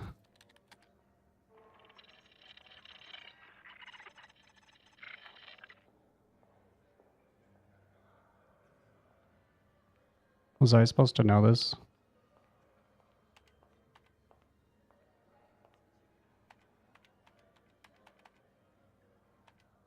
Fuck.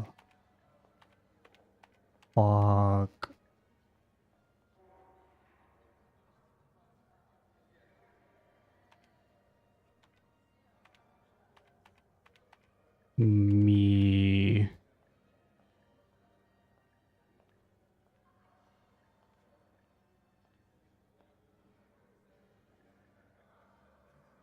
Oh, code word.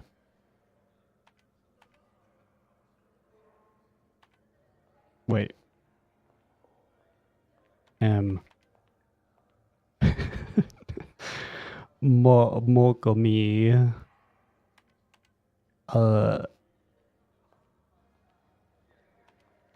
M. Oh, Mick. Meh. 3. E. 7. 8. Oh, McKenna. Really secure.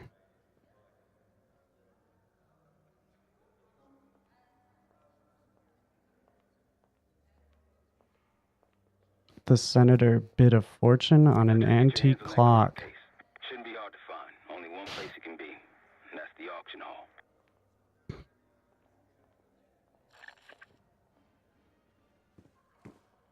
Thank you.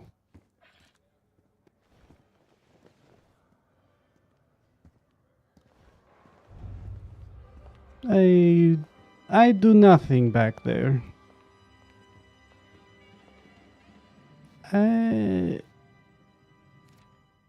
Oh, wait. Yeah. Okay. Not suspicious. Is okay.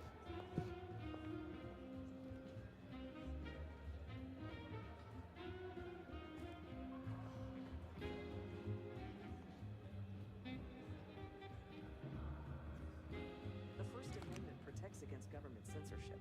That's the whole point. Well, where do you draw the line? You need to regulate public morals, and public morals vary by state. True. Dancing in question was not obscene, not even provocative. I'm not suspicious. Modern dance actually communicates something. Rock and roll?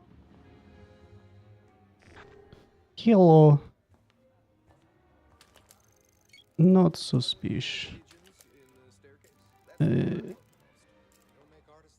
No one of note. Oh.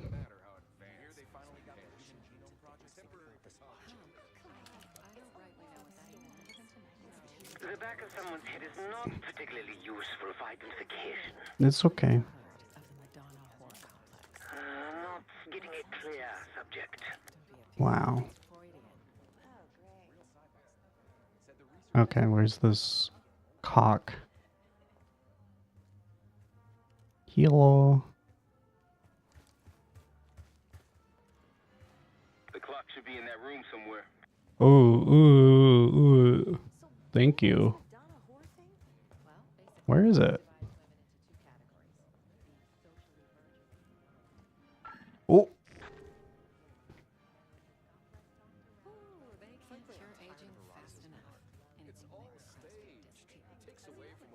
Where the fuck is the clock? Am I fucking blind? Not there, not there, not there, not there.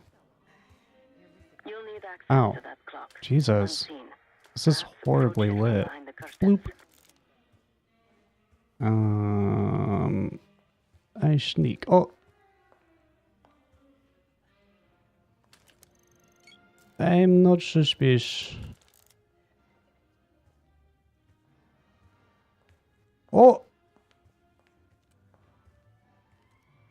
You turn around.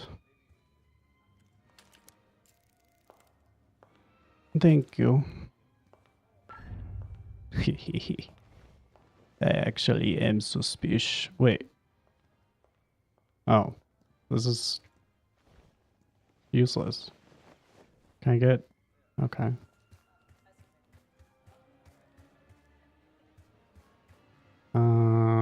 Oh, over there.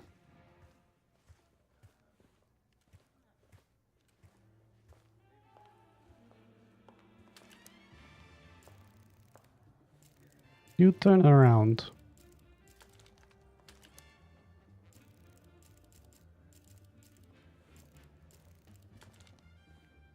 Thank you. Oh. Oh, I thought these might have been connected. Nope.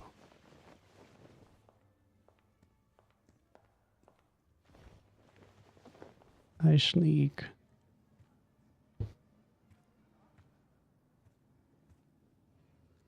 Since I take picture, I see you through wall.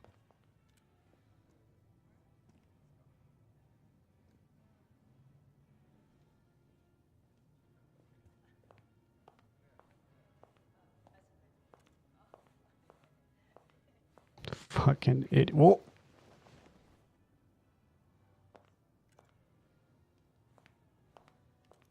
No!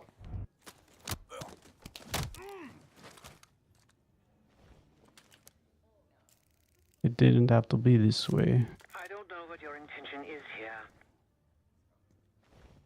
It's okay.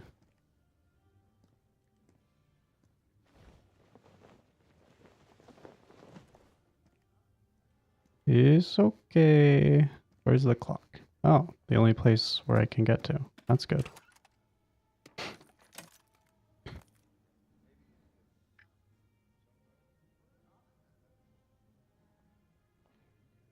Oh. Ooh.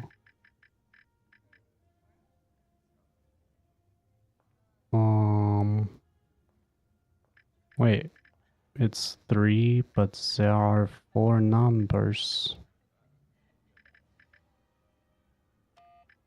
Oh, there's 6. Never mind.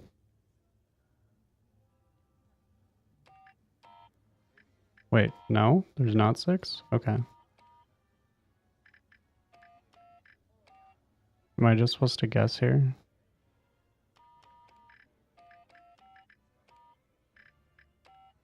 Oh, do I have to...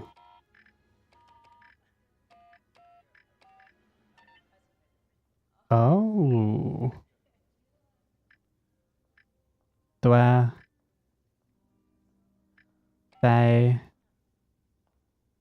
4. Easy.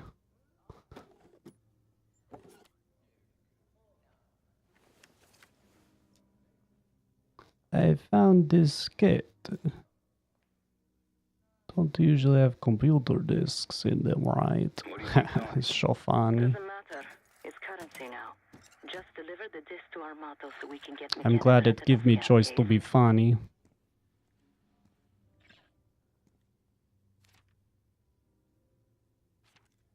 I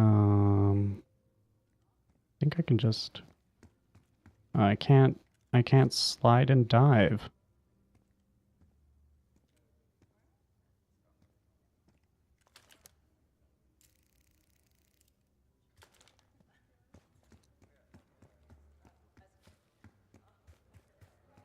Oh.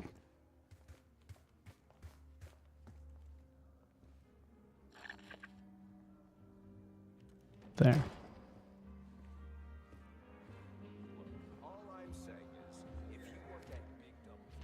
Oh. I forgot why we wanted the clock. Good one. Find my missing property? Yes. You've obviously done this before. Oh, can't argue with the results. Nice work. Yeah, I got it. Set up a meeting. You know where. You know, I didn't want to have words with the senator, but now, well, this seals the deal. You ask me, all the spy stuff is going out of fashion now that the Cold War is over.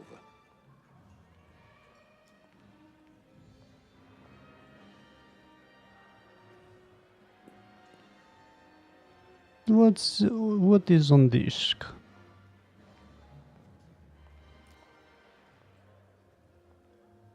I'm a man of my word.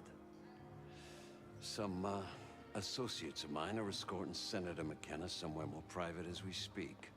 In fact, they're probably done by now. There's a pub in the West Hall called Constitution. Go to the office in back. You'll find Senator McKenna waiting for you. Good luck with the retinal scan. Stepping out now for a wardrobe change. We got a problem. Some friends of ours from the CIA just showed up. If they see you, Case, it's game over. So watch your ass.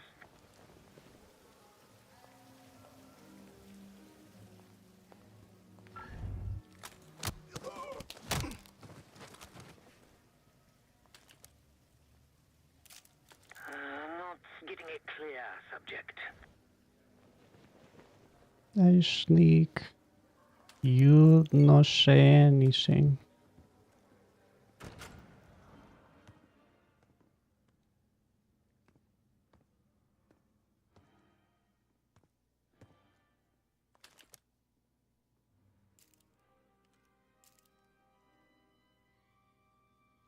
Ooh.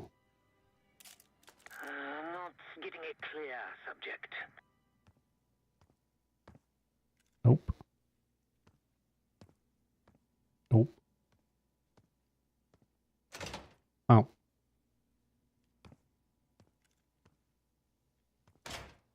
What the fuck? Am I in the wrong spot? Am I stupid?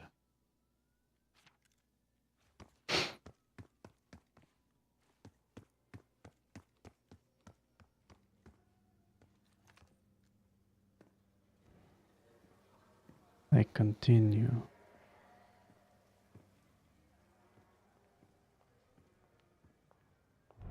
Oh.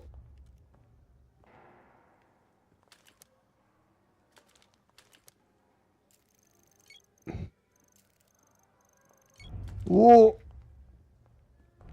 Oh.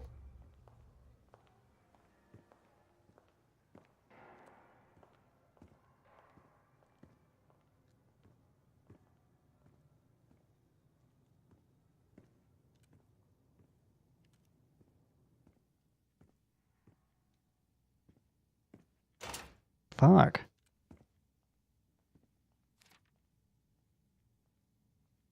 Oh.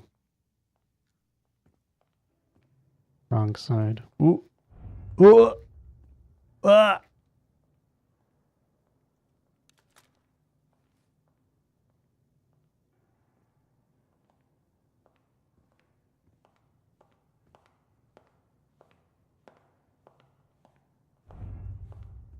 Ooh.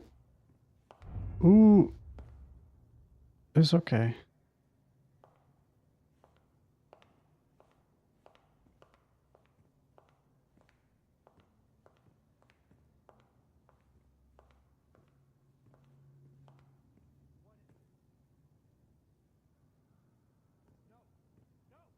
Ha.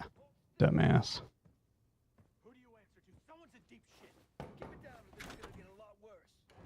Welcome. To the desk, now. Oh. Good security. You wanted to take a picture of the senator? Oh. Okay. He knows. Here he is. Money. Quick. Me and him got things to discuss when you're done here. Money. Who the hell are you? Huh? Stop Oh. moving. Hello, Senator. Hold still, please. Bloop. There we go. Everybody's happy now. A pleasure doing business with you. You can't do this to me. Do you know who I am? I'm a U.S. senator. A senator! And it's good. Oh. Nice work, Case. Time to get to the roof. That's how we'll reach Adler. Oh. I marked the roof stairwell on your map. Take a look. The mechanical room on the roof is your access point to the restricted elevator shaft. It will take you all the way Is down there to the more black money? No. No more money. There's some rent-a-cops on the roof, just doing their jobs, so steer clear of them. Marshall and I will meet you in the mechanical room.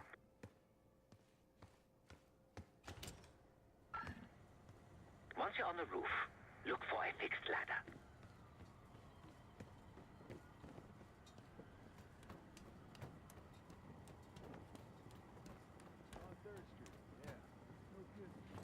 what Marshall said. Stay out of sight. Still smell that deli, though. Oh, don't start about Monroe's. I haven't eaten since 4. I hear you. Get my aperture right.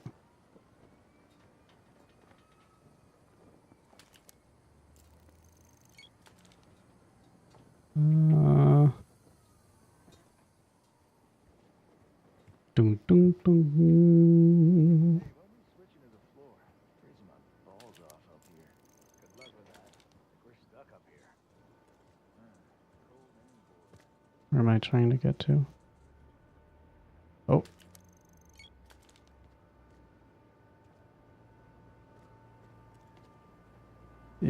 Oh, turned around. Oh.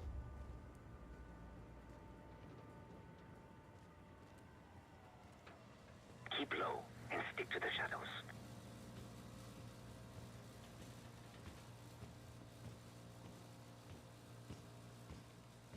Hey, you got one for me? Another one? I think you smoked half my pack, buddy. Yeah, well, I'm quitting tomorrow.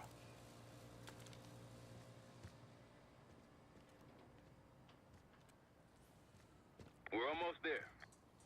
Ooh. Inside the mechanical room, you see a wall-mounted hatch. That's the elevator shaft.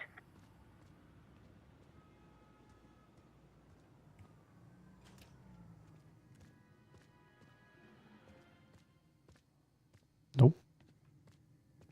Okay. I need money. Oh. Your hands up, slowly. Got a 1014 and R1, requesting backup. Ease. Oh. Oh, slow. Problem here. Sir, I just found. Why don't you just let it be? Oh, fuck. That's one hell of a hit. Not taking any chances. Nice try, loser. 1022 that. It's taken care of. Copy that. The bag's for you, Case. You're underdressed. Oh, Marshall. Who am I? Oh. I'm not Marshall.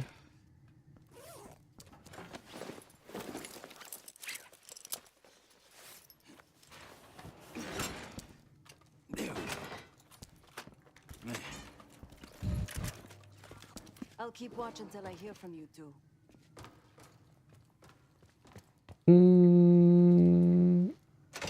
Well,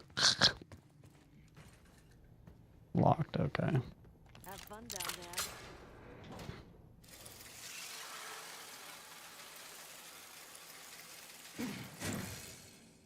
Remember, clean and quiet, no one gets hurt.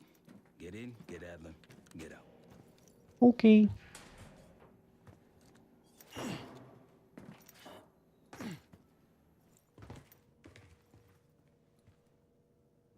Here we go. No turning back now.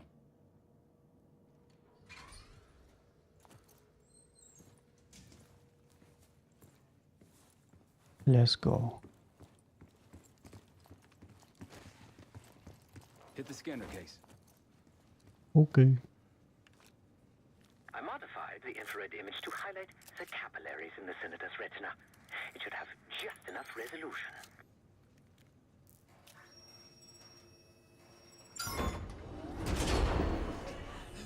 Oh, shit.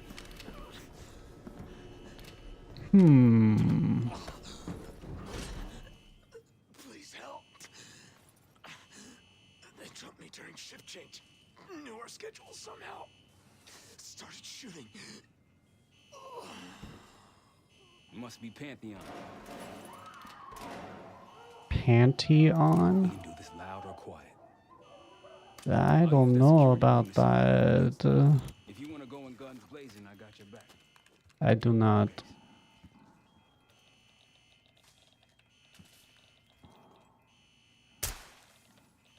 Chips gone. Carbs detonated. Situation ahead. Multiple targets, hostages. Be careful.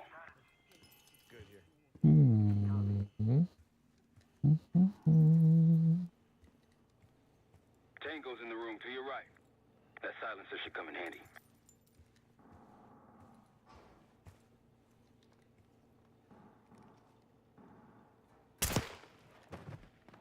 nice and quiet. You know your friend die.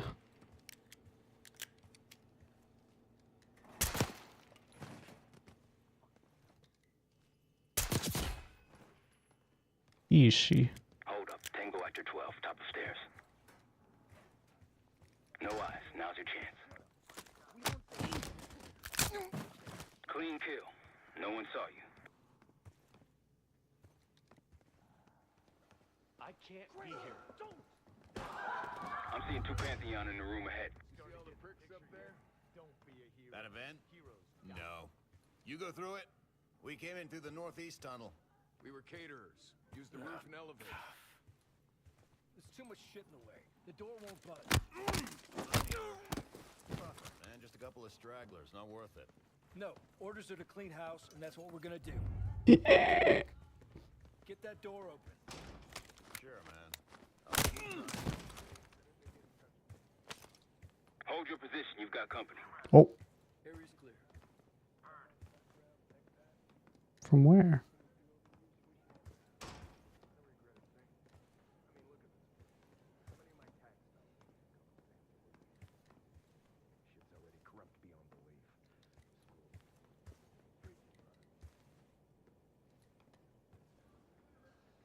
I don't see anybody. Huh. Skyrim. Civs inside. Don't get them in harm's way. It's okay. Do your taxes. I take money. Got nothing.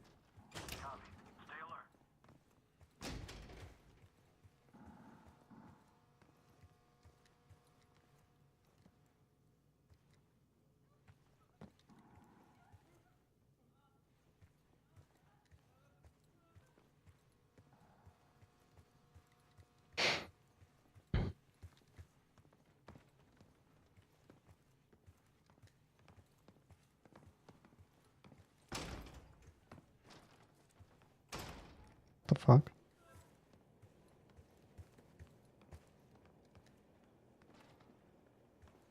It's up here. Oh. Yeah, that makes sense. Can I get the vent? Oh. Where am I trying to get to? Oh. Okay. Heads up. I see a bunch of shit blocking the door ahead of you. Find a way around. I'll head to your position now. When you're on the other side, clear the barricade and let me through. Why don't you just follow me around the barricade? There are two ones.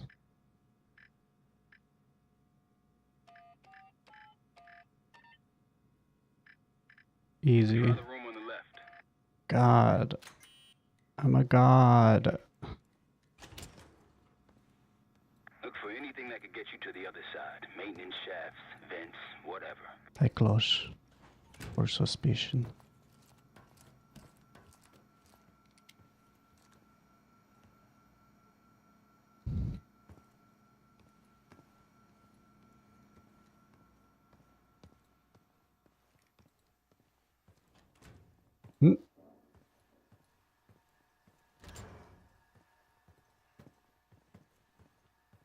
What was that?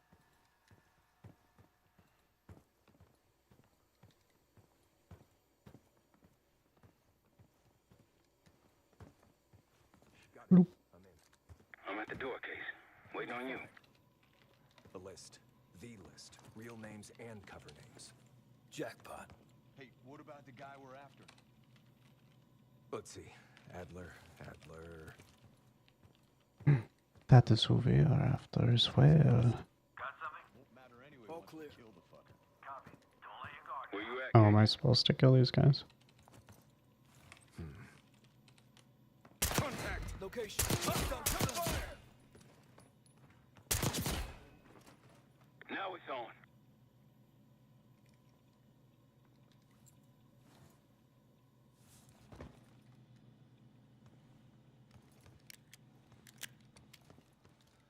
That everyone?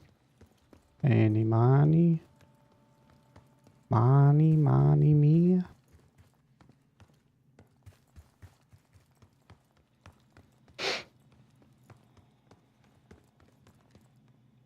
Whoa.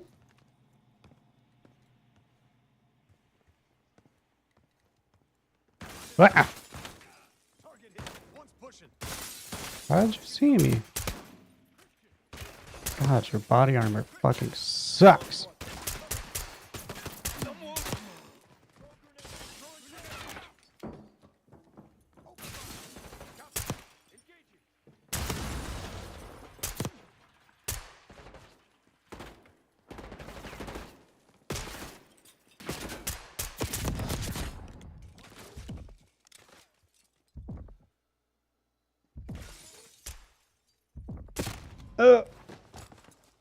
Oh, does health not regen?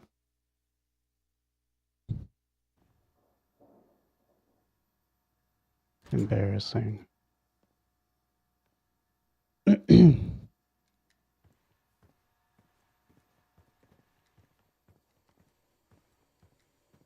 I still stealth through this? I guess there's another hole right here.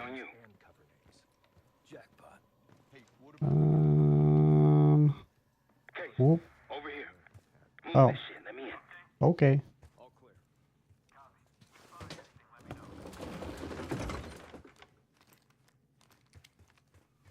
How come those guys notice their friend dying, but not the other guys?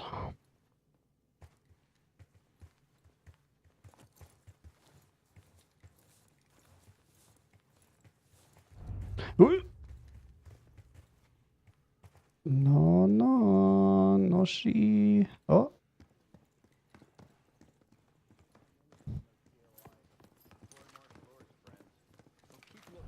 Oh. Ooh.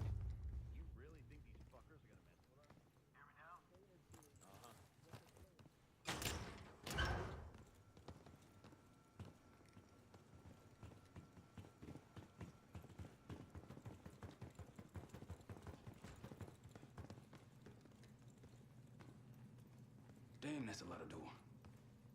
And Adler's on the other side. Felix, you sure if we fry the power box, it'll pop the locks? Assuming these schematics are accurate, yes. And let's see if your high-tech... How about we just... Bust out that bomb on wheels case. Bomb on wheels. 3? I don't know what this is referring to. Wheel or what? Of what? Oh. You trick this lowrider out with anything else? I did install a short-range taser. Not very powerful, but strong enough to stun. Case, look. Adler, in the cell. How much more time do they need in there? I don't know. But it doesn't seem like anyone knows we're here. Oh, right there. Okay.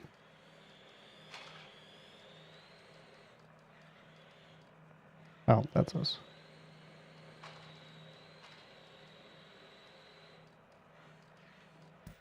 What was that? Think they got rats down here. Something's off. Nope. Got it. You did not see a remote control car. Check it out and report back.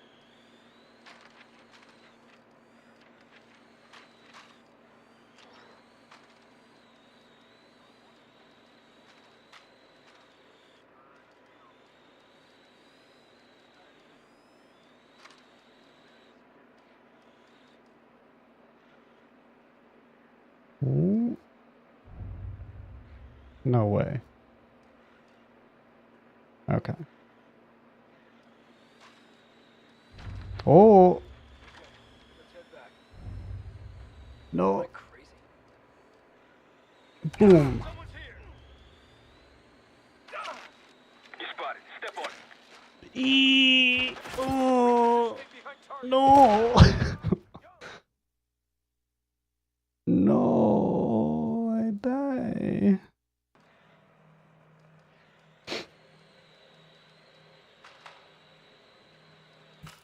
What was that?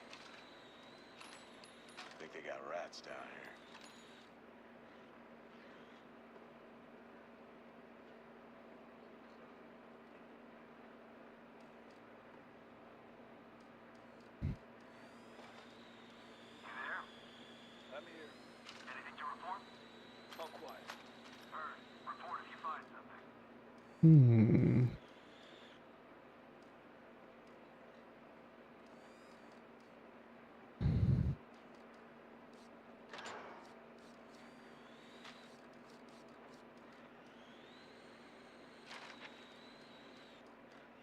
The power box is on the far wall to the right of the door. Look for a red light. No, you don't see.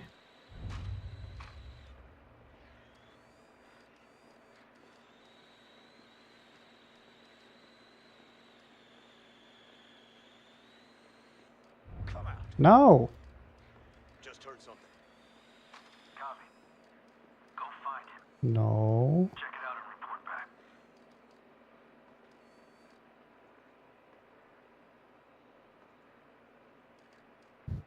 Continue as normal. Stay sharp. Yeah, that's what I thought. Got it. Oh. Punk. No, no. I am under the table. Check on him. You find anything, let me know. Actual? Yeah. Area secure. Heard.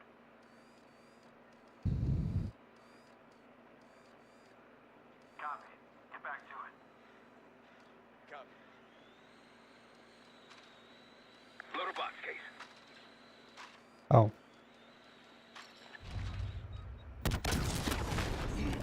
Help me out.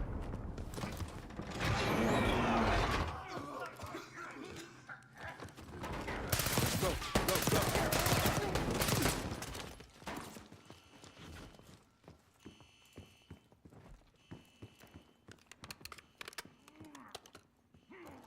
Money. Where did they go?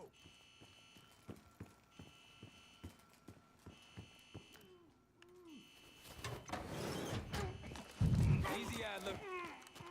We're here to help. Guess Woods got my message. The old man says you're worth it. You better be right. He does no glasses. Good. Now get out. Fast. We've got party crashes up here. Great. You good to go? Money? No. Am now.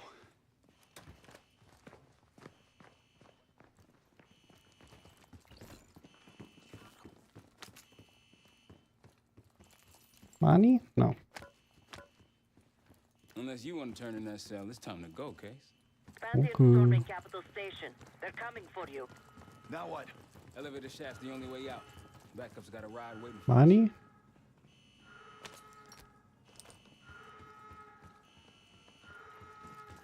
What the hell is this? Who the hell is that? It's Pantheon, one of their elites. Dude, what is with these bullet spongies?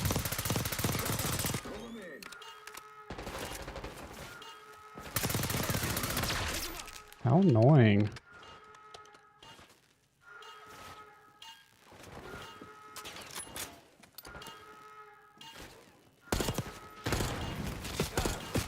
Oh.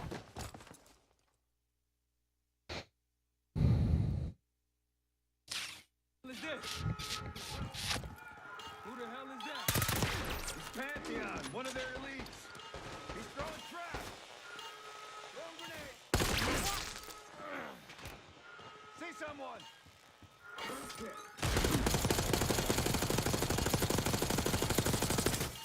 There.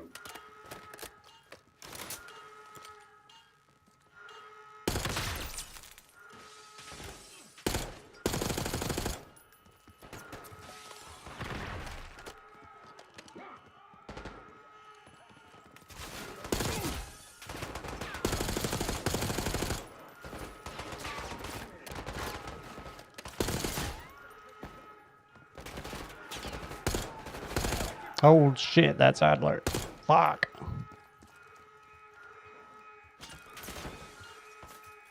That's Marshall.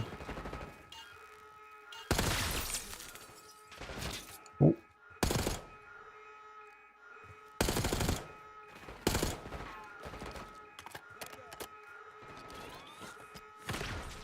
Can I do? No. Okay, I can only do one.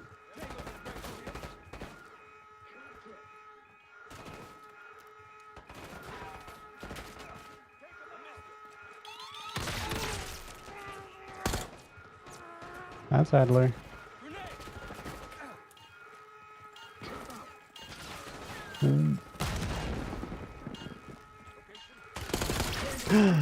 Betrayed. Adler.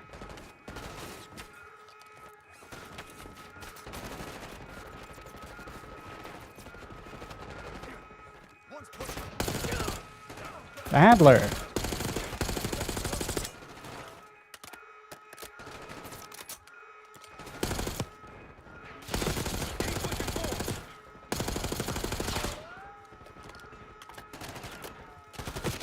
Oh, fuck.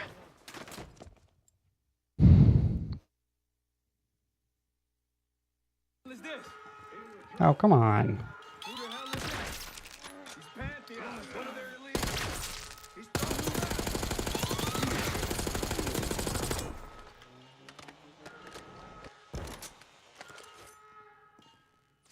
Oh.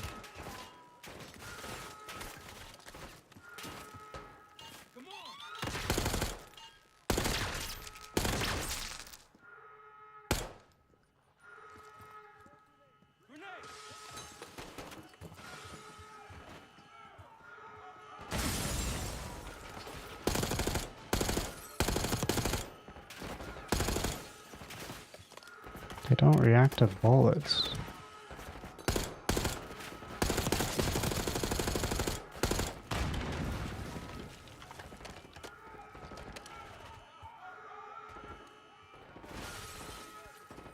Money!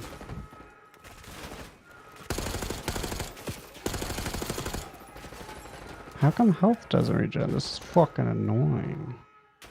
Oh!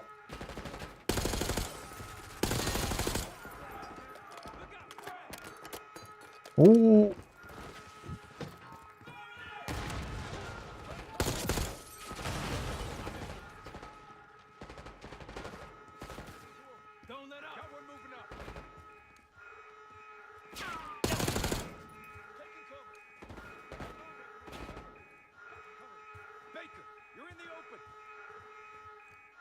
I am?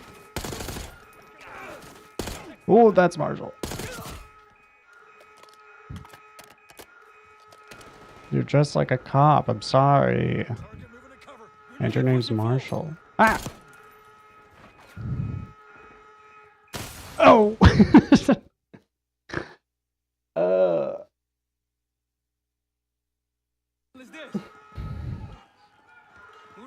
I might be bad at this game. It's okay.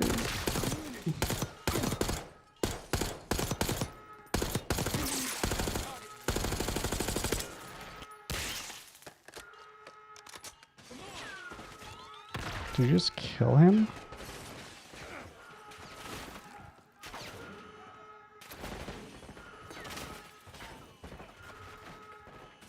Swear to God. Okay. Oh, remembered that I picked up the money. That's good.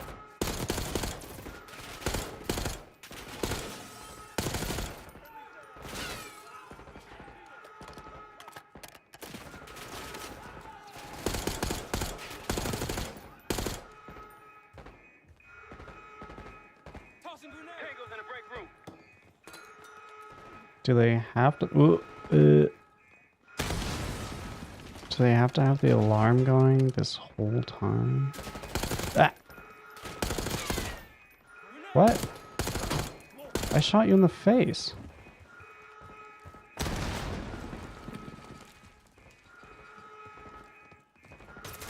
No, no. No, no.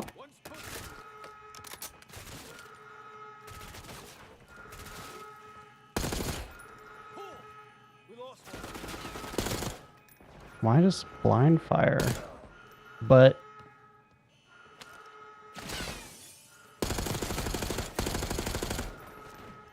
I don't know what I just did. I assumed I had a flash grenade. My bad. Oh, Adler. No, you're not.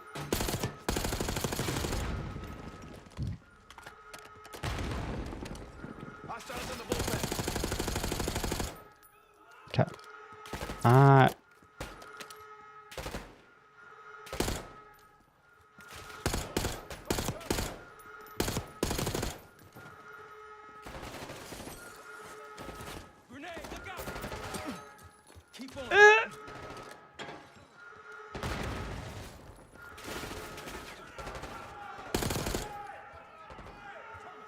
Did the civvies get out? Oh. Money? No.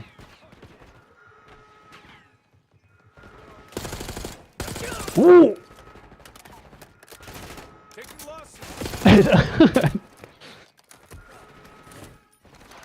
Oh gosh. Oh. How come my health regened?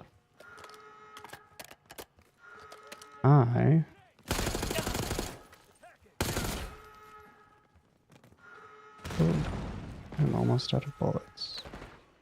Are they just gonna follow me?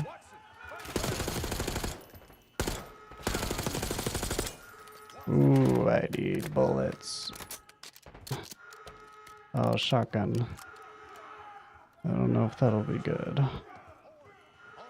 Lethal sheet. Oh! Ah! Protect me, Marshall! Okay.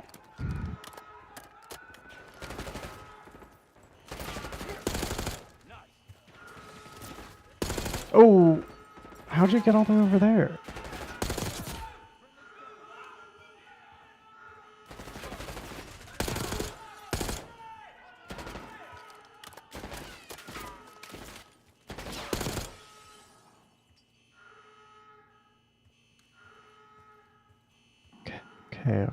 Okay. Hopefully that was the worst of it. Is that a person? That's okay, that's Adler.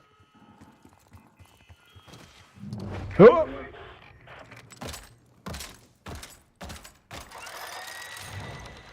Take cover.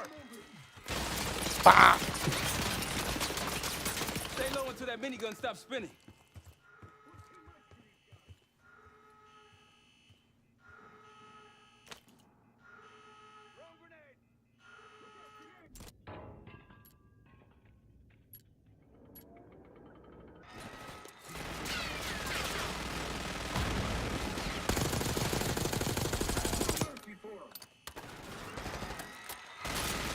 Yeah.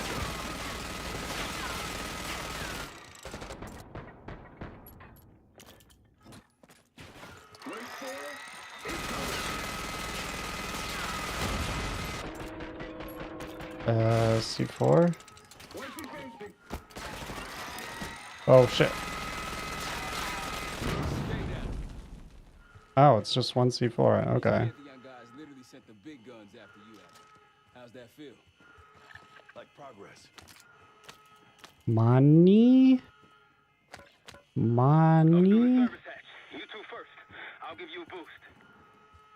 He didn't have any money? Oh, he did. He had 50 bucks. Nice.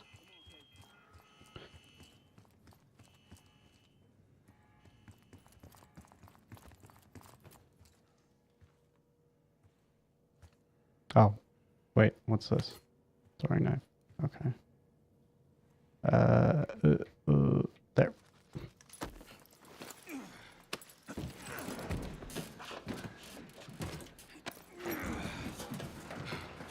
Easier coming down. Here.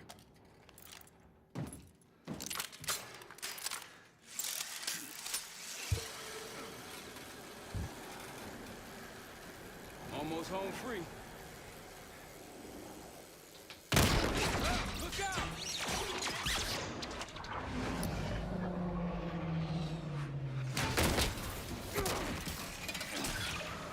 Adler!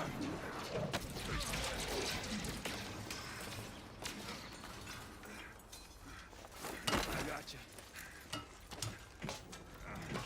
Man, you're heavier than you. Thanks. Hope you a plan B. Same as plan A. Go up.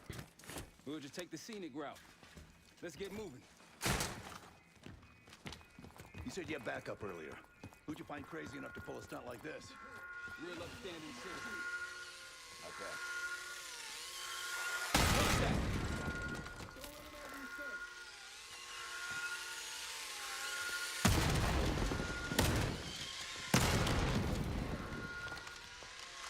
Why is this happening?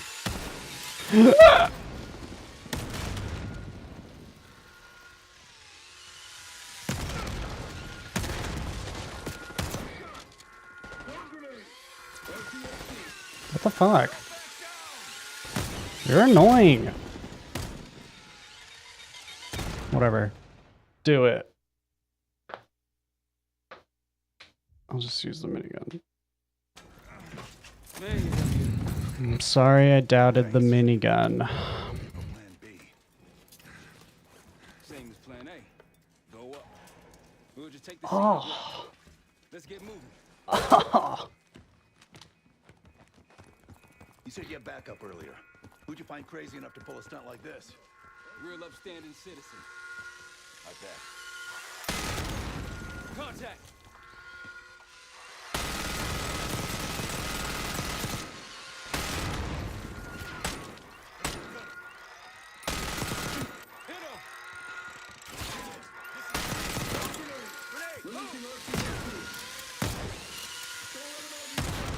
God damn.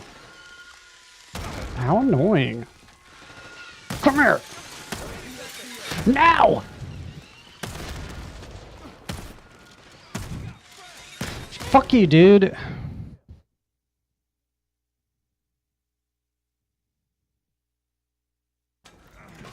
Way heavier than you look.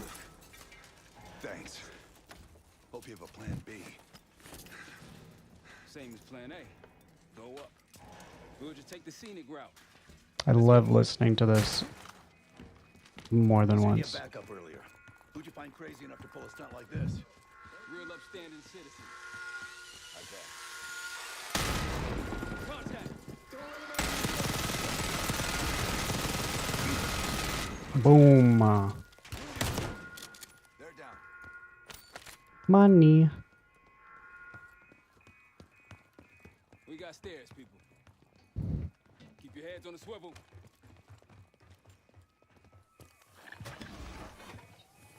Ew.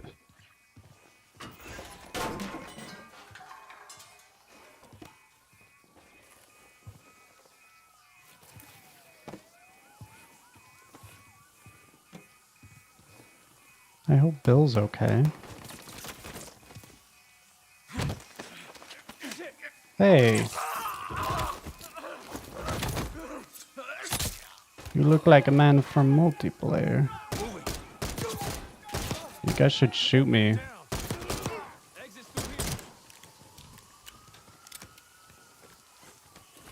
Forget the front. Every uniformed thug in DC just arrived at your doorstep. Try east exit. Might be clear. We'll meet you there. Eyes up, we got company. You guys haven't left yet? There's things on fire.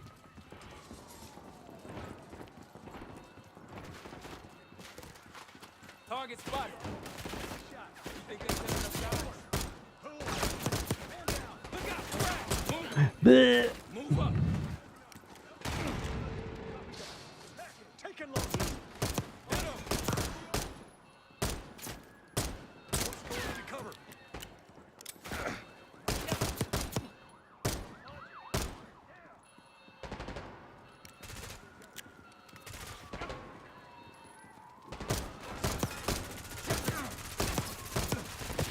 Ow! I should not have grabbed the shotgun. Arrived at your doorstep. Try east exit. Might be clear. SMG. Eyes up, we got company. Better.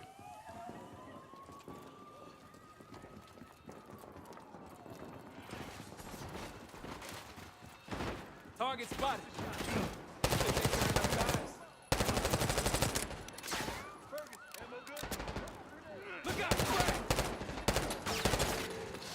Oh! Okay. We're okay. Okay. Okay.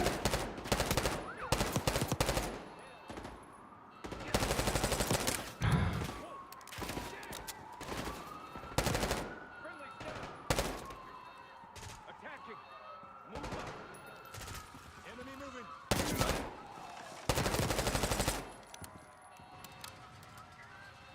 How's it going? How do you think? Got one moving up. Just around the corner. Better be ready and waiting. One man down. One coming in. Watch. Grenade, move!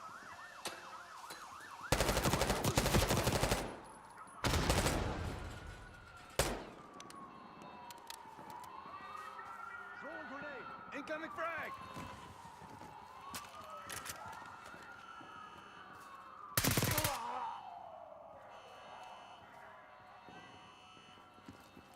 Oh. Where are we supposed to go? Oh, Come on. right here. Said we're ready for exfil. What's the play? Don't play. This place is surrounded by cops. We can't reach you. God damn it. You guys see the Great Escape? Yeah. We will. If we can't outgun them. Oh. Okay. Yeah, I didn't. I didn't want. Oh. Oh. Just like that, huh? I feel so safe.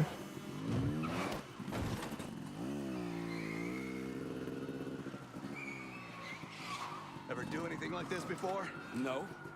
But I don't see any better options, and I'm running out of bullets. Get ready! Seems like the place would have more than one exit, but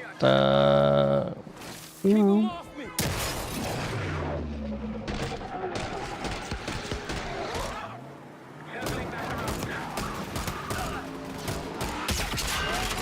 Oh no, that's Adler. The only other. Does this have? Do I have to reload this? Oh, I should. I don't.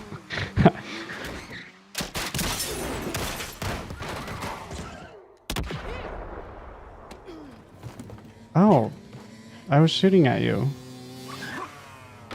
I'm sorry. Our careers weren't over, they are now. Burb? Burb, it's you? This is Arrow. It wasn't us. Troy? They hit the place before we got through the door. Tore it apart. Jesus, Troy, you're talking about Capital Station? It is all hands on deck here. What the hell happened? We busted Adler out. You broke into a CIA black site to free Russell Adler. Are you out of your mind? Something's going on, James. Something big. Okay, Adler was right. The agency is compromised. You're sure it's not Adler? No, but the guys that hit the black site, they weren't friends of his. What guys? It was the Pantheon. Same group that showed up out of nowhere in Kuwait. There's no way that they can know about the black site unless someone inside the CIA is feeding them intel. Someone high up. Is it Livingston? Maybe. Listen, Troy. They are pinning the attack on you, all of you. Woods, Case, Adler. You're on Interpol's most wanted list. Red notices all around. Yeah, I got the picture.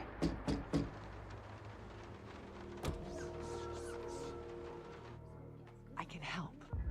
No, it's better if you're insulated from any blowback. Spare me tonight in shining armor shit, Troy. You want to help? Keep digging. Look into Livingston. Okay, let me see what I can do. Thanks.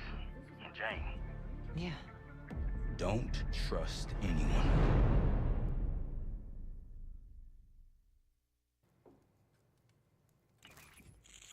A liability?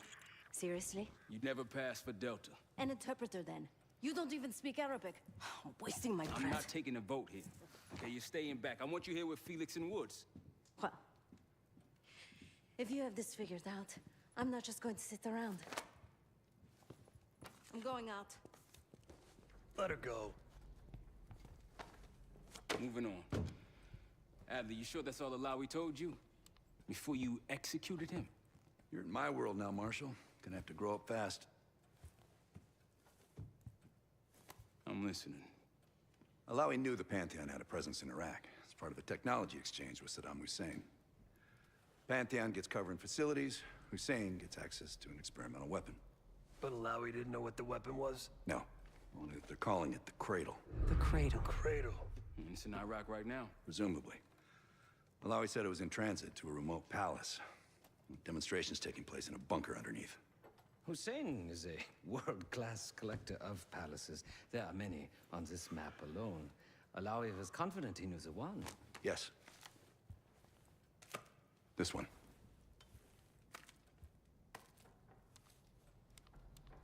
Let's take a first-hand look then. We'll finalize plans soon and we'll ship out. Dismiss. I'll take these. Enjoy them. I brought them for you. Figured. You don't usually smoke the shit brands. Don't want you raising your standards.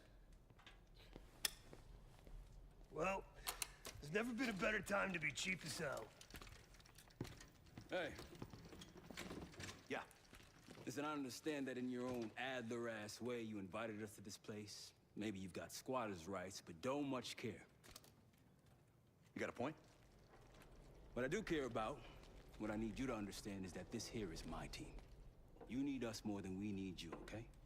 We broke you out of that black site, and I just need an excuse to send you back. Bottom line, you're a stranger to me.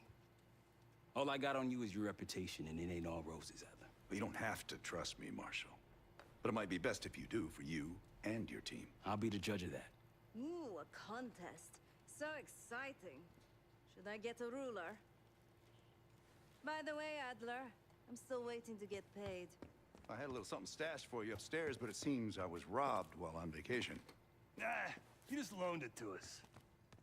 Forgot to tell yous all. Surprise. I just think you and I should spend some quality time together. We should get plenty in Iraq. My thoughts exactly.